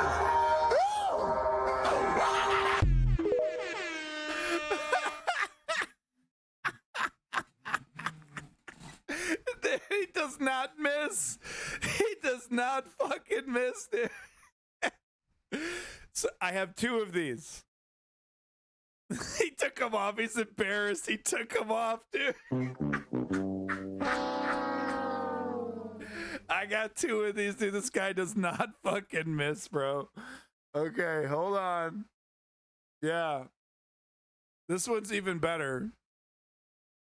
This one's even better because he's confronting Hulk Hogan, the real American fraud, right? And the last time we were reporting on Hulk Hogan, he was hawking this stupid generic beer that he put his fucking face on with a fucking neo-Nazi with a big old SS tattoo right? Doing a big thumbs up. And of course, Hulk Hogan was in the news recently, backing Trump, backing fascism. You know, oh, this is real America, right? Real Americans, right? So apparently, you know, Hulk Hogan, who supports the Republican Party, supports the Republican platform, which is xenophobic, racist, sexist, fascistic. The party that supports the stop the steal falsehood. Hulk Hogan supports it. He's a fraud. He's an absolute fraud, and this guy takes him to task. I hope this guy becomes incredibly famous. He deserves it. Look at the shirt, the MAGA powers. We're going to destroy the woke.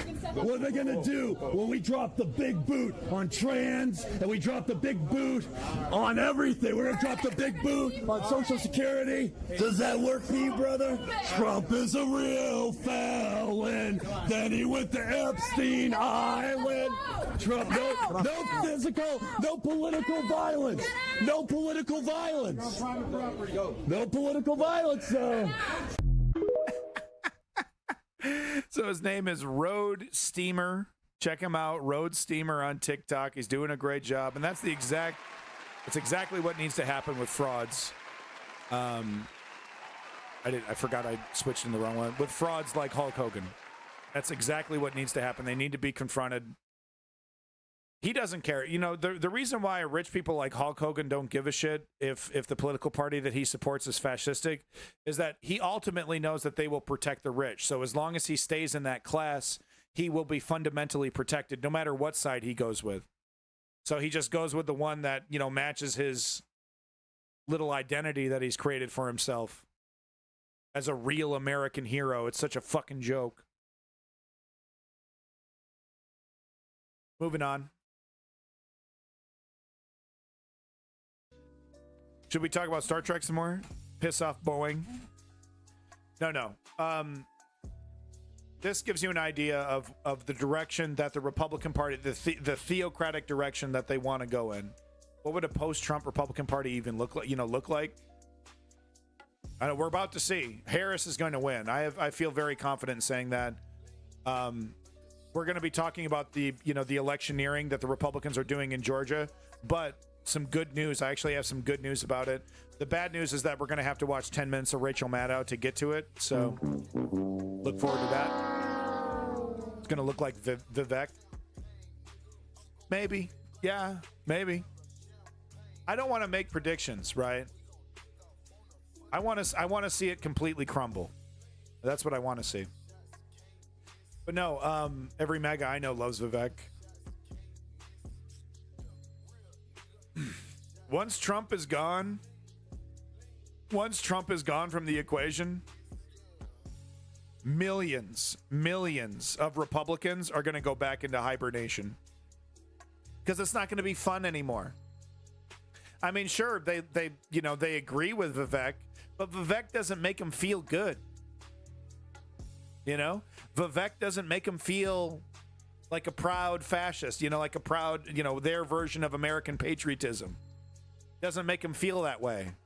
He's just a snotty, another politician, just another politician, right? He's saying the things that I want to hear, but he doesn't give me that magic that Trump gives me. So you could have 1 million Viveks. 1 million Viveks would not replace one Trump when it comes to that va-va-vu, right? That je ne sais quoi. Whatever that Trump magic is, that disgusting, sleazy Trump magic. Vivek tries like hell. He's trying like hell, but he just can't capture that magic. So I don't know what'll happen to this party once Trump is gone.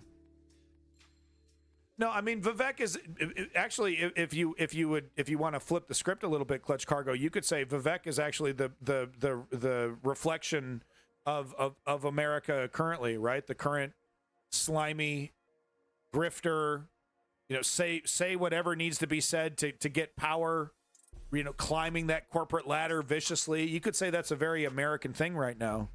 So I certainly wouldn't call him a fake American. If anything, he seems to reflect our values quite accurately.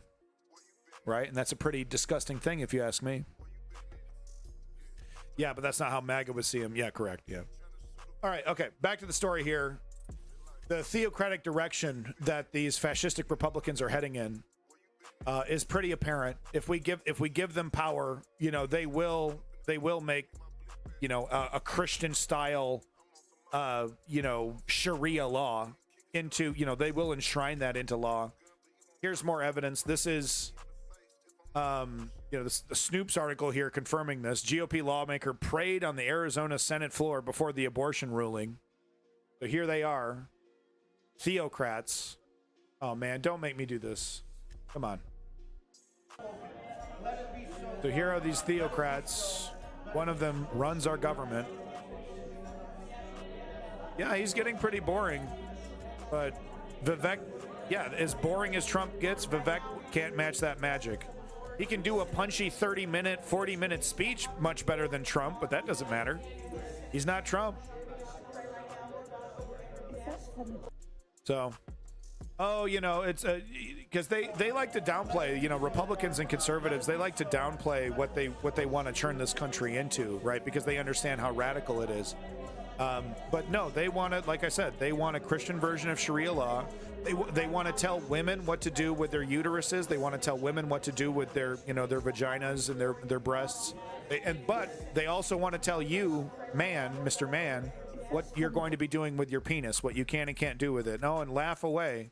He said penis. I'm 100% serious. Ted Cruz and characters like this can't wait to tell you what you can and can't do with your fucking dick, dude.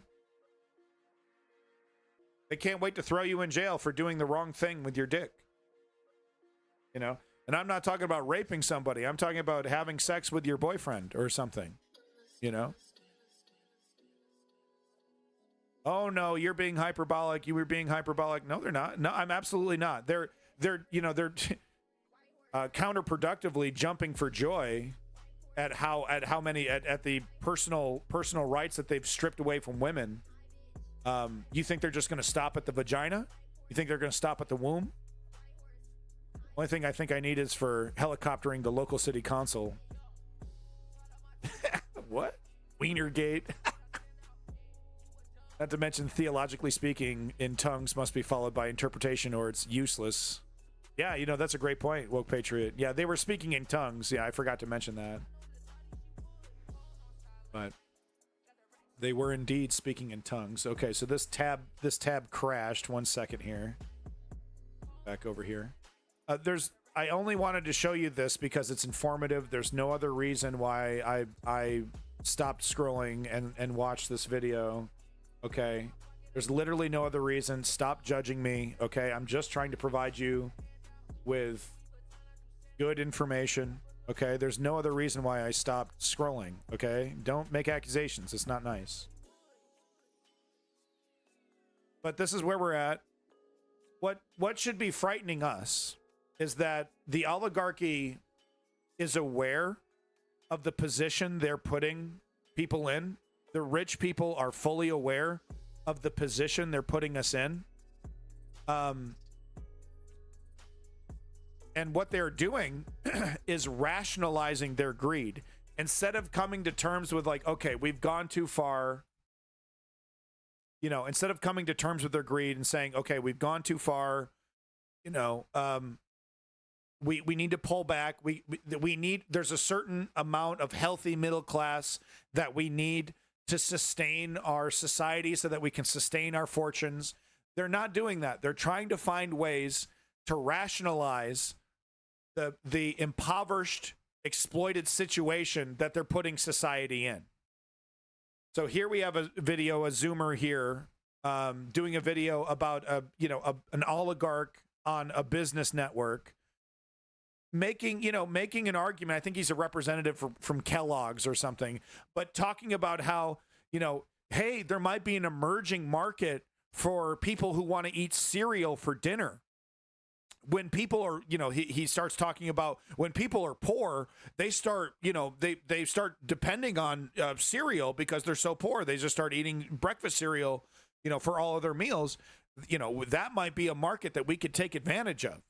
right? So that's him, you know, that's him completely ignoring the problem that they're all putting us in. Instead of trying to find, instead of like raising the alarm and saying, hey, we got a big problem here. People are eating my product for dinner.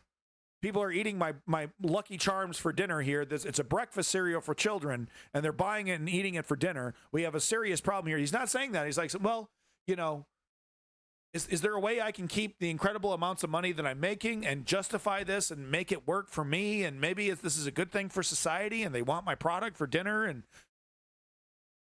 just to get, this gives you an idea into their head, in their head, right, about how they're going to justify this. Hey, I love cereal. I eat breakfast cereal all the time. The cereal category has always been quite affordable, and it tends to be a great destination. So it's the text is hard to read, but this is Gary Plicknick. Plicknick, that's his name. Plicknick. And he is the WK Kellogg chair and CEO. Multi-billion-dollar food conglomerate that, you know, makes breakfast cereals for millions of people across the nation, across the world. Consumers are under pressure. So some of the things that we're doing is first messaging. We got to reach the consumer where they are. So we're advertising about cereal for dinner. If you think about the cost of cereal for a family versus what they might otherwise do, that's going to be much more affordable. I'm all for innovation and marketing, but the idea of having cereal for dinner, is there the potential for that to land the wrong way? So the host is desperately trying to give this guy an out. Hey, that sounds incredibly dystopian. You know, I know you're incredibly rich and untouchable and wildly out of touch. But you know, people might maybe look at that the wrong way. What do you think about that, Slick? We don't think so. In fact, it's landing really well right now, Carl. When I say cereal, it's landing really well. Okay, so now we have. So he was saying, okay, we're spending. He just said we're spending money on commercials about cereal for dinner. So now we're going to watch a commercial from this man's multi-billion-dollar company. Now, Carl. When I say cereal, you say dinner. Cereal. Yeah! Cereal. Yeah! Cool.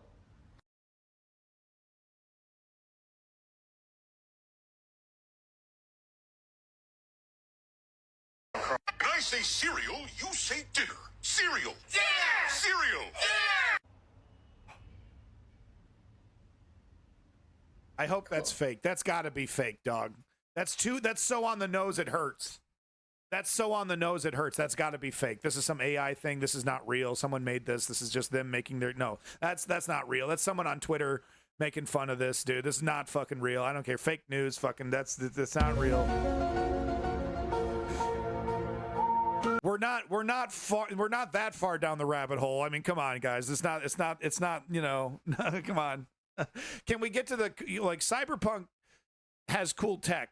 We got to get to the cool tech stuff before we get to the dystopia. We can't just do this dystopia stuff early. We got to get to the cool stuff. We don't even have robot prostitutes yet. We got to slow this down or something, man. Okay? We're like speed running the dystopia part. Okay, we got the priorities all mixed up here. Cereal for dinner. Okay, all right. They got the commercial. We're receiving positive feedback. Cereal for dinner. Positive feedback. It's really landing. It's really landing, actually. Okay. Just a couple examples I have here of the situation we're in, but you know, this person here on Twitter. Grain of salt. This is Twitter. Apparently, it's a commercial from 2022. Okay. All right. We're like way in it. We're like way in it. We're like Neo. We're like Neo. We're in the fucking pods already. We're so far in it.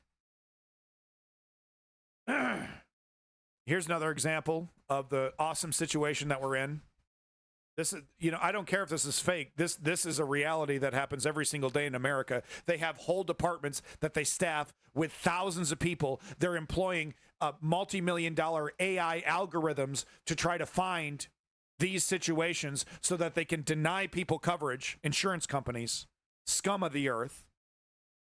So even if this isn't true or not, it can be true. It is true every single day for other people. But she's saying, My insurance, which previously denied my chemotherapy, has denied my radiation that was due to start in 4 hours because I do not appear to have the amount of cancer that they want me to have in order to be approved. This is today. This is the situation. This is the power that insurance companies have today under neoliberalism, under Joe. Welcome back, Bike Shop Guru. Yeah, they can, Davey. Yes, they can. Yes, insurance companies are allowed to question the conclusions of a doctor. Yes. That's how bad the health insurance situation is in the United States. Yes.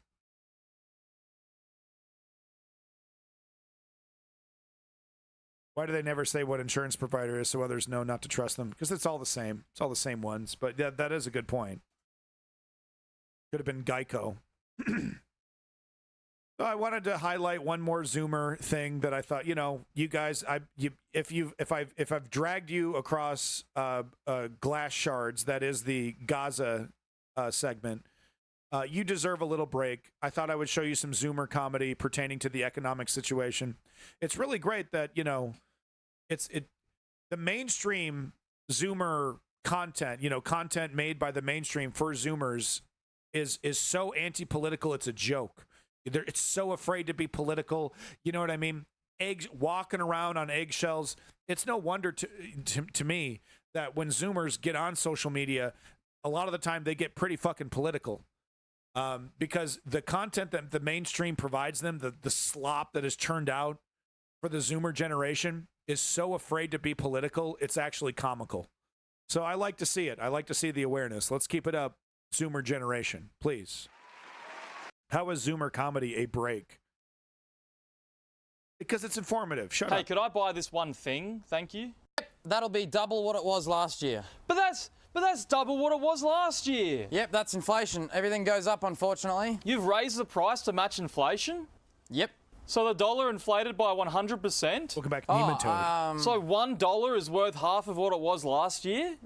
Yeah, no, that sounds right. That could be true. That's not right. It feels right. The dollar inflated by like 6%. Yeah, well, I got to adjust prices to keep up. You've doubled the price. Yeah, how doesn't that make sense? What are you talking about? You've moved the price by much more than just inflation. Oh, well, I haven't moved the price in a couple of years. What, in 20 years? What? That's how long it takes for the dollar to halve in value. So you're telling me you haven't raised the price in 20 years? No, it's been like 4, but a lot's changed since then. Everything got more expensive. How much more money do you make on this thing? I don't know. Like, way more than last year. Well, don't you not see what my problem is with this? No, I don't. What's your problem with this? You're using high inflation as an excuse to make way more money on this one thing. No, I'm not. That doesn't sound right. You're posting higher than ever profits and you're using the cost of living crisis as an excuse to cover it up. That's what you're doing. Nah, none of that rings any bells at all. That doesn't sound right or feel right. You're making the crisis worse. I can hardly afford to live. Well, maybe you shouldn't be buying this thing. Clearly miscellaneous thing that's not important to the video. This thing is an essential item. Yeah, I know. That's how I can charge double for it. I said that last part out loud, didn't I? Yes. I didn't mean to say that last part out loud. Ooh, this is awkward now, isn't it? I hate what you do. You better buy as many as you can because price is going up again next week. They're what? Supply chain issues. I got to charge more. Is that true? No, it's not. Oh, that was out loud too. So he's referencing. So they're still using the supply chain issues that started around COVID as an excuse for why they have to price gouge. But it's widely understood by anyone who's paying attention that those supply chain issues have mainly been ironed out months ago, if not years ago. So there you go, a little Zoomer comedy. It's good to see. I hate to do this, Clutch Cargo, but I'm going to have to disagree with you. So let me just read what Clutch Cargo says. So your heart's in the right place. But so Clutch Cargo is saying the left needs to be ready to catch these falling young Trumpkins after the election, or the right will. I totally disagree. Hillary Clinton's strategy and Joe Biden's strategy, and unfortunately, seemingly, if it wasn't for Kamala Harris's, luck, this would be Kamala Harris's strategy. But She seems to be lucky, and people like her, and they're glomming on. But what I'm getting at, the strategy was, instead of trying to find new voters, instead of trying to inspire new voters to break them out of their cynicism, to do a massive get out the vote campaign, to get these unregistered voters to register and become voters, Hillary Clinton's strategy, Joe Biden's strategy, seemingly Harris's strategy, is to try to find moderate conservatives and convert them. Right? So there was a big, so during this DNC, there was a big,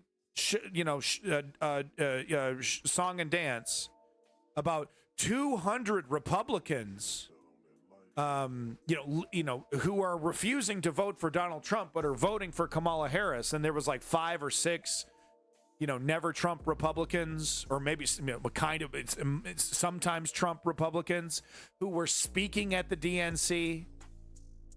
Right? Because it's this strategy, right? We're going to convert moderate right-wing Republicans into Democrats. And we're going to do that. We're going to do that by changing our policies, by bending our policies, of course, to the right. And we're going to get these dissatisfied voters. But what has that brought us? What has that brought us? Right?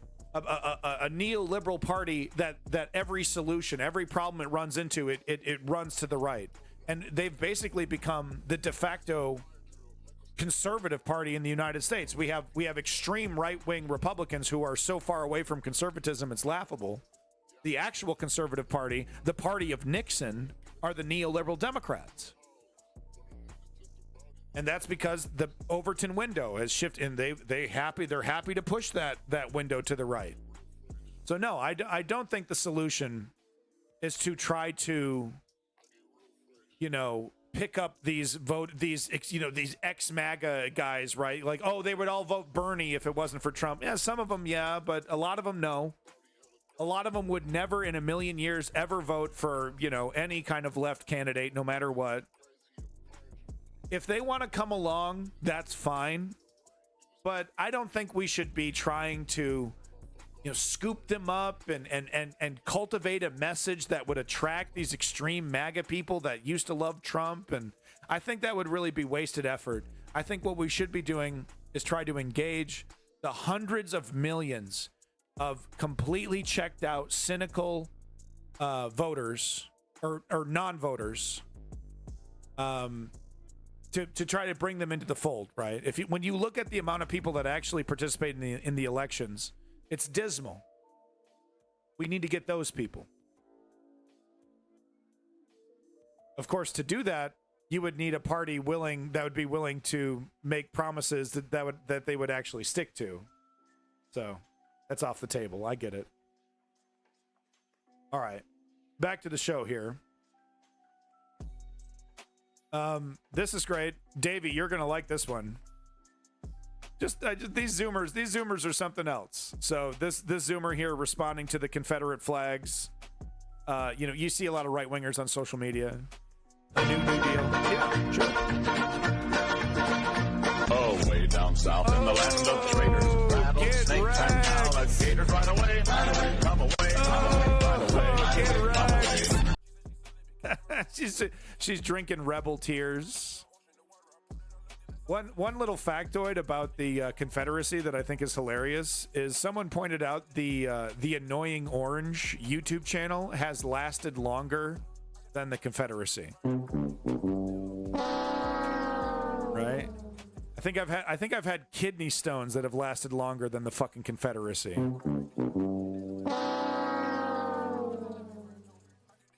Owners need to pay better and customers should tip.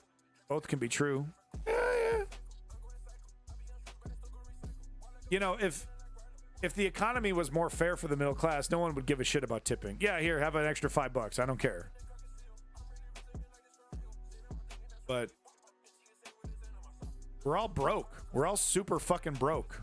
All of us. It's very interesting growing up in the South and learning about the Civil War. It's always taught as the War of Northern Aggression. It's so pathetic. That should be illegal. That should be fucking illegal. That's misinformation. War of Northern Aggression. What a crock of shit. Anyway, moving on. Just this little meme here. someone pointed out that the Republicans are now starting to basically reflect this. If you've never seen this meme, it's kind of an old meme. If you can see, it's kind of crusty. It almost looks deep fried. It's been shared around, and it's so old. But here we have a, thin blue line, thin gray line, thin black line, whatever fucking color, right-wing Republican, and he's at the crucifixion of Jesus, and he's saying, should have just obeyed the law, stupid hippie.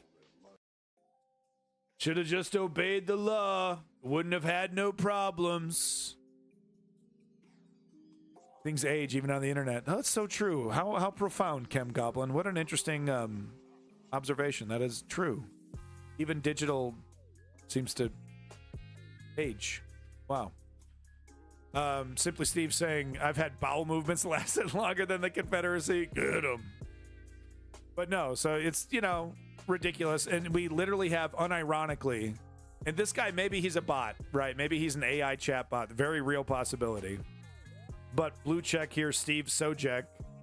I would run Jesus's boat over if he were migrating illegally too. No hesitation. Probably referencing that video of a migrant boat getting run over. I can't remember the country doing it. But literally, and a bunch of right-wingers in the chat. Yeah, that's real justice. That's how you deal with those migrants. Bash them with your boat. Steve over here. I'd do it. I'd punch Jesus Christ right in his immigrant face if he couldn't provide citizenship papers to me. Papers, please. I'm Jesus Christ. Literally, the second coming of Jesus. I said papers, please, hippie. Stan at his rally said, oh, he's on our side. What is this? A Trump supporter tried to attack the media at his rally last night while Trump says that's okay, he's on our side. Like we need more evidence Trump supports violence amongst his supporters, right? He literally incited a riot. He only literally incited a straight up fucking riot to overturn a democratic election. But yeah, here's another example that he incites violence. 2016 we did great, but 2020 we did much better generally. So wow. So look at this extremist and right the media here. Don't want to talk. He kind of looks like Matt Walsh in disguise. He looks like the guy that Matt Walsh dresses up as with the fucking ponytail and the sunglasses. Talk about her radical record, we will. I'm a pussy, it's okay, stop, okay, Beautiful. You got me.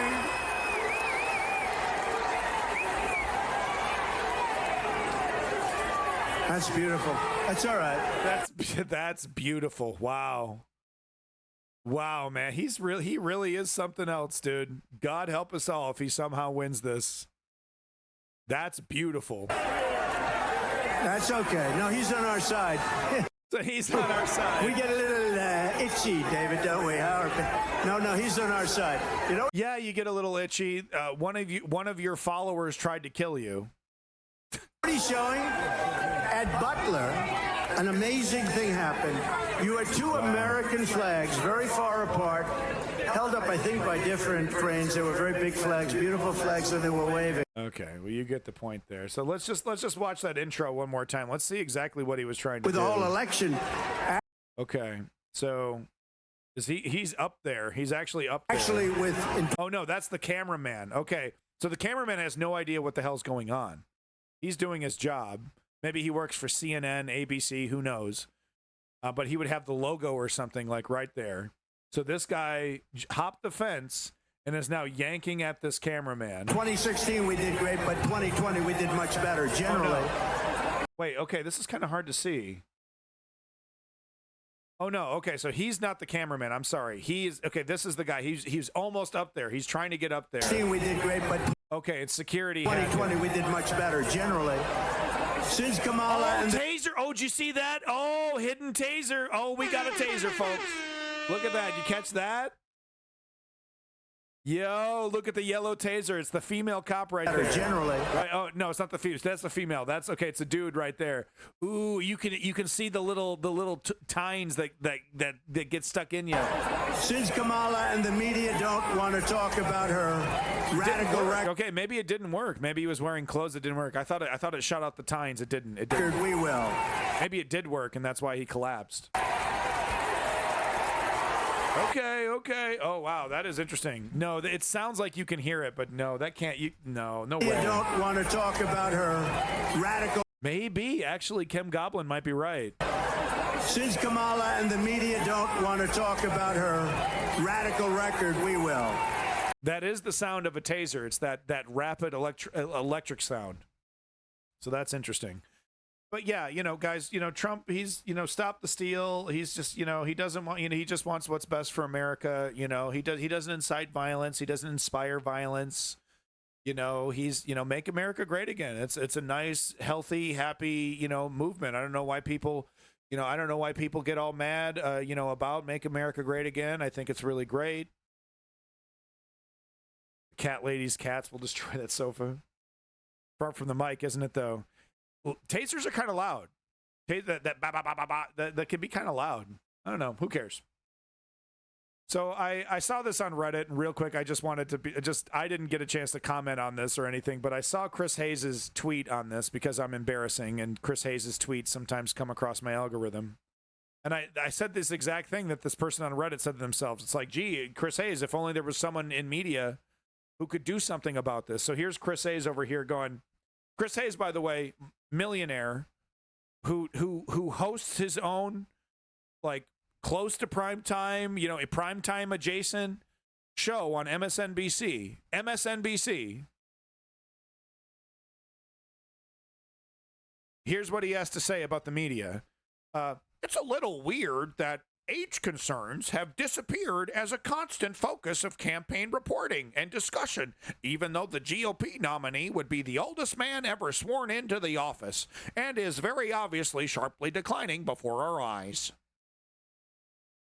The Reddit guy was like, if only he knew someone in the media. And like, to be fair to Chris Hayes, he's one of the good ones sometimes.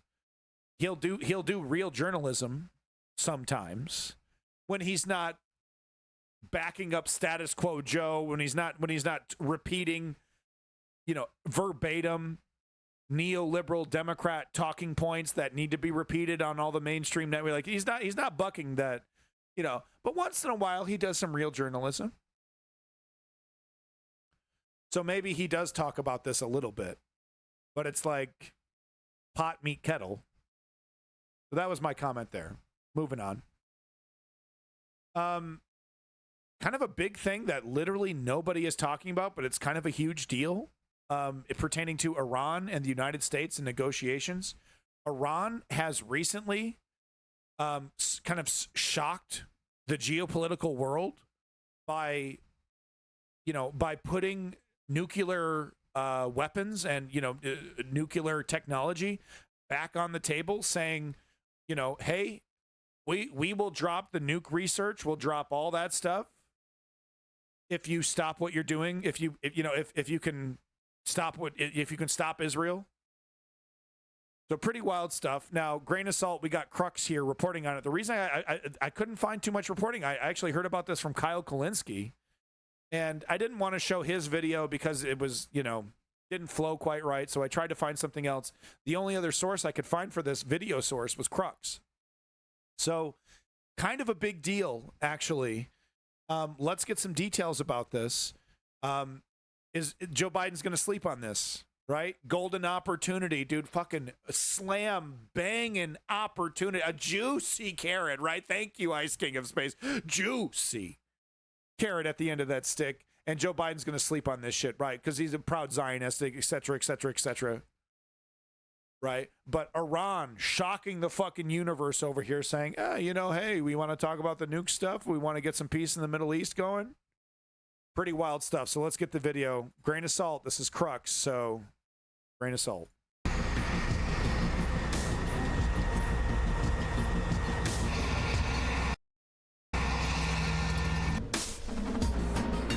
Iran's Iran's leader says no barrier to nuclear talks with us. Oh.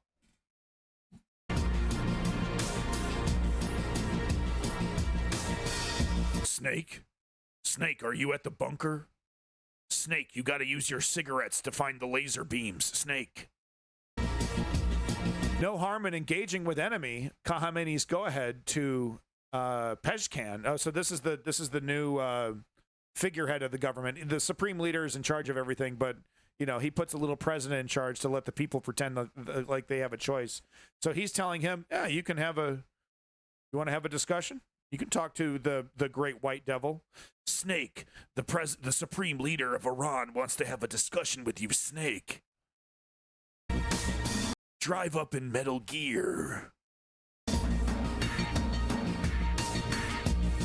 Yeah, exactly, Woke Patriot. He is so checked out.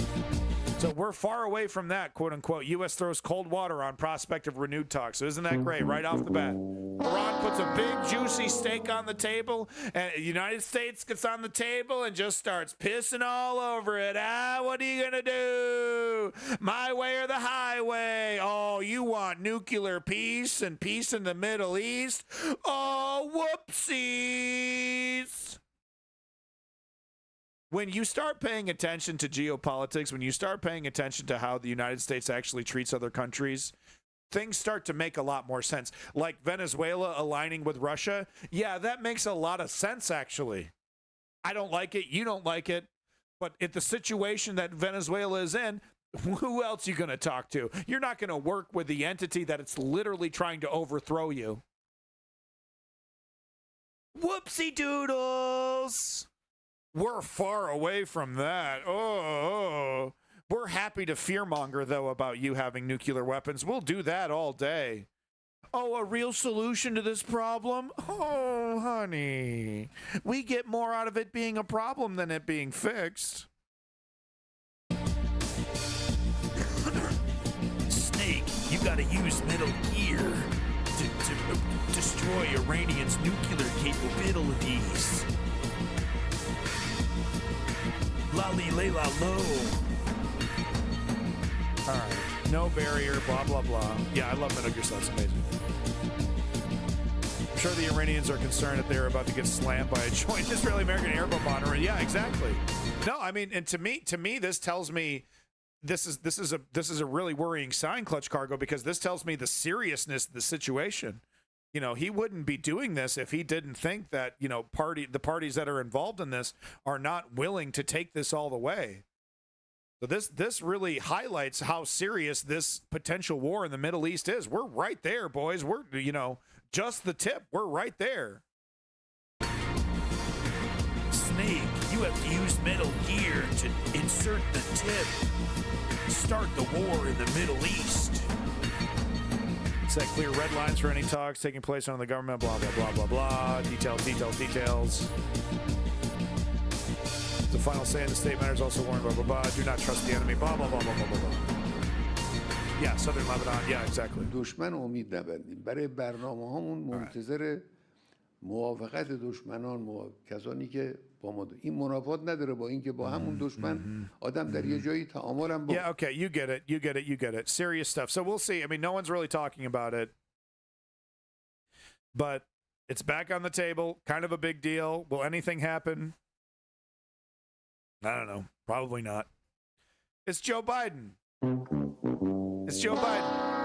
Yeah, plus Bibi would love to shake things up in hopes of helping Trump. Big time. Yep. I found this to be fascinating. CNN did a expose on what the potential future Republican voter might look like. And I found this really interesting. I think you guys might find it interesting, but you know, this was a look 16 years ago. This was a look into the future of a potential new demographic that has taken the whole world by storm. This is basically the modern Republican Party. So it's you know, CNN over here really knocking it out of the park. Check this out. You'll see what I mean. Many Americans have already pledged their support to a candidate. That's not the case with no values voters, the political demographic who believe in a complete lack of morals and are committed to carrying out unspeakable acts of evil. The tenor of the political debate right now seems focused on helping people and making positive change, and that's very alienating for people like us. A new Gallup poll today the Republican Party hates that shit. shows that 71% of no values voters are so far uncommitted to either presidential candidate. I like that Obama did coke and McCain probably killed some guys in Vietnam, but, you know, for me, it's just not enough. In a recent poll of no values voters, 54% said death is the issue they'd like presidential candidates to speak more about. We want to be able to look at a candidate. And now they have a candidate that literally just out of the blue, non sequitur, brings up Hannibal Lecter and has long discussions about Hannibal Lecter, right? So death has really become a big chunk of the modern Trump MAGA political manifesto there, right? So these no values voters are now getting exactly what they want. Candidate and truly believe they have no soul. Citizens for a Bleaker America, a leading no values political action group, says no candidate has demonstrated the total lack of moral fiber they want to see in a president. Right. Unless the candidate until Trump came along. Start talking about no values issues like molesting infants, torching the handicapped with flamethrowers, they're not going to win us over. And let's not forget, Donald Trump is a confirmed pedophile, right? Didn't molest an infant. He waited until she was a 14-year-old girl, talking about her perky nipples. But we're in the realm there. We're getting closer, right? No values voters have to look somewhere, but they have to be flexible. In response to the poll, John McCain's camp released a press statement this morning promising a McCain presidency would lead the nation into unparalleled darkness and despair, while Barack Obama's website posted this photo of him kicking a child in the face at a campaign rally. And it just wasn't. I remember I was there. I remember that campaign stop. It just wasn't enough to get these people on board. I mean, he really walloped that kid, dude. It was fucking great. Teeth fucking spitting out. Something else. I mean, Barack Obama in his prime could kick the teeth out of any kid. I say that confidently. And a statement from Obama pledging to do far worse if elected. It's nice. And of course, 8 years later, drone warfare, he totally kept that promise. But we don't want just pandering. We want the streets to run red with rivers of blood. Although there's been talk of running. And now they're on the cusp of that, right? They're right there. January 6th was a nice prelude, but I mean, they will get those rivers of blood, right? Fisher meets with members of Immoral Majority. Popular no values icon Branford Fisher as a third-party candidate. Most are opposed to the idea. Trump should eat a baby on camera. Have we looked into that PR possibility? I'm sure there's a MAGA mother that would gladly participate in some kind of ritualistic, cannibalistic baby eating ceremony. Trump should look into that. Probably get a couple votes. All right, so moving on there. I just thought that was really interesting from CNN. Just a look into the future voter, and here we are. I mean, sometimes CNN really nails it. You don't need ketchup for a baby. Come on. They basically are filled with ketchup. All right. So this is great. This will put a smile on your face. Does anyone like Ted Cruz? Any big Ted Cruz fans? What's going on? What's all the booing? Come on. We're all big Ted Cruz guys, right? Love Ted Cruz, right? This guy's my hero, my political hero. Anyway, he was protested by a bunch of dirty hippies. Let's watch. Are those the same 30% of the voters you want to target? Yeah, the no values? Yeah. See, it's the no values party that wants to lead us into death, despair, and destruction, right? Fossil fuels are destroying the planet. More fossil fuels, right? This is the no values party. I love it. It's great. More fossil fuels. Get out. I have a good one for this. I don't really. Get out of here. Why not? You're not supposed to do that. Get out of here, hippie.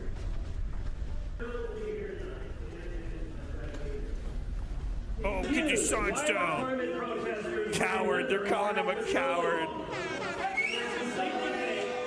Nice security, by the way. Nice security, Ted Cruz. I don't think, does he have any security around him? Dude is wide fucking open. Just saying, hey, if any constituencies want to get a wild hair up their ass, give him a hug and kiss. What are you guys talking about? What do you think I'm talking about? To give him a big hug and kiss, of course. Duh. Coward! Coward! Bootlicker! The man that flew to cuckold. Mexico. He flew to Mexico when he had a disaster. He's a total cuckold too. Talk about how Trump shit on his wife and then he licked Trump's boots. Can we talk about that? America is suffering. The youth will not forgive you, senators. The youth Come on, time to go. Time to go. Come on. Is hurting so much because no, that's the world we live in. Yeah. Cruz is up 7. I'll take your word for that, Clutch Cargo. I mean, this is Texas. It's Texas politics. Uvalde happened, and then they swiftly voted another Republican in without question. That's how bad the situation is. You know, and no offense, Clutch Cargo, but you're trying to say, you know, those are the, you know, we need to try to get more of those votes. And it's like, no, that's not going to work.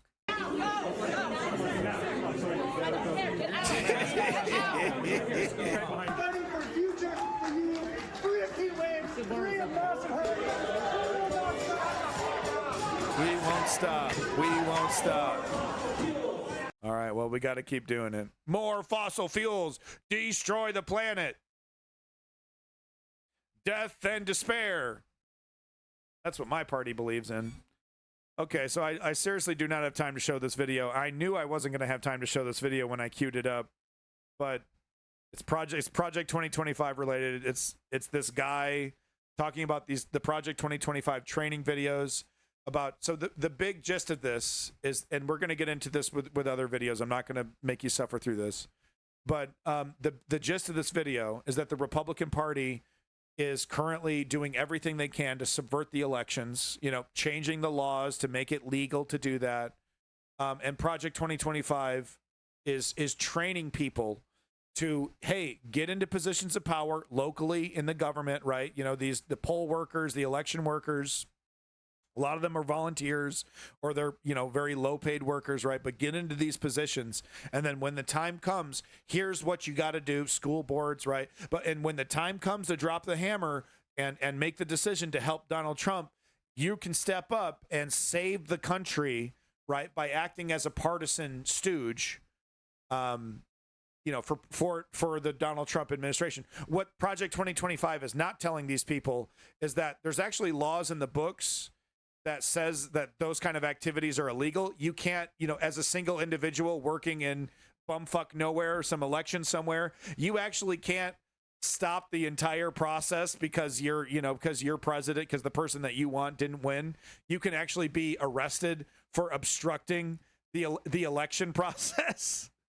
So that's the one thing that the Project 2025 isn't telling them.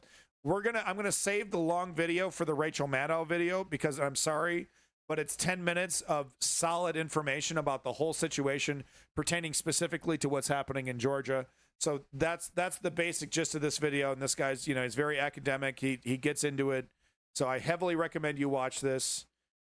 Very informative if you want to know more about the nuts and bolts of Project 2025. You know, the big, it's all related. Steve Bannon on his War Room podcast has been talking about this. I've been talking about this for fucking years. If you've been watching the News Underground for a while, you would know that I'm kind of a broken record on this kind of stuff. So it's happening. And boy, oh boy, every trick in the book, every single law they've changed, every little thing that they've put into place, they are going to use in this election. They know this is an existential battle for their existence. This is it. They're going to pull out all the stops. We're going to see some really outrageous, you know, you thought the fake electors scandal is something else, you know, just literally sending a Word document of, oh, this is actually the real result of the elections. You thought that was scandalous. You know, we're going to see some shit. We're going to see some real straight up lying, electioneering, criminal activity, no ambiguity about it. Oh, I didn't know. I thought this was all legit. No, we're going to see some real criminal activity. Mark my words. Yeah, so I don't want to talk about this. I want to talk about the actual ad because that is more devastating. Yeah, okay. I don't want to talk. Yeah, no, we don't need this, but this is good. Yeah. Okay, so the Lincoln Project put out this ad. I literally was talking about this before, that, your dick is in danger. Republicans are happy to tell women that they're second-class citizens, that their body autonomy doesn't matter. So this is really happening. It's not hyperbolic. J.D. Vance talks about, okay, we need to make this stuff illegal. We need to make it illegal for women to cross state border. Yeah, Cage. Yeah, Republicans want to tell you what you can and can't do with your dick. Yes, that's a fact. J.D. Vance talks about we need to stop the ability for pregnant women to cross state lines to get an abortion, right? Because that's murder, and I care so much about life, and I don't care if she was raped by her dad. That doesn't matter, et cetera, et cetera. But they never talk about the logical conclusion of what they're talking about. And I have a clip of J.D. Vance being confronted about this, right? He says, well, I wasn't talking about that. I was talking about religious liberty. I wasn't talking about, show me your papers and, that kind of stuff. I was just talking about religious liberty. No, what is the end result? If you pass a law that says if you're a pregnant woman is not allowed to cross state lines, well, we need a registry of pregnant women. We need to know when a woman is pregnant. We now need to make it a law that you have to sign up. You legally have to tell the state that you're pregnant so that you're put on the registry. So we got a whole other, despotic police state system implemented there. And then we have this scenario playing out right in front of us, this dramatization, this cop with an iPad that has all this information about this woman and him enforcing the law. This is the logical conclusion of the rhetoric that J.D. Vance talks about. And he'd be the first one to say, I don't want any of this. I didn't say I agreed to this. This is not what I agree to. Yes, it is. This is the logical conclusion of the policies that you are purporting to agree to. This is it. This is what it looks like when you say women are not allowed to cross state lines. How else would you enforce it? How? What? Fucking physicals right there? Is the cop supposed to bust out a pregnancy test, piss on the stick? Well, how else would you do it? You would pass some kind of law that would mandate a registry. A woman legally would have, the moment she knows that she's pregnant, she'd have to put her, volunteer herself to be put on the registry, or she would be breaking the law. There's only a couple ways to actually enforce this if you're going to make this a law. So this is what it looks like. And yeah, it's horrific. But this is the world that the right-wingers want to create for us. This is it. This is J.D. Vance's world. Driver's license, registration. Here you go, sir. How's your day going? That's your daughter? Sure is. Abigail, right? How do you know? Were you about 8 weeks pregnant? So you've been spotting recently. You've had any cramps or nausea? That's personal. You've been taking your prenatal vitamins? Excuse me? Are you ticketing me for something? Where are you heading, Abigail? To go see my older sister, Natalie. Well, that's strange. It says here that Natalie's at a concert in Dallas. And your navigation is set to a women's health clinic in one of those abortion states. We have the right to travel. Not anymore. Step out of the car. Please, officer. Both of you out now. Oh, it can't happen here. Oh, that's crazy. You're just a Trump derangement You, sir, are syndrome. under arrest for crossing state lines to obtain an abortion for a minor under your care. And you, young lady, well, you're under arrest for evading motherhood. And if characters in J.D. Vance's orbit, I don't know if J.D. Vance himself have said this, but characters that agree with J.D. Vance, that J.D. Vance would happily sit down and have dinner with, et cetera, they would actually go farther. They would say this woman should be charged with attempted murder, right? This is premeditated attempted murder, right? She's planning the murder of her unborn fetus, and she needs to be tried as such. So they want to go even farther. They want to go even farther than this insane ad. Some of them. Yeah, the actors did a really good job. Yeah, the cop really did his job really well here. Gives you the heebie-jeebies. But no, it's look, I would be the first person to call out if this was hyperbolic. It's not even close. It's the logical conclusion of what they're talking about. And I have the video right here. Oh, no, what do you mean? I don't want that. Oh, I'm Mr. Nice Guy. What? I just want to implement a system that would prevent women from crossing state lines to abort their baby. But let's not talk about the nuts and bolts of what that would look like. Welcome back, Trailhead, by the way. Promethean as well. Someone tweeted this, what do you call this? I think I responded, the face of American fascism. But this is what it looks like. This is the face of American fascism. Proud, smiling, gleaming, ready to tell you when, what you can and can't do with your life. Ready to strip your liberties to the bone. Ready to enslave you. Oh, you're being hyperbolic. You're being hyperbolic. I dedicate a good chunk of my time to present sourced information to back up that statement. Okay. I got wheelbarrows of proof to back up that statement. That this is the face of American fascism. That these people want to enslave us. They want to strip us of our liberties. And they want to irrevocably damage and destroy our democracy, especially this character right here. Very dangerous nihilist, Tucker Carlson. Fascists always know what everyone else is doing wrong. Yeah, that's a great point, Ponder Monkey, and welcome back. Just some examples, just more examples to back up what we're telling. Yeah, we're getting into the Trump shit. Welcome to the Trump section. Breaking and a shocking announcement. Donald Trump said he will fire America's leading generals and replace them with MAGA generals. This is what fascism looks like. Retweet to make sure all Americans see this. So this is dictator shit. But this is not a democratic action. And let's be clear, this is 100% documented in Project 2025. This is part of the plan. Are you going to fire those generals? The woke generals at the top? Are you going to fire those generals? The woke generals at the top? Because people have been talking about it. Yes, I would get rid of them, yeah. But see, now I know them. I didn't know them before. I came in, what do I know? I was a New York real estate person, but no, I'd fire them. I would fire them. You can't have woke military. Yeah, you can't have woke military. I'd fire him. Fire him for being woke. And, of course, what's their definition of woke? Anyone that disagrees with Trump. Tin pot dictator shit. What does that mean? Am I saying that? Tin pot? Am I saying that correctly?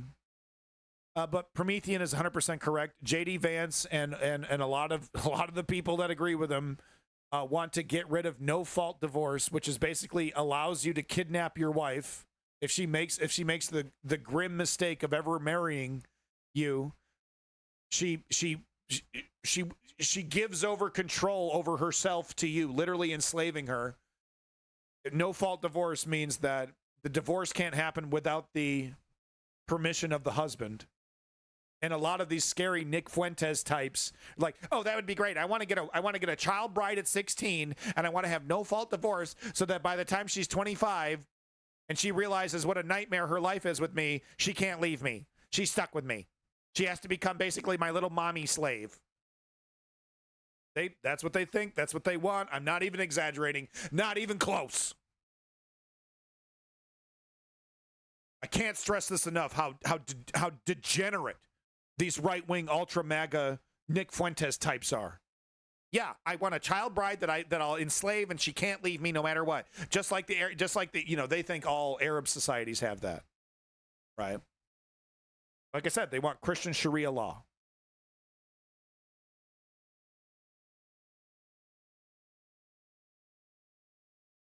This is cool. This is really cool, actually. I'm no fan of Ari Melber here. Total bootlicker, total status quo corporate journalist, you want to call him that. MSNBC idiot. Not exactly an idiot, that's probably not fair, but MSNBC bad actor, Ari Melber, right? Status quo defender. So here's Corey Lewandowski, though, who has been repeating this fake, literally fake statement. Someone made it up, some Twitter thing on social media that's going around claiming that Ari Melber said something that he didn't say. And Ari Melber threatening litigation live on air against Corey Lewandowski for spreading just straight up lies, like not even a spin, not even like, oh, you know, taking something out of context. Well, technically you did say, you know, you shoved gummy bears up your ass, even though you were basically quoting my enemy. You were quoting Trump, who said he likes to shove gummy bears. But technically you did say, when you were quoting Trump, that he shoves gummy bears up his ass. You did say that, right? So it's not even a misquote. It's literally a fabrication, which qualifies for a defamation lawsuit. So here's Ari Melber live on MSN. This is really something for MSNBC. Calling Corey, you know, calling him out and saying, "I'm gonna fucking sue you, dude." This is great. Let's be straight. I gave you time. I gave you time to talk about 2024. You got that time, and this is now your chance to address this, and you're not addressing it. That's fine. Ari, you're not people can read that for themselves. You're not addressing you want me to respond to you? Now we're at the end of the interview. You want me to respond to that? Okay. I'd be happy to, since we're on live air. I'm gonna respond to you on live air. I quoted a New York Times article that said, at the convention, Donald Trump was his own biggest prop. It was a New York Times quote about how he had become such an important figure in. So he has the fake meme printed out on a piece of paper, and he's like, Let me repeat the lie about what you didn't say, but I have it printed on a piece of paper, so that must make it real. Rebounding from what was a horrific assassination attempt. Fox News, which Corey, I said I'd address it. I'm going to finish. Fox News, many viewers may not know about this, but apparently you do, and some do. Fox News, which has been caught in defamation, ran a false piece falsely stating that I said something else that I didn't say. So I stand on that. I stand on the New York Times quote. So you didn't say this bandage was a prop, a spectacle from a candidate who was obsessed with spectacles. Mr. Lewandowski, I did not say that. That is a false quote. What you have is a false quote. What you have is a false quote. And if you, I'm putting you on notice, if you continue to repeat falsely that I said that, you will be potentially in a defamation situation because I didn't say that. But I understand that you're working off the internet, which is a lot of false information. This is what it's I wish you luck with that. And Corey Lewandowski, we gave you time. So I appreciate you coming on. For that. Thank you for joining me. Corey Lewandowski. But it's printed on a piece of paper. It's right in front of me. It's physically right in front of me. Of course you said it. Look, I have it right here. He keeps he's a dum-dum, dude. He keeps doing this. He doesn't quite get it. It's still distressingly close. Well, in a court of law, you know, distressingly close, you know, kind of matters. Apologize to the president? Oh, who, Biden? Oh. Stop the steal. Come on, guys. Stop the steal. As if reading the fake printout is going to change it, but it's printed up. It's right here. Oh God, it's right here. Oh, it's right here though. Whoa, well, you didn't say this. I printed this out on a printer. You didn't say this. All right, real quick. I thought this was interesting. There's a lot of comparisons. People, you know, they do the Hitler comparisons with Trump. No. Mussolini, I think, really has. You know, if you're going to look back at a World War II analog, I think it's Mussolini that has the most comparisons. Turns out, assassination attempt, he was grazed by a bullet, not in the ear, but on the nose. I didn't know this about him. First pick of Mussolini after an assassination attempt during a rally, the bullet grazed his nose. Hey, Lenny, thank you so much for coming in. Big props to you. Thank you again for all your support. Thank you for coming back. Good luck with the streaming. I'm sorry I didn't catch it, but hey, folks, he streams Monday and Tuesday. He tries to stick to that. So make sure you're liking and following Lenny. Thank you for coming in. But how about that for strange comparisons? Hashtag more Lenny. Isn't that weird? That's a bit weird, right? He's even doing like the Trump did the bandage on his ear. He's got the bandage on his nose. Big bandage. He's got a big old bandage. Tough guy Mussolini. He always does the tough guy poses just like Trump does. Oh, female eunuchs. Whoa, over here. What's going on? Female eunuchs. What the hell? My God. Do I have a rim shot? Did I put a rim shot on this? I don't think I did. Shit. No. I did this. And that. I don't have a rim shot yet. I need a rim shot. Both were essentially buffoons. Yeah. Cult of personalities, but idiots. You know, like idiot savants. They were Mussolini, and more comparisons there. Mussolini was a master at manipulating image and media. He was really, really good at that part of it, you know. Terrible leader. Really good at manipulating the media.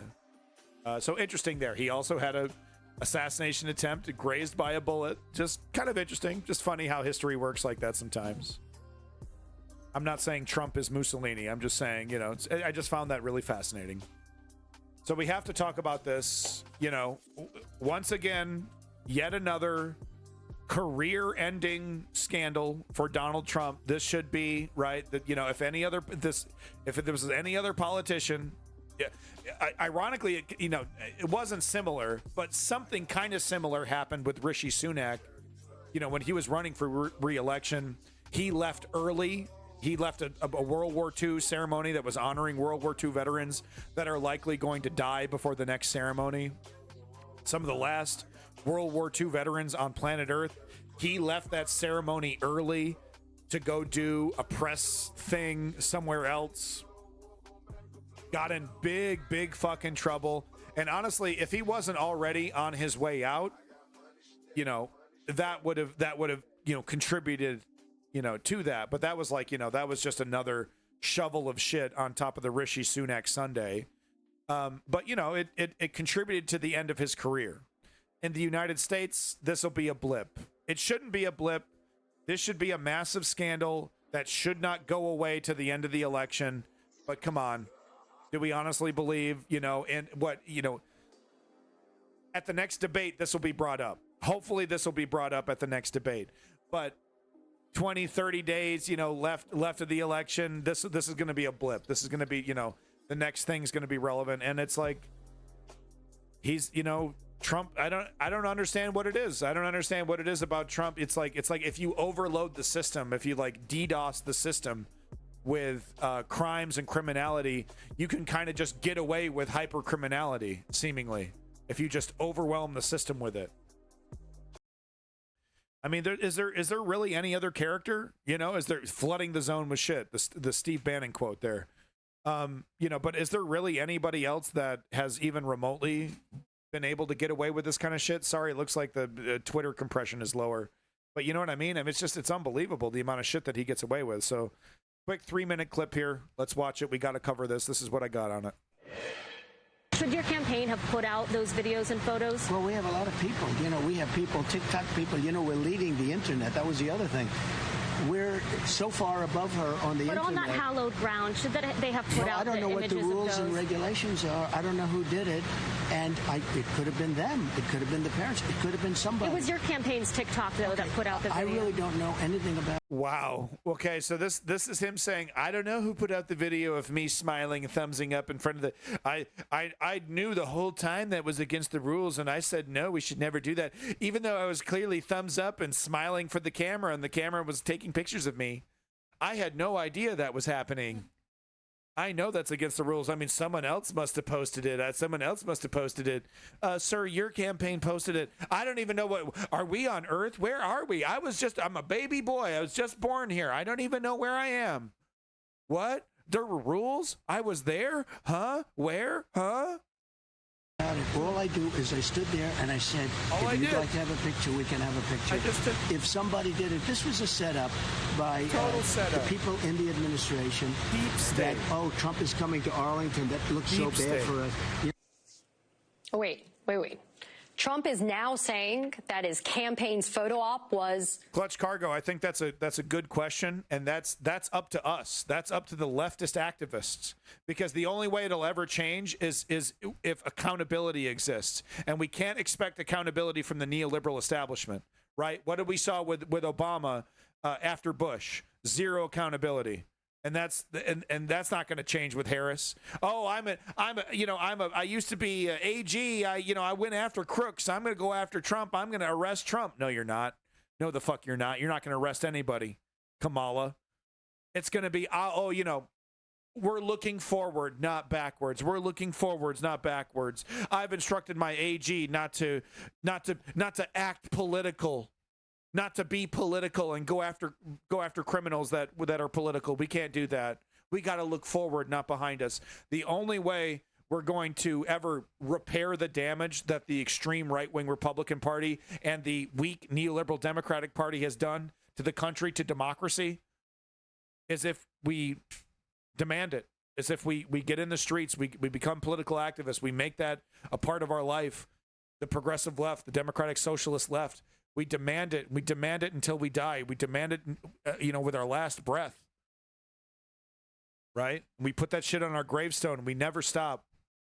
That's the only way we're ever going to get her, fix this and go away from it. Because if we allow the Democrats to say, well, things were bad before, but we're not perfect, but moving forward, we're just we're healing and no, because the problem will come right back. They would have learned nothing. The only they'll just be, okay, we got to wait another 4 years, maybe another 8 years, and we'll get another chance. We haven't been held accountable by the justice system. The justice system let us get away with an attempted coup. The justice system let us get away with one of the biggest criminals in American politics, and he got to retire peacefully, right? So we're just biding our time to the next time. But the next time we're going to do it with a Vivek or with a Bloomberg or whoever. We're going to be back even stronger because we weren't held accountable the first time. We can't depend on the neoliberals to do that for us. Our only hope is to force them to do it through political activism. That's the sad reality. A setup? Joining me now is MSNBC Pentagon correspondent Courtney Kuby. Okay, we don't need that. You got the point. We don't need the fucking Pentagon to give us their opinion. It's a scandal. It's really bad. A surprising amount of veterans are super pissed off about it. But we all know how this goes. Will the actual Trump-loving Republicans actually give a shit? Yeah, some of them will. A lot of them, unfortunately, won't, and will continue to vote and support this fascist. Moving on. Thank you, Clutch Cargo. In fact, it is the only thing that's ever worked: political activism. So we're just doing racism now, guys. It's just straight up racism now. Didn't you know that's what we're doing? What else do you have to say about this statement here? So here we have from Kamala HQ Twitter account, Trump saying here, Trump on GOP rep Brian Donalds, who is a total fascist bootlicker.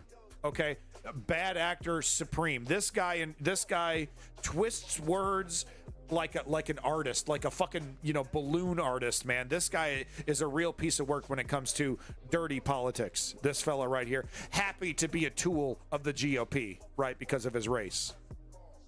But Trump on Rep Brian Donalds, this is why Trump is saying this, but he goes, that one is smart. He said, that one is smart.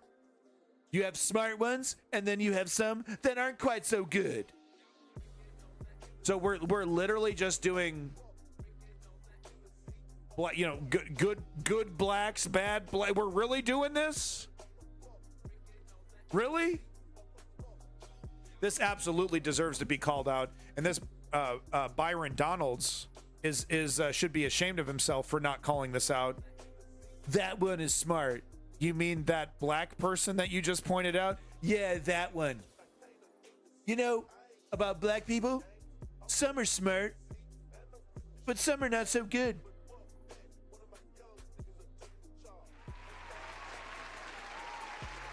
I've never heard that before. That's a brand new idea, That's an idea. I'm so smart.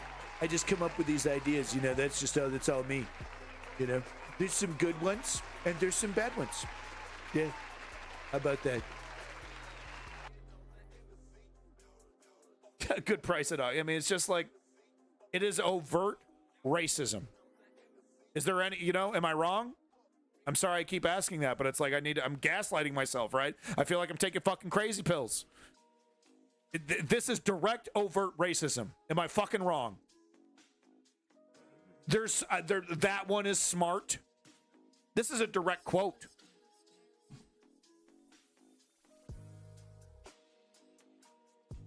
The villains are winning. The villains are winning. This is nuts. This is nuts, and this is sick, dude. This doctor is amazing. So listen to this shit. This is a PBS interview, okay? This is PBS NewsHour about misinformation, vaccine misinformation pertaining to RFK Jr. RFK Jr. happy to fearmonger about the COVID vaccines. I can't even do his voice without destroying my own, right? But he famously opined about how the COVID virus was designed specifically to go after specific races.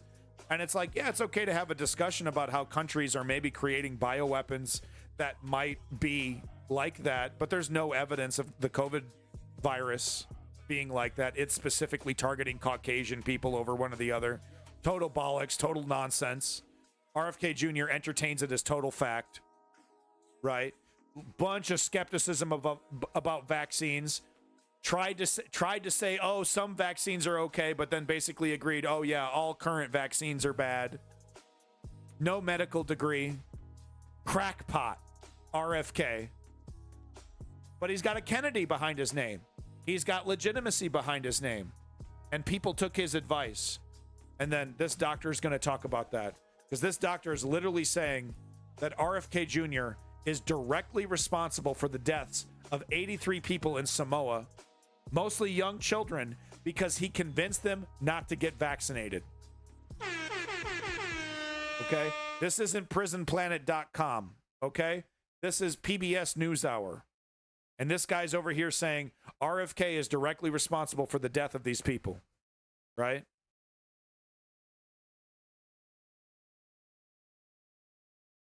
Please don't embarrass me. Please, video player. Please don't embarrass me. Come on. Come on. Come on, baby. Dude, where's my Jeopardy? Don't I have my Jeopardy somewhere? Thought I had Jeopardy somewhere. There it is. Okay, there we go. Come on. Come on. This is all really well timed. Come on. Come on, PBS NewsHour. Let's go. All right, here we go. And to help put some of Mr. Kennedy's comments into context, we're joined by Dr. Paul Offit, who is a member of an FDA advisory committee on vaccines. It's 2 minutes long. He's also director of the Vaccine Education Center. 2 minutes long. He has a beautiful house. Look at this. Look at this beautiful loft space. Dude, this rocks. Look at that floor. Oh, that bookcase. Oh, the fucking natural light coming in there. Oh, he's right at the roof. Oh, man. All right. I bet he stands on that heating register when he's wearing his socks and his little toesies get all warm. I'm not jealous. Shut up. Center at the Children's Hospital of Philadelphia. Thank you for being with us. Thank you. So RFK Jr. is widely known as an anti-vaccine activist. He has a much larger platform now as he runs for president. He says that many of his views are misunderstood. They're taken out of context. Help us understand what he's been promoting and what the science tells us about it. Well, he's been promoting false information about vaccines. He's been promoting the notion. Yeah, he's not a doctor. He's not a scientist. He doesn't work with magic special independent scientists that know more than the rest of the world. He's, you know, when you nail it down, when you actually try to nail down the information that he's sourcing, you realize it's bunk. Right? If you were to actually corner, okay, so what are you actually referencing? What study are you actually referencing? Oh, there's a social media post I retweeted 6 years ago. So you go back to that social media post, you look up the information, you find out it's a fucking crackpot doctor or whatever, some crackpot study, you know, that the medical community has completely fucking, you know, ignored and for good reason. It doesn't follow scientific method, something like that, right? You go all the way back. You go all the way back to the actual source of it, and you find out it's bullshit. And he's repeating it as fact. He's talking about it with utter confidence, like he knows the real deal, right? The same shtick that Alex Jones, right, does. I know I'm saying right a lot, sorry, but the same shtick that Alex Jones is doing, right? You know, taking pseudoscience. Little bits and pieces of maybe true information, spinning that into total oblivion, and then repeating that to millions of people as if it's stone cold fact. That's what RFK is doing. Now a happy and proud member of the Donald Trump administration. That vaccines cause autism, which is clearly not true, or cause a variety of other chronic diseases like diabetes or multiple sclerosis or attention deficit disorder, and that's all not true. So what he does is, by putting misinformation out there, he causes people to make bad decisions that put themselves and their family at risk. You also point to one episode where he spoke out against the measles vaccine. What was the impact of that? In Samoa, there were 2 children that died immediately following receipt of a measles vaccine. And the way it works in Samoa is they have a MMR vaccine in powdered form. It needs to be diluted in water.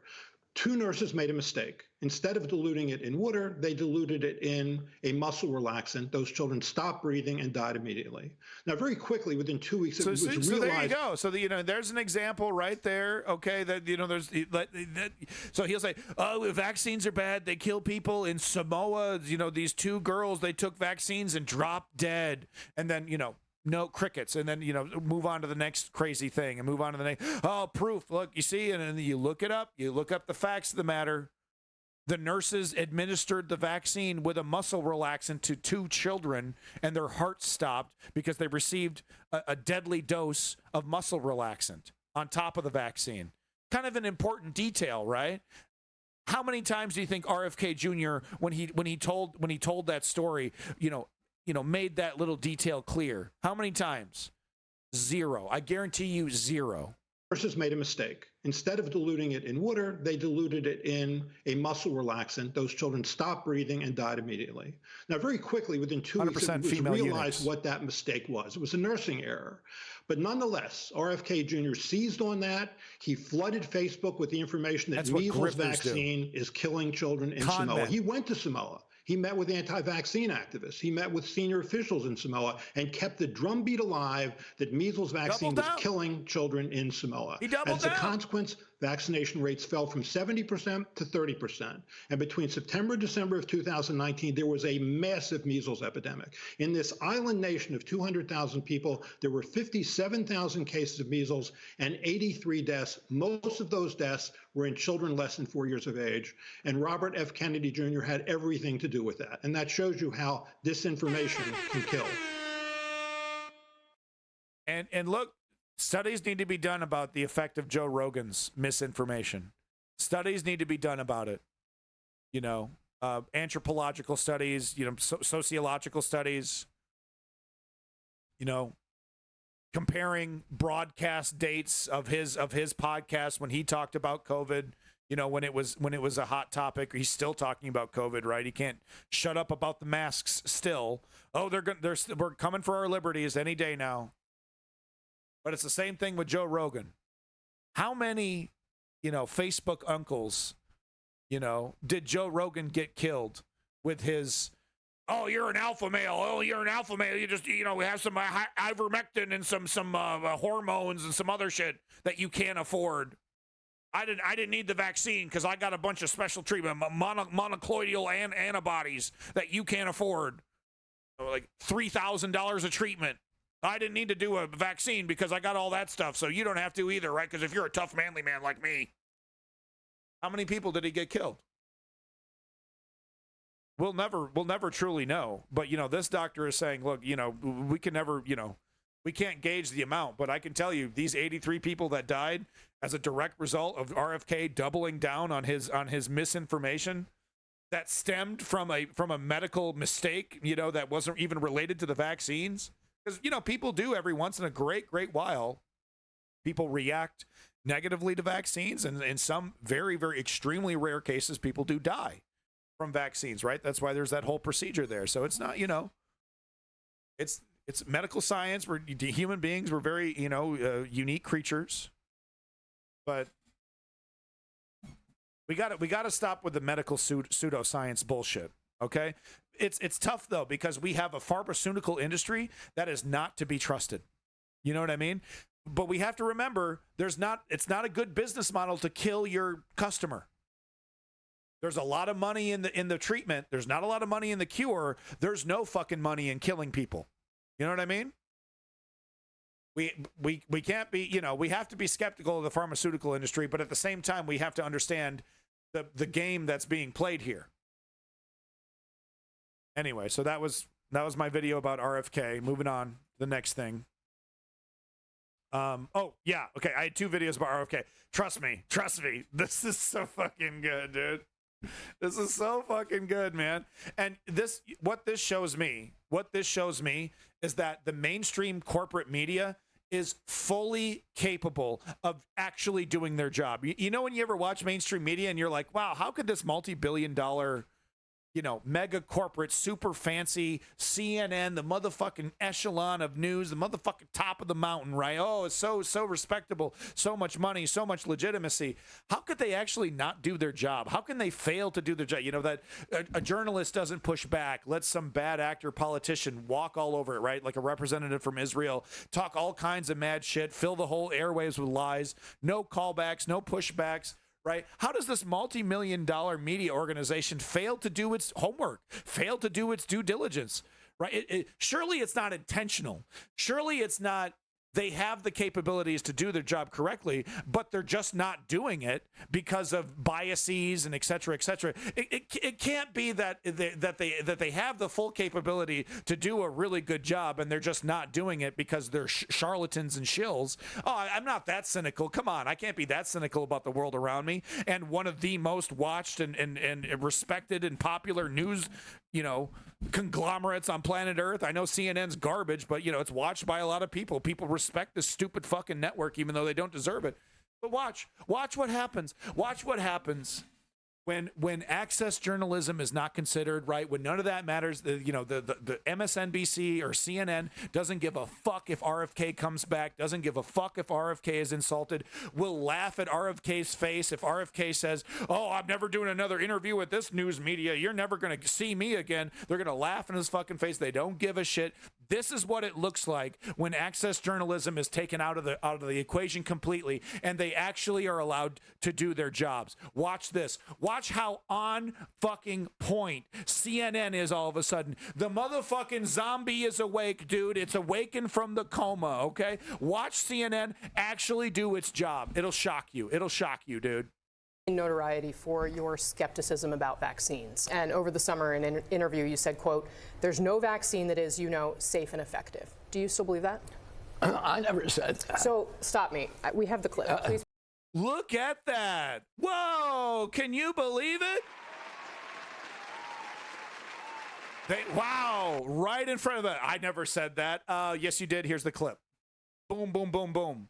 Look at CNN, who all of a sudden, out of the goddamn ether, knows how to do its job. Look at that shit. How many politicians, how many times have you, I've seen this hundreds of times. Ted Cruz, Mitch McConnell, Nancy Pelosi, fill in the blank, right? Mainstream politician that they want to make sure that they have access to later on, that they want to do more interviews with, lies to the journalist's face. And what does the journalist do? Next question. Okay, next question. Clip isn't ready. Pushback doesn't happen. But all of a sudden, CNN knows exactly what to do with a person who lies directly to their face. It's shocking. It's so fascinating to me.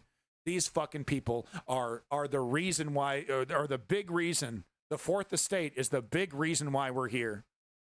We don't know how to act if we don't have fair information, and they masquerade, they cloak themselves in legitimacy, right? And they tell all of America, you know, this is the home for politics, and this is the home for truth, and this is the home for reality. And the truth couldn't be farther away from reality. These fucking people, these organizations are lying to us. And they're not lying to us with, it's smart, advanced propaganda. This isn't the 50s, okay? It's more about what they omit. It's more about what they don't tell you. 90% of what you saw today on the News Underground is shit that they're not telling you. And they have billions and billions and billions of dollars. They have almost endless resources. They could do it. They could do it. Maybe their ratings would go down. Maybe their ratings would go down a little bit. You know, if they didn't show Trump every 5 seconds. But that shouldn't be their concern, should it? Yeah, okay. Well, okay. Coulda, shoulda, woulda, right? Do you still believe that? I never said that. So stop me. I never said that. We have the clip. Please play the clip. I never said that. About that the media slanders you by calling you an anti-vaxxer. This piece of shit. And you've said that you're not anti-vaccine, you're pro-safe vaccine. Difficult question. Can you name any vaccines that you think are good? I think some of the live virus vaccines are probably saw averting more problems than they're causing. Not a doctor, not a scientist, not a researcher. No background in this field. It's not like we're dealing with a Neil deGrasse Tyson that has some experience in this field and can speak authoritatively on it. We're talking about a silver spoon, leather-faced grifter who has been coasting off his family name his entire career. Let's hear what he has to say about medical science. There's no vaccine that is, safe and effective. What I'm saying is that none of the 70. So he literally said there is no vaccine that's safe and effective. He was even Lex Freeman here gave him an out. So can you name at least one that you like? The chickenpox vaccine, right? Yeah, name one. You're not a total crackpot. No, I'm a total crackpot. Doubling down. And what did he say at the beginning? I did not say that. Safe and effective. Do you still believe that? I never said that. I never said that. Straight face, and was really hoping to start the gaslight process and start that right and cement that. Let's divert the conversation so you're not calling me out. Actual journalist here remembering how to do her job. Oh no! Here, roll the clip. You said it. You said it. Here he said it. There's no vaccine that is, safe and effective. Literally, word for word, that's the quote. What I'm saying is that none of the 72 vaccines has ever been tested in a safety study pre-licensing. So let me ask you if you think it's wise for people to take these vaccines, because you had this to say on a different podcast about whether people with young babies should be getting them shots. Watch. For many, many years, I think. So doing the same thing that he did in Samoa. Telling parents, don't get your kids vaccinated. Parents were so menace to fucking society, dude. Menace to society. And they were vilified and marginalized, so that even parents of kids who were very, very badly injured knew what happened to their kid, but they were just reluctant to talk about it. And I think now those days are over. Our job is to resist. No, it's no matter how many crackpots on the internet repeat these lies, vaccines don't cause autism. Now, we can't trust the pharmaceutical companies, right? Should we have independent scientific research bodies that are making sure that this is true and doing studies and giving us real information to make sure none of this is real? And yes, and do I want that? Would I pay for that? Would I vote for that? Yeah, that's fine. It's all normal skepticism. That's fine. Let's give people reassurances. He's not doing any of that work. He's looking at some schmuck saying some bullshit or taking real information and totally lying about it, like with Samoa, and passing it off as legitimate fact. As just like, and he's like, oh, it's common knowledge now. I think the entire world has accepted that vaccines cause autism. What are you even talking about? Total common knowledge. How the fuck do you know, man? You know more about the settings of your tanning bed than fucking medical science. And to talk about it to everybody. If you're walking down the street, and I do this now myself, which is, I don't want to do. I'm not a busybody. I see somebody on a hiking trail carrying a little baby, and I say to them, better not get them vaccinated. And he heard that from me. If he hears it from 10 other people, maybe he won't do it. Maybe he will save that child. Maybe he will save that child. You think preventing vaccines for a child will save that child? Do you still say this to parents today? What I say again is I had 3 vaccines, Casey, when I was a kid, and I was fully compliant. My kids got 72. The current recommendations are, I think, around 77. And I have a vaccine record for my child, and there are not 77. There are 77 doses. There are 72 doses of 16 vaccines. Oh, that's just a fact. I'm not a vaccine scientist, but I have a feeling that that's just a fact is probably not a fact. But see what happens? Isn't it funny how this $1 billion organization all of a sudden knows how to push back, knows how to fact check, knows exactly the kind of rhetorical tricks that this guy is going to try to employ and cuts him off? Isn't that funny? Isn't that funny? We're talking. Remember Dana Bash and Tapper Jake during the Donald Trump Joe Biden debate? Does anyone remember that travesty? It could have literally been a cardboard cutout of these two individuals with fucking McDonald's drive-through speakers, and they could have been chilling at home eating bonbons. They did nothing. They were useless. They had no facts. We were promised fact-checking. That went out the window. But all of a sudden, when the stakes aren't there, when they don't have to worry about access, look at this organization that actually knows how to do its job. Isn't that fucking cute? More than half the money raised by Kennedy's political PAC came from one billionaire, Timothy Mellon, a huge Trump supporter. Yeah, I'm not convinced that, I can't remember. I think it might have been you, Clutch Cargo, talking about how, RFK, was shopping around trying to become part of the Kamala administration. I don't know. I think he was a Republican, kind of trying to mix it up with the Republican. I don't think he was ever a Democrat in any kind of way. That's just my opinion, though. Wanted to show this video, JD Vance at the donuts shop. People are constantly talking about this. So, here's just a different camera angle, but this is real footage of the real JD Vance, attempting to have a human conversation with somebody at a donut shop. It's interesting. Hey, I'm JD Vance, and I'm running for vice president. With whom? I'd rather not say. Well, I'll just get whatever a normal human person would get. You, and what do you do for work? Right, you work in a donut shop. Oof. What's that? It's a donut? Okay, and what about that? That's a donut. It's also a donut? Yeah. Okay. How long you been here? How long have you been a black at a job? And how long have you been black? I'm sorry. Hey, folks, she doesn't want to be on camera, so just blur her face out.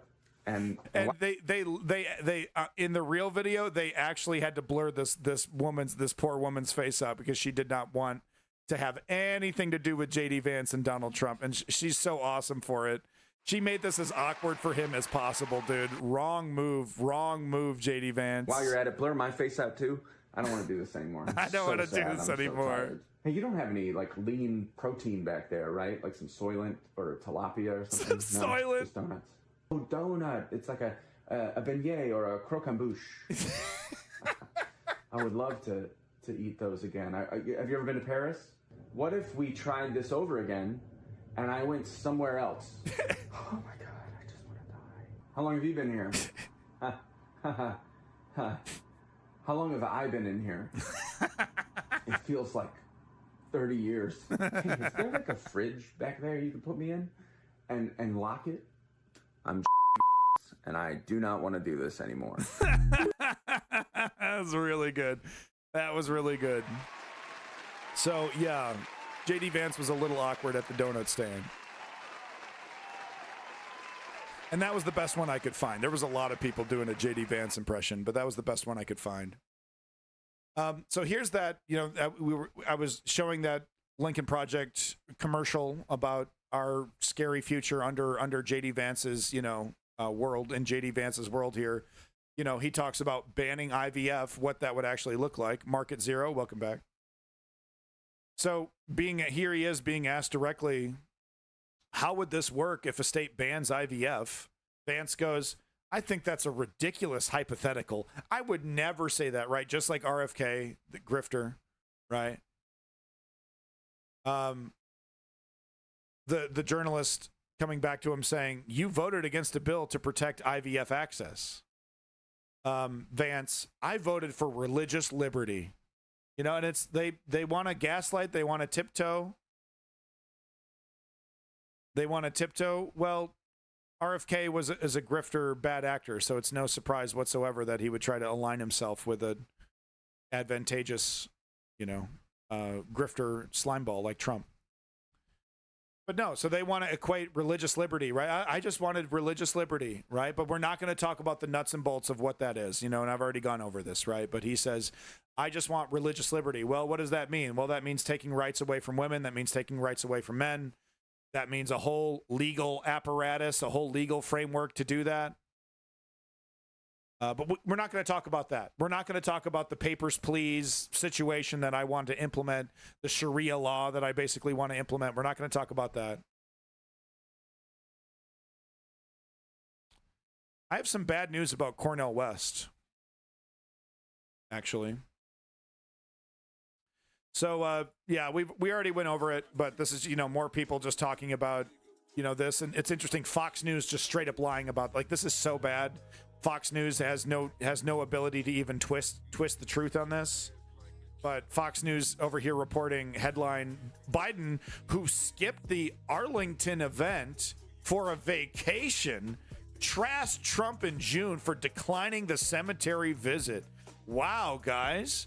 Well, according to Fox News, Trump showed up to this Arlington event and Biden didn't. I mean, Biden was on vacation while Trump was honoring our soldiers. Well, the community notes here, which is the only feature on Twitter that's worth a damn.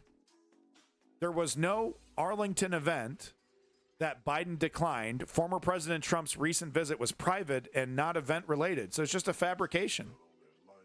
A complete twist, complete 180, right? Trump barges in, goes there, wasn't welcome, wasn't allowed to do a press event, does it anyway. Whole thing recontextualized as a patriotic event that Joe Biden was taking vacation all over. Okay. Taking a vacation all over it. Good wording. I'm good with words. Apparently Mike Johnson is part of this little scandal as well. He was called up. He was part of this in some way. He called him up. Speaker Mike Johnson had to intervene to get former President Donald Trump into Arlington National Cemetery for the 3rd anniversary of the Afghanistan withdrawal. I immediately asked what I could do to help and reached out to Speaker Johnson to see what he could do. Thankfully, Speaker Johnson and his team acted quickly. They were able to get the situation resolved. How does this asshole have any power whatsoever? Whatever. Let's not forget that this traitor, seditious traitor, also helped Trump plan the January 6th event. Should be behind bars. Merrick Garland asleep at the wheel. Good job, Joe. Great appointment. Killing it, Joe. Hell is this? Oh, yeah. Real quick, Greg Abbott is taking credit for Joe Biden's. So, Joe Biden introduced the Republican Heritage Foundation's immigration bill. And of course, because that would help the Democrats politically, Donald Trump said, kill it. And the cucked Republicans did exactly what they were told, and they killed it. They killed their own bill. And Democrats seemingly are super stoked to pass this law. They're super stoked to be on the side of the Heritage Fund here. Unironically, even after this, right? So they gave it to the Republicans, they reject it. So instead of coming up with a more humane bill, it's like, okay, well, we'll do a real immigration bill. They're still trying to go for the right-wing bill, just to give you an idea of who these neoliberals actually are and what they think about immigration. They basically have ceded the entire issue of immigration to the Republicans. They basically fully agree with the right-wing, extreme right-wing Republican fascists about their solutions to immigration. Build a wall. I mean, who knows? Maybe Joe Biden wants to finish that wall. There's already evidence of him, funding portions of the wall earlier in his administration. Why not just finish it up, Joe? You believe in it. But anyway, so that bill was rejected. So Joe Biden implemented some changes anyway, I think through executive order. But he did some of the changes anyway, and those changes have already seen, bared fruit. And Greg Abbott is over here now announcing that the border issue is solved. Yay, I did it, guys. Yay, I did it. My brutality did it. The barbed wire, and we're seeing the buoys over here in this video, right? But all the brutality, all of my changes did it. No. It was Donald. It was not Donald. It was Joe Biden. Joe Biden's reforms. Here's Greg Abbott taking credit for Joe Biden. It's a common occurrence, but does he get called out for it? Maybe sometimes. Gee, if only there was a Democratic president who had something called the bully pulpit, who could at any time in his life, at the drop of a hat, could be, sitting in a fucking outhouse on the top of a mountain in Sri Lanka, could hold a press conference and have the entire world's attention. Gee, if only there was a left-wing, supposedly left-wing Democratic president who had the bully pulpit that could talk some shit about Greg Abbott. Oh, well. That'll never happen. Moving on. Okay. All right, this is important. And this is going to be the last video of the day. But this is too fucking important. Smoke signals from the shitter, right? We need Corn Pop. Where's Corn Pop at? Harris will try to get the right on Trump of immigration at the debate. Yeah, Clutch Cargo, I think you're right on that one. I think you're totally right. Okay, I need to apologize in advance. This is going to be the last video of the day. I'm running out of steam. I've been streaming for 6.5 hours. I miss Corn Pop. I do not. I am looking forward to the end of the Joe Biden presidency, of status quo Joe. This entire saga has been nothing but a massive disappointment. And I will be so happy to see Joe Biden's political career crash and burn like it always should have been. Anyway, back to this video. It's the last video of the day. We've talked about it many, many times, but this is a really, really great breakdown of how the Republicans are trying to steal the election. This election, they're trying to do it. The big activity right now is in Georgia, but what this video doesn't mention as much, or maybe just mentions it quite briefly, this is happening in Texas. This is happening in Arizona. Not the exact same law. Different little laws, whatever they can get away with, right? Whatever little thing that they think they can get away with. But it's different in a lot of different places. But it's the most egregious in Georgia. It's the most egregious in Georgia. And we've seen Trump literally call out Georgia election officials and go, oh, yep, you're my guy. You're going to help me steal this election this November, right? And they're like, oh, I can't wait to help you steal the election, sir. Oh, you're so great. I'm going to help you steal the election. I'm so proud of this. Like, literally. So the focus on Georgia is important. But, and the reason why I'm showing this video is that finally, and this is the first bit of news I've seen about this specifically, finally, neoliberal Democrats are signaling that they are going to fight this, that they are going to use the laws that are on the book, and that they're going to use the powers that they have to actually combat this. So there's some good news here. We might, they're going to try. They're going to try, but they might be horrifically surprised. They might be like super surprised that Steve Bannon led them down the wrong path. Because some of these people might end up committing massive federal offenses that will get their ass thrown in jail. And it seems like the Democrats are ready to do it, right? We're not going to give these guys a break. No, the election is too fucking important to keep it gloves off and bipartisan and, reach across the aisle. No, your ass going to jail.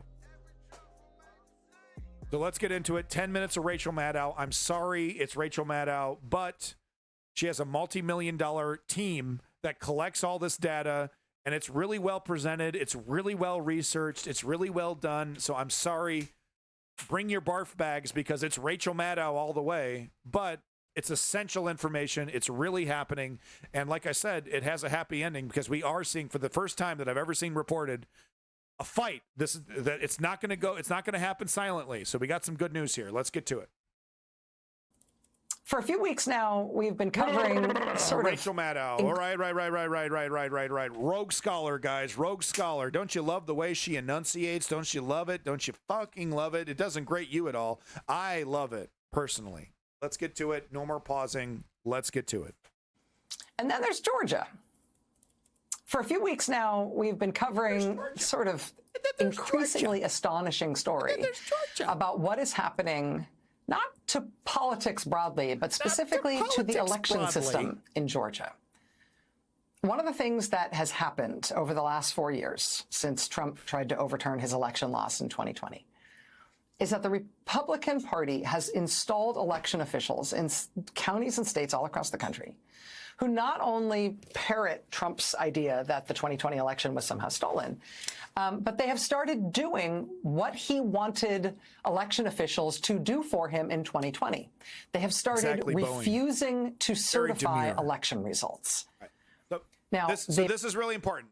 I'm sorry I interrupted. Okay, this is really important. I'm making you suffer through this. We got to make this worthwhile. This is really, really important. Okay, they are getting ready to do this. This is about them stealing the election. This is legitimate. They will try. They will try to do this. what he wanted election officials to do for him in 2020. They have started refusing to certify election results.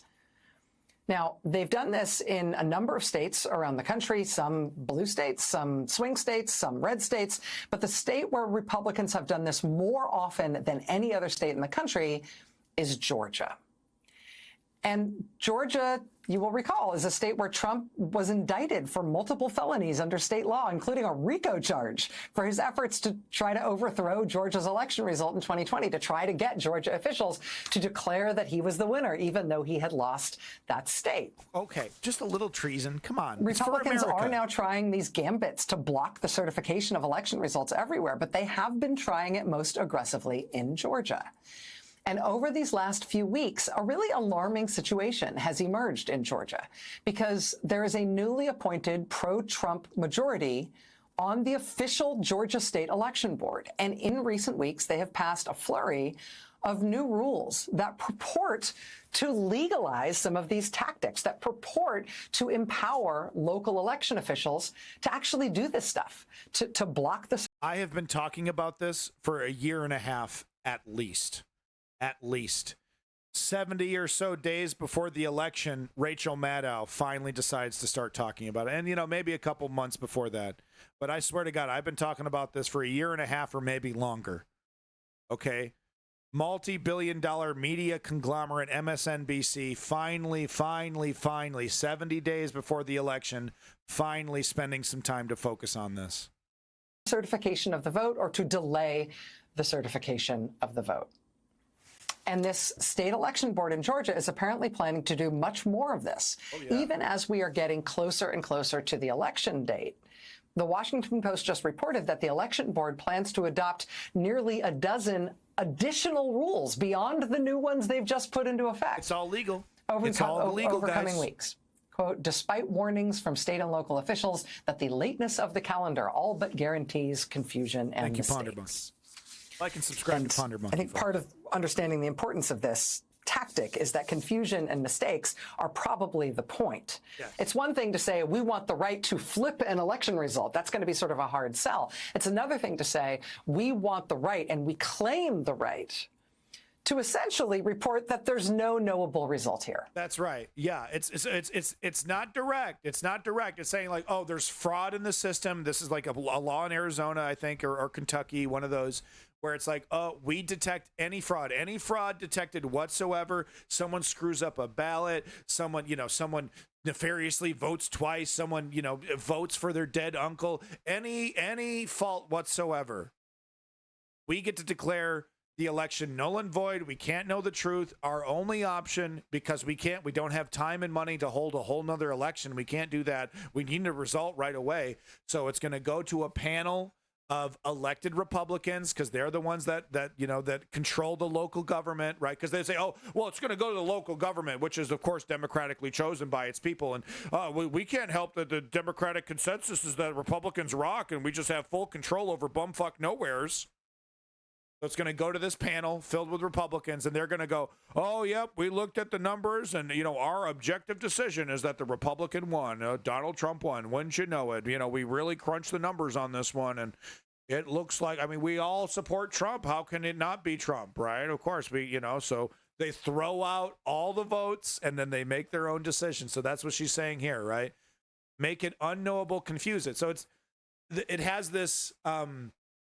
a cloak of legitimacy, right? Because it's all about voter integrity. It's all about, honesty in the system, right? We've detected fraud. You don't want a fraudulent election. No, you want a legitimate election. So it's going to go to the legitimate process, the legitimate legal process. They're doing it right in front of our fucking face. And let me tell you, Fox News, Newsmax, pro-liberty, right-wingers, they can't get enough of it. Hell yeah, steal that election, brother. Get that deep state. Get that deep state. They can't wait. They can't wait to implement a wildly undemocratic decision and from that decision impose a living hell on the rest of us, on the rest of America. Oh, well, it was a democratic decision. No, the fuck it wasn't. You stole it. Oh, you can't say that. Trump derangement syndrome. Oh, we have an honest system. It was all legal and above board. Totally legal. Yeah. That's who these people are. And I've been talking about it for years, man. Claim the right to essentially report that there's no knowable result here, that there isn't any discernible result, that there's a big question about it, that it seems like there's a cloud over the result. If you can not just flip the result, not directly flip the result, but instead just create a sense that there's some confusion, that there's some lack of clarity, that there's something wrong with the way the election was conducted, and so a result isn't organically and clearly emerging, that can justify doing all sorts of extraordinary, strange stuff to come up with what purports to be an election result in that state. So I will be honest with you. I have found that these actions by the state election board in Georgia have just been jaw-dropping. I mean, I've been covering... Yeah, what the fuck took you so long? Were you too busy writing your fucking book? You do one show a week. You're as bad as I am over here. You're a multimillionaire in a fucking multi-million-dollar mansion. Where you been, Rachel? This kind of stuff for a long time. I've covered a lot of different versions of different types of these things, not just in the Trump era, but from Republicans in all sorts of elections before this. But I've never really seen what's happened at this Georgia state election board in recent weeks. This isn't, just the Trump campaign making crazy claims or people advocating that the state do crazy stuff. This actually is the state. This is the official election board that sets the rules for how elections are handled in Georgia. I'm sorry, I keep pounding on this. This is literally like the 10th example, right? This has been happening for like 2 years or longer. After Trump, like this is like this is like the first time you've heard of this. This shit's been happening. Like I said, this is like the 10th or 15th example of it. This is like, okay, it is extremely egregious, but I don't know. There's a ton of other examples. I know, I've been covering it. All right, I'm done. That's the last I got to say about that. Please. Georgia. And they're not just discussing crazy stuff. They are passing these rules that are Rudy Giuliani, hair dye dripping down the face crazy. We got him. And again, they're not Harris. just asking someone else to do crazy stuff related to the election. They are the elections board, and they are doing it. So I never noticed. I'm sorry, I keep interrupting. I never noticed this before. This man cannot take his eyes off of the drip. This man cannot take his eyes off the drip, yo. Crazy stuff related to the election. They are the elections board, and they are doing right it. At it. So, I'll just be honest. Watching the Georgia situation with their state election board these past few weeks has about tripled my blood pressure. It has been worrying me so much, I wrote an op-ed about it in yesterday's Sunday New York Times. And it is not like me to do something like that. Hair dye, Kim Goblin. But I have been very worried. She wrote an op-ed. But now I got to tell you, in today's news, something appears to be breaking on this subject. Okay. These shenanigans at the Georgia State Election Board have now provoked what Talking Points memo is calling, quote, ferocious pushback, particularly from Georgia's own voter registration and election officials. Right. And these are the internal bodies that Project 2025 wants to completely purge, right? Every one of they advocate for the complete elimination of every one of these independent bodies and replace all of them, right? They talk about tens of thousands of federal workers getting replaced. These are the institutions that they want to, because Steve Bannon and the rest of them understand that these are the institutions that got in the way of Trump in the first Trump presidency. It was all these institutions getting in the way. He couldn't just steamroll them. He couldn't just make an edict like a king and make them all change. So this is why they're targeting these institutions, right, in Project 2025, because they understand that it's a block. Officials have indeed been fighting these radical late changes to Georgia's election rules, these rules that really do seem to be designed to give Republicans cover to refuse to declare the official results of the election in November. Local officials, voter registration officials, local elections officials at the county level and beyond in Georgia, they have been pushing back vociferously. Today, state legislators and Democratic Georgia Congresswoman Lucy McBath spoke at the Georgia State Capitol, demanding that this runaway election board be stopped, not only because they're substantively trying to mug the elections process in the state, but also because they're doing so in a way that seems to violate the rules by which bodies like this are supposed to operate. Oh, thank God. After that press conference today at the Georgia State Capitol, two really, really interesting things happened. First, the Republican governor of Georgia, Brian Kemp, did something very interesting. This he is made crazy. a request. Okay, Brian Kemp, total Trump sycophant, right wing, all the MAGA can't do no wrong. I love Trump. I love Trump. I love Trump. Listen to this shit, dude. To the state attorney general, asking for clarification, asking if he, as governor, has the power to remove members of the state elections board if it's warranted by ethics concerns. So that is mind-blowing, right? So he's like, I don't want to be the face of this disaster in November. I don't want to be... Hey, Clutch Cargo, thank you so much. I do appreciate it. I work as hard as I can to try to provide information, but I would be nothing if it wasn't for this amazing chat. So thank you, Clutch Cargo, for coming in, and thank you for being part of this chat. But this is fascinating. So this hardcore MAGA sycophant is like, this is going to be a total disaster. This is not going to work. I'm going to be the face of this. It's going to be so embarrassing to me. This incredibly partisan election board is going to have to be arrested by the fucking FBI or something, right? And the whole thing is going to get reversed. And if Kamala Harris wins, it's still going to be determined that she wins. This isn't going to work. I don't want to be the face of this.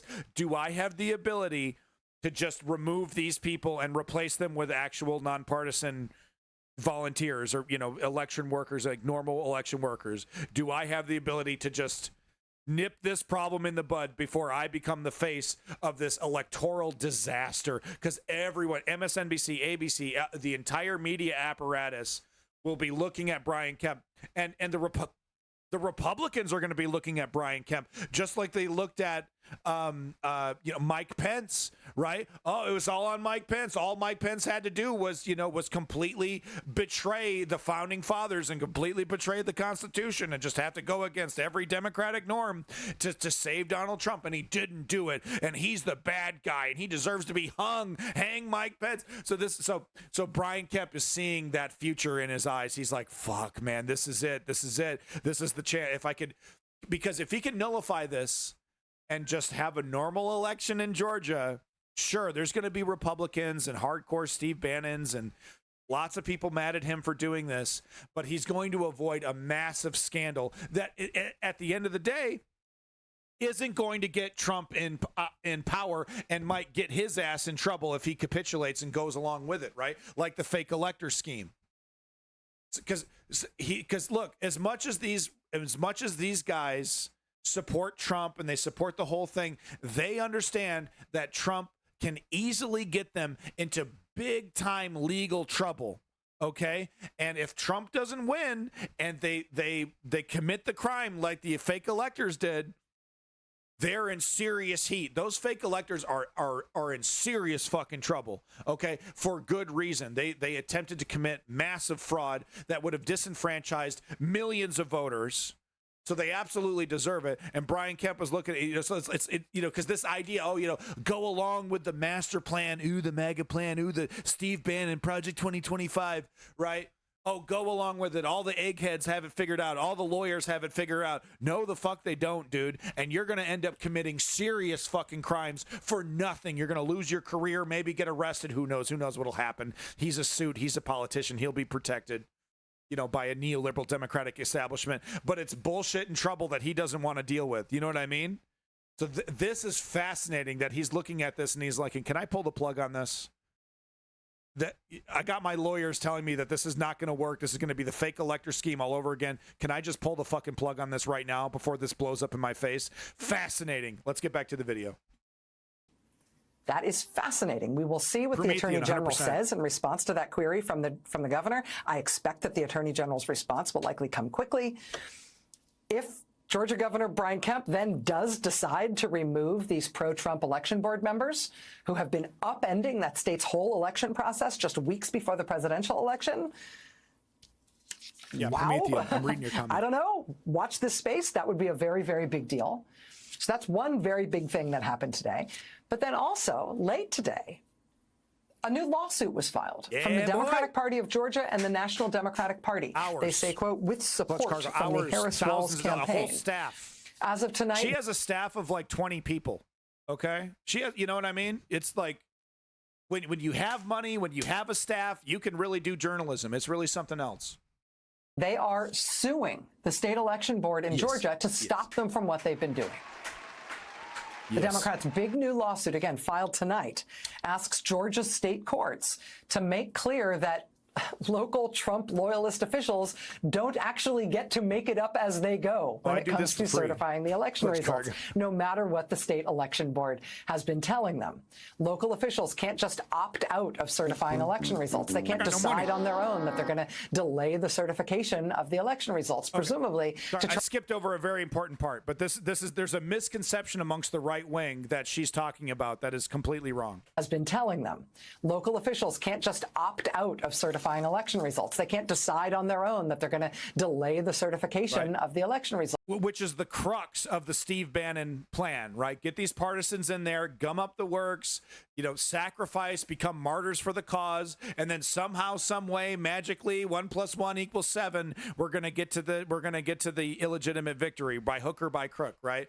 But what he's not telling these poor fucking idiots, these useful idiots, is that your ass is going to get wrapped up in a motherfucking federal case, dude. Results, presumably to try to blow through electoral college deadlines to prevent Georgia's electoral counts from being counted in Washington. The Democrats' lawsuit tonight asking Georgia courts to act quickly to clarify that what this MAGA Republican Elections Board in Georgia has been trying to do cannot be done, and that these rules they have purportedly tried to pass in order to give local elections officials all this leeway to mess up the vote count in Georgia, that leeway is not real. That legally they must certify, and there's no way they can mess it up. Huge, huge. So I'll tell you, honestly, I have been wondering and worrying for a few weeks now about whether the Democrats, pushback, their inevitable challenge to what the Trump folks have been doing in Georgia was going to be strong enough, and whether it was going to come quickly enough to turn it around, to make sure that Georgia... You certainly didn't make that trepidation public, did you, Rachel? You certainly didn't bring any of that up during the DNC coverage, the exhaustive DNC coverage that you did. You certainly didn't bring any of that up anyway. Voters will be able to vote in a normal election where their votes are counted and the vote tallies are completed and are certified, and they matter when it comes to picking the president of the United States. I mean, Kamala Harris and Tim Walz are doing a Georgia bus tour this week, right? Yeah. It's really something else. They've made Georgia because they feel like they can flip Georgia, right? And it's like the first time the Democrats might be able to flip Georgia since the 90s. So they are watching this electoral chicanery very closely. And let me tell you, man, if you're in Georgia, if you're one of these people that thinks that you're going to help Trump, stop. Just stop right now. You are going to end up with because the fake electors are looking at serious jail time. I'm talking years. They're looking at years for a massive federal crime. And they're nobodies, right? They're just literally nobodies. They're not Ted Cruz. They're not Mike Johnson, right? They're not protected by you're not protected by your office. You will get thrown under the bus. You will get totally screwed. You will be separated from your family and thrown into jail like the criminal that you are. Do not do this. Doing a big event this week in Savannah. They are going for it in Georgia this shit as they seriously. should. They want Georgia so bad, But and she in a has a real presidential chance. election year, as important as it is to watch the way the two major parties' candidates are campaigning, to see the way they are competing to try to win the presidency, it is also worth watching what happens in the states. Yeah. The radical stuff that Republicans have been doing to the Georgia state election infrastructure. Not just Georgia.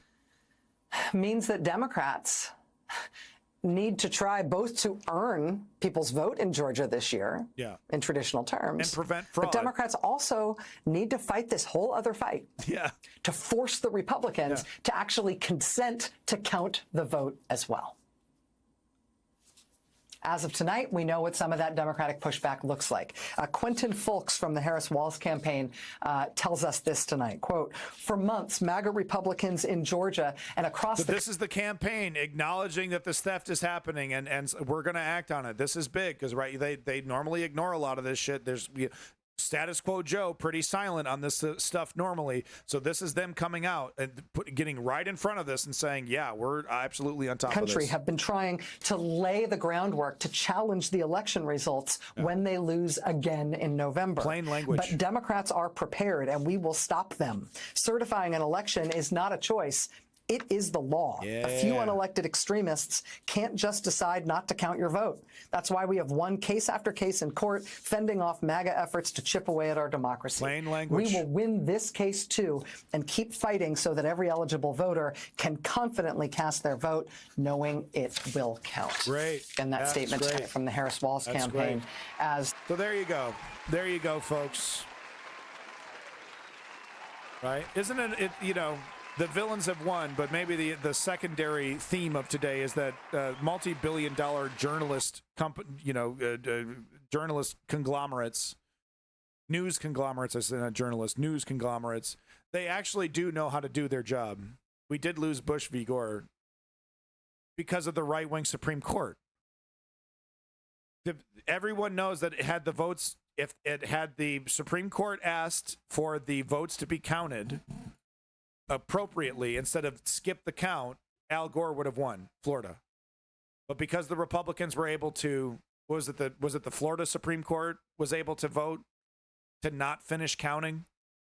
So Bush v. Gore is a perfect example of what it looks like when the Republicans win, when the Republicans, you know, stack the deck in their favor and win.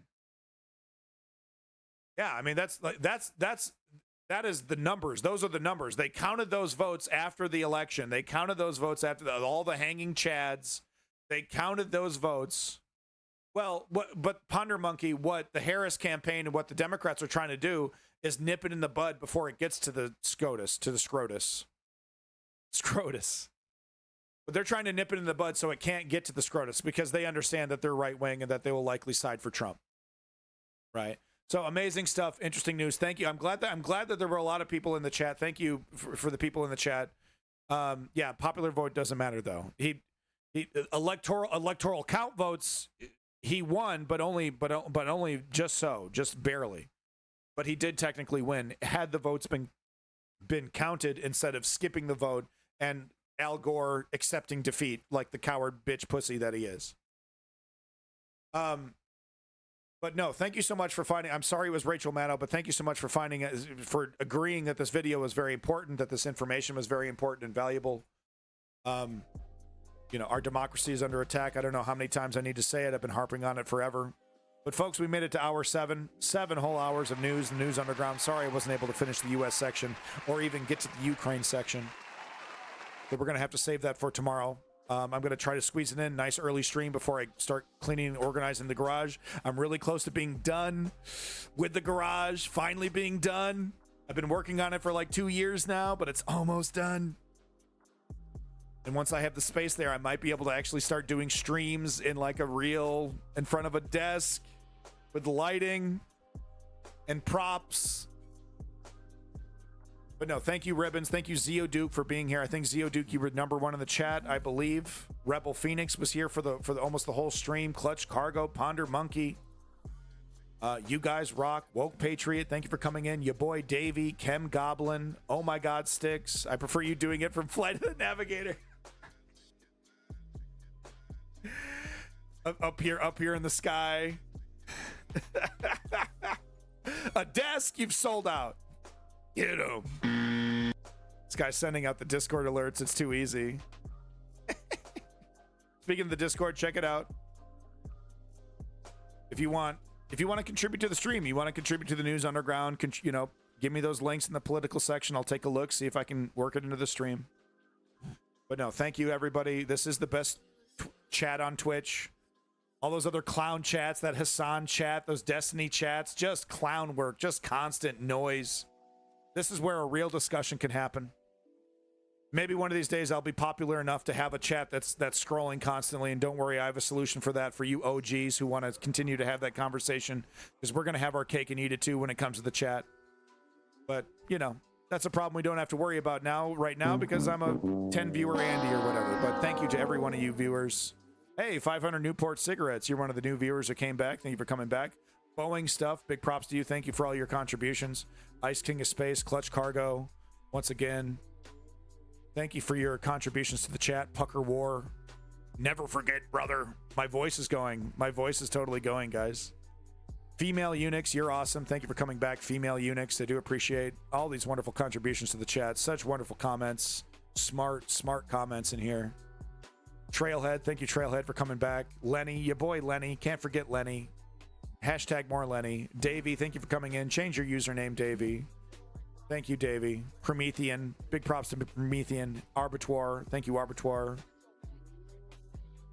My dick is in danger? Krail of Xanath, big props to you, Krail of Xanath. Nematode of Knowledge, thank you, Nematode of Knowledge, big props to you. What did that person say? What did they say there? I can't wait to vote for the Menthol Party. President Susan Cameroon. Okay. Fat Man Scoop died. No, Fat Man Scoop. No. 30K soon. Yeah, we're on the road to 30K, folks. Don't you worry. On our road to big success. Because nothing screams success like telling people the shit that they don't want to hear. You know, nothing screams come watch your stream like a 7-hour slog through nightmare and horror. Right? That'll bring me right to the top of the pops, baby. Hey, The Dream. Thank you, The Dream. Big props to you. Thank you for coming back. All right, everybody. Let's not forget the solution to all of these problems. The solution is political activism. How do we participate in political activism? It seems so scary. It seems so overwhelming. How do I change the world? I can't change everything. Ah! No. It's actually really simple. I have a 3-step program for you to get started on participating in political activism. Step 1, inform yourself. Get out there, read some books, watch some videos, tune into the News Underground. You're doing it. Congratulations.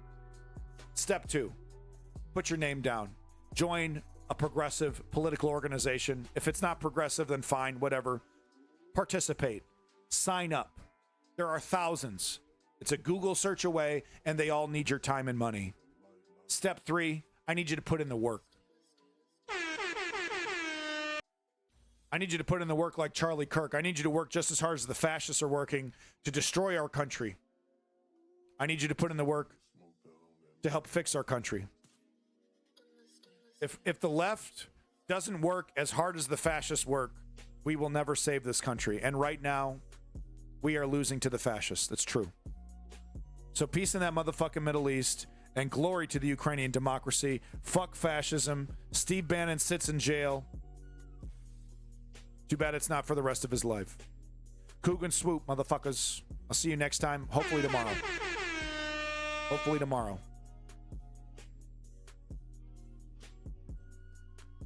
Fuck Russia. Hey, tune in to The Enforcer. Have a good night. He's fun. The Enforcer's lots of fun. Lots of military jingoism. We'll do Ukraine tomorrow if I have time. Have fun, everybody. Peace in that motherfucking Middle East. And glory to the Ukrainian democracy. Fuck Putin. Thank you again, everybody.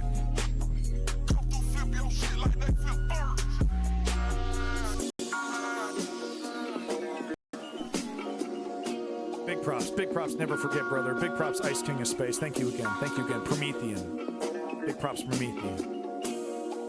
You guys rock. Best chat on Twitch. Best chat on Twitch. Arbitoire in this motherfucker. Have a good day, everybody. Mask up. COVID is real. COVID is out there. Have sex with gay frogs. Bye-bye.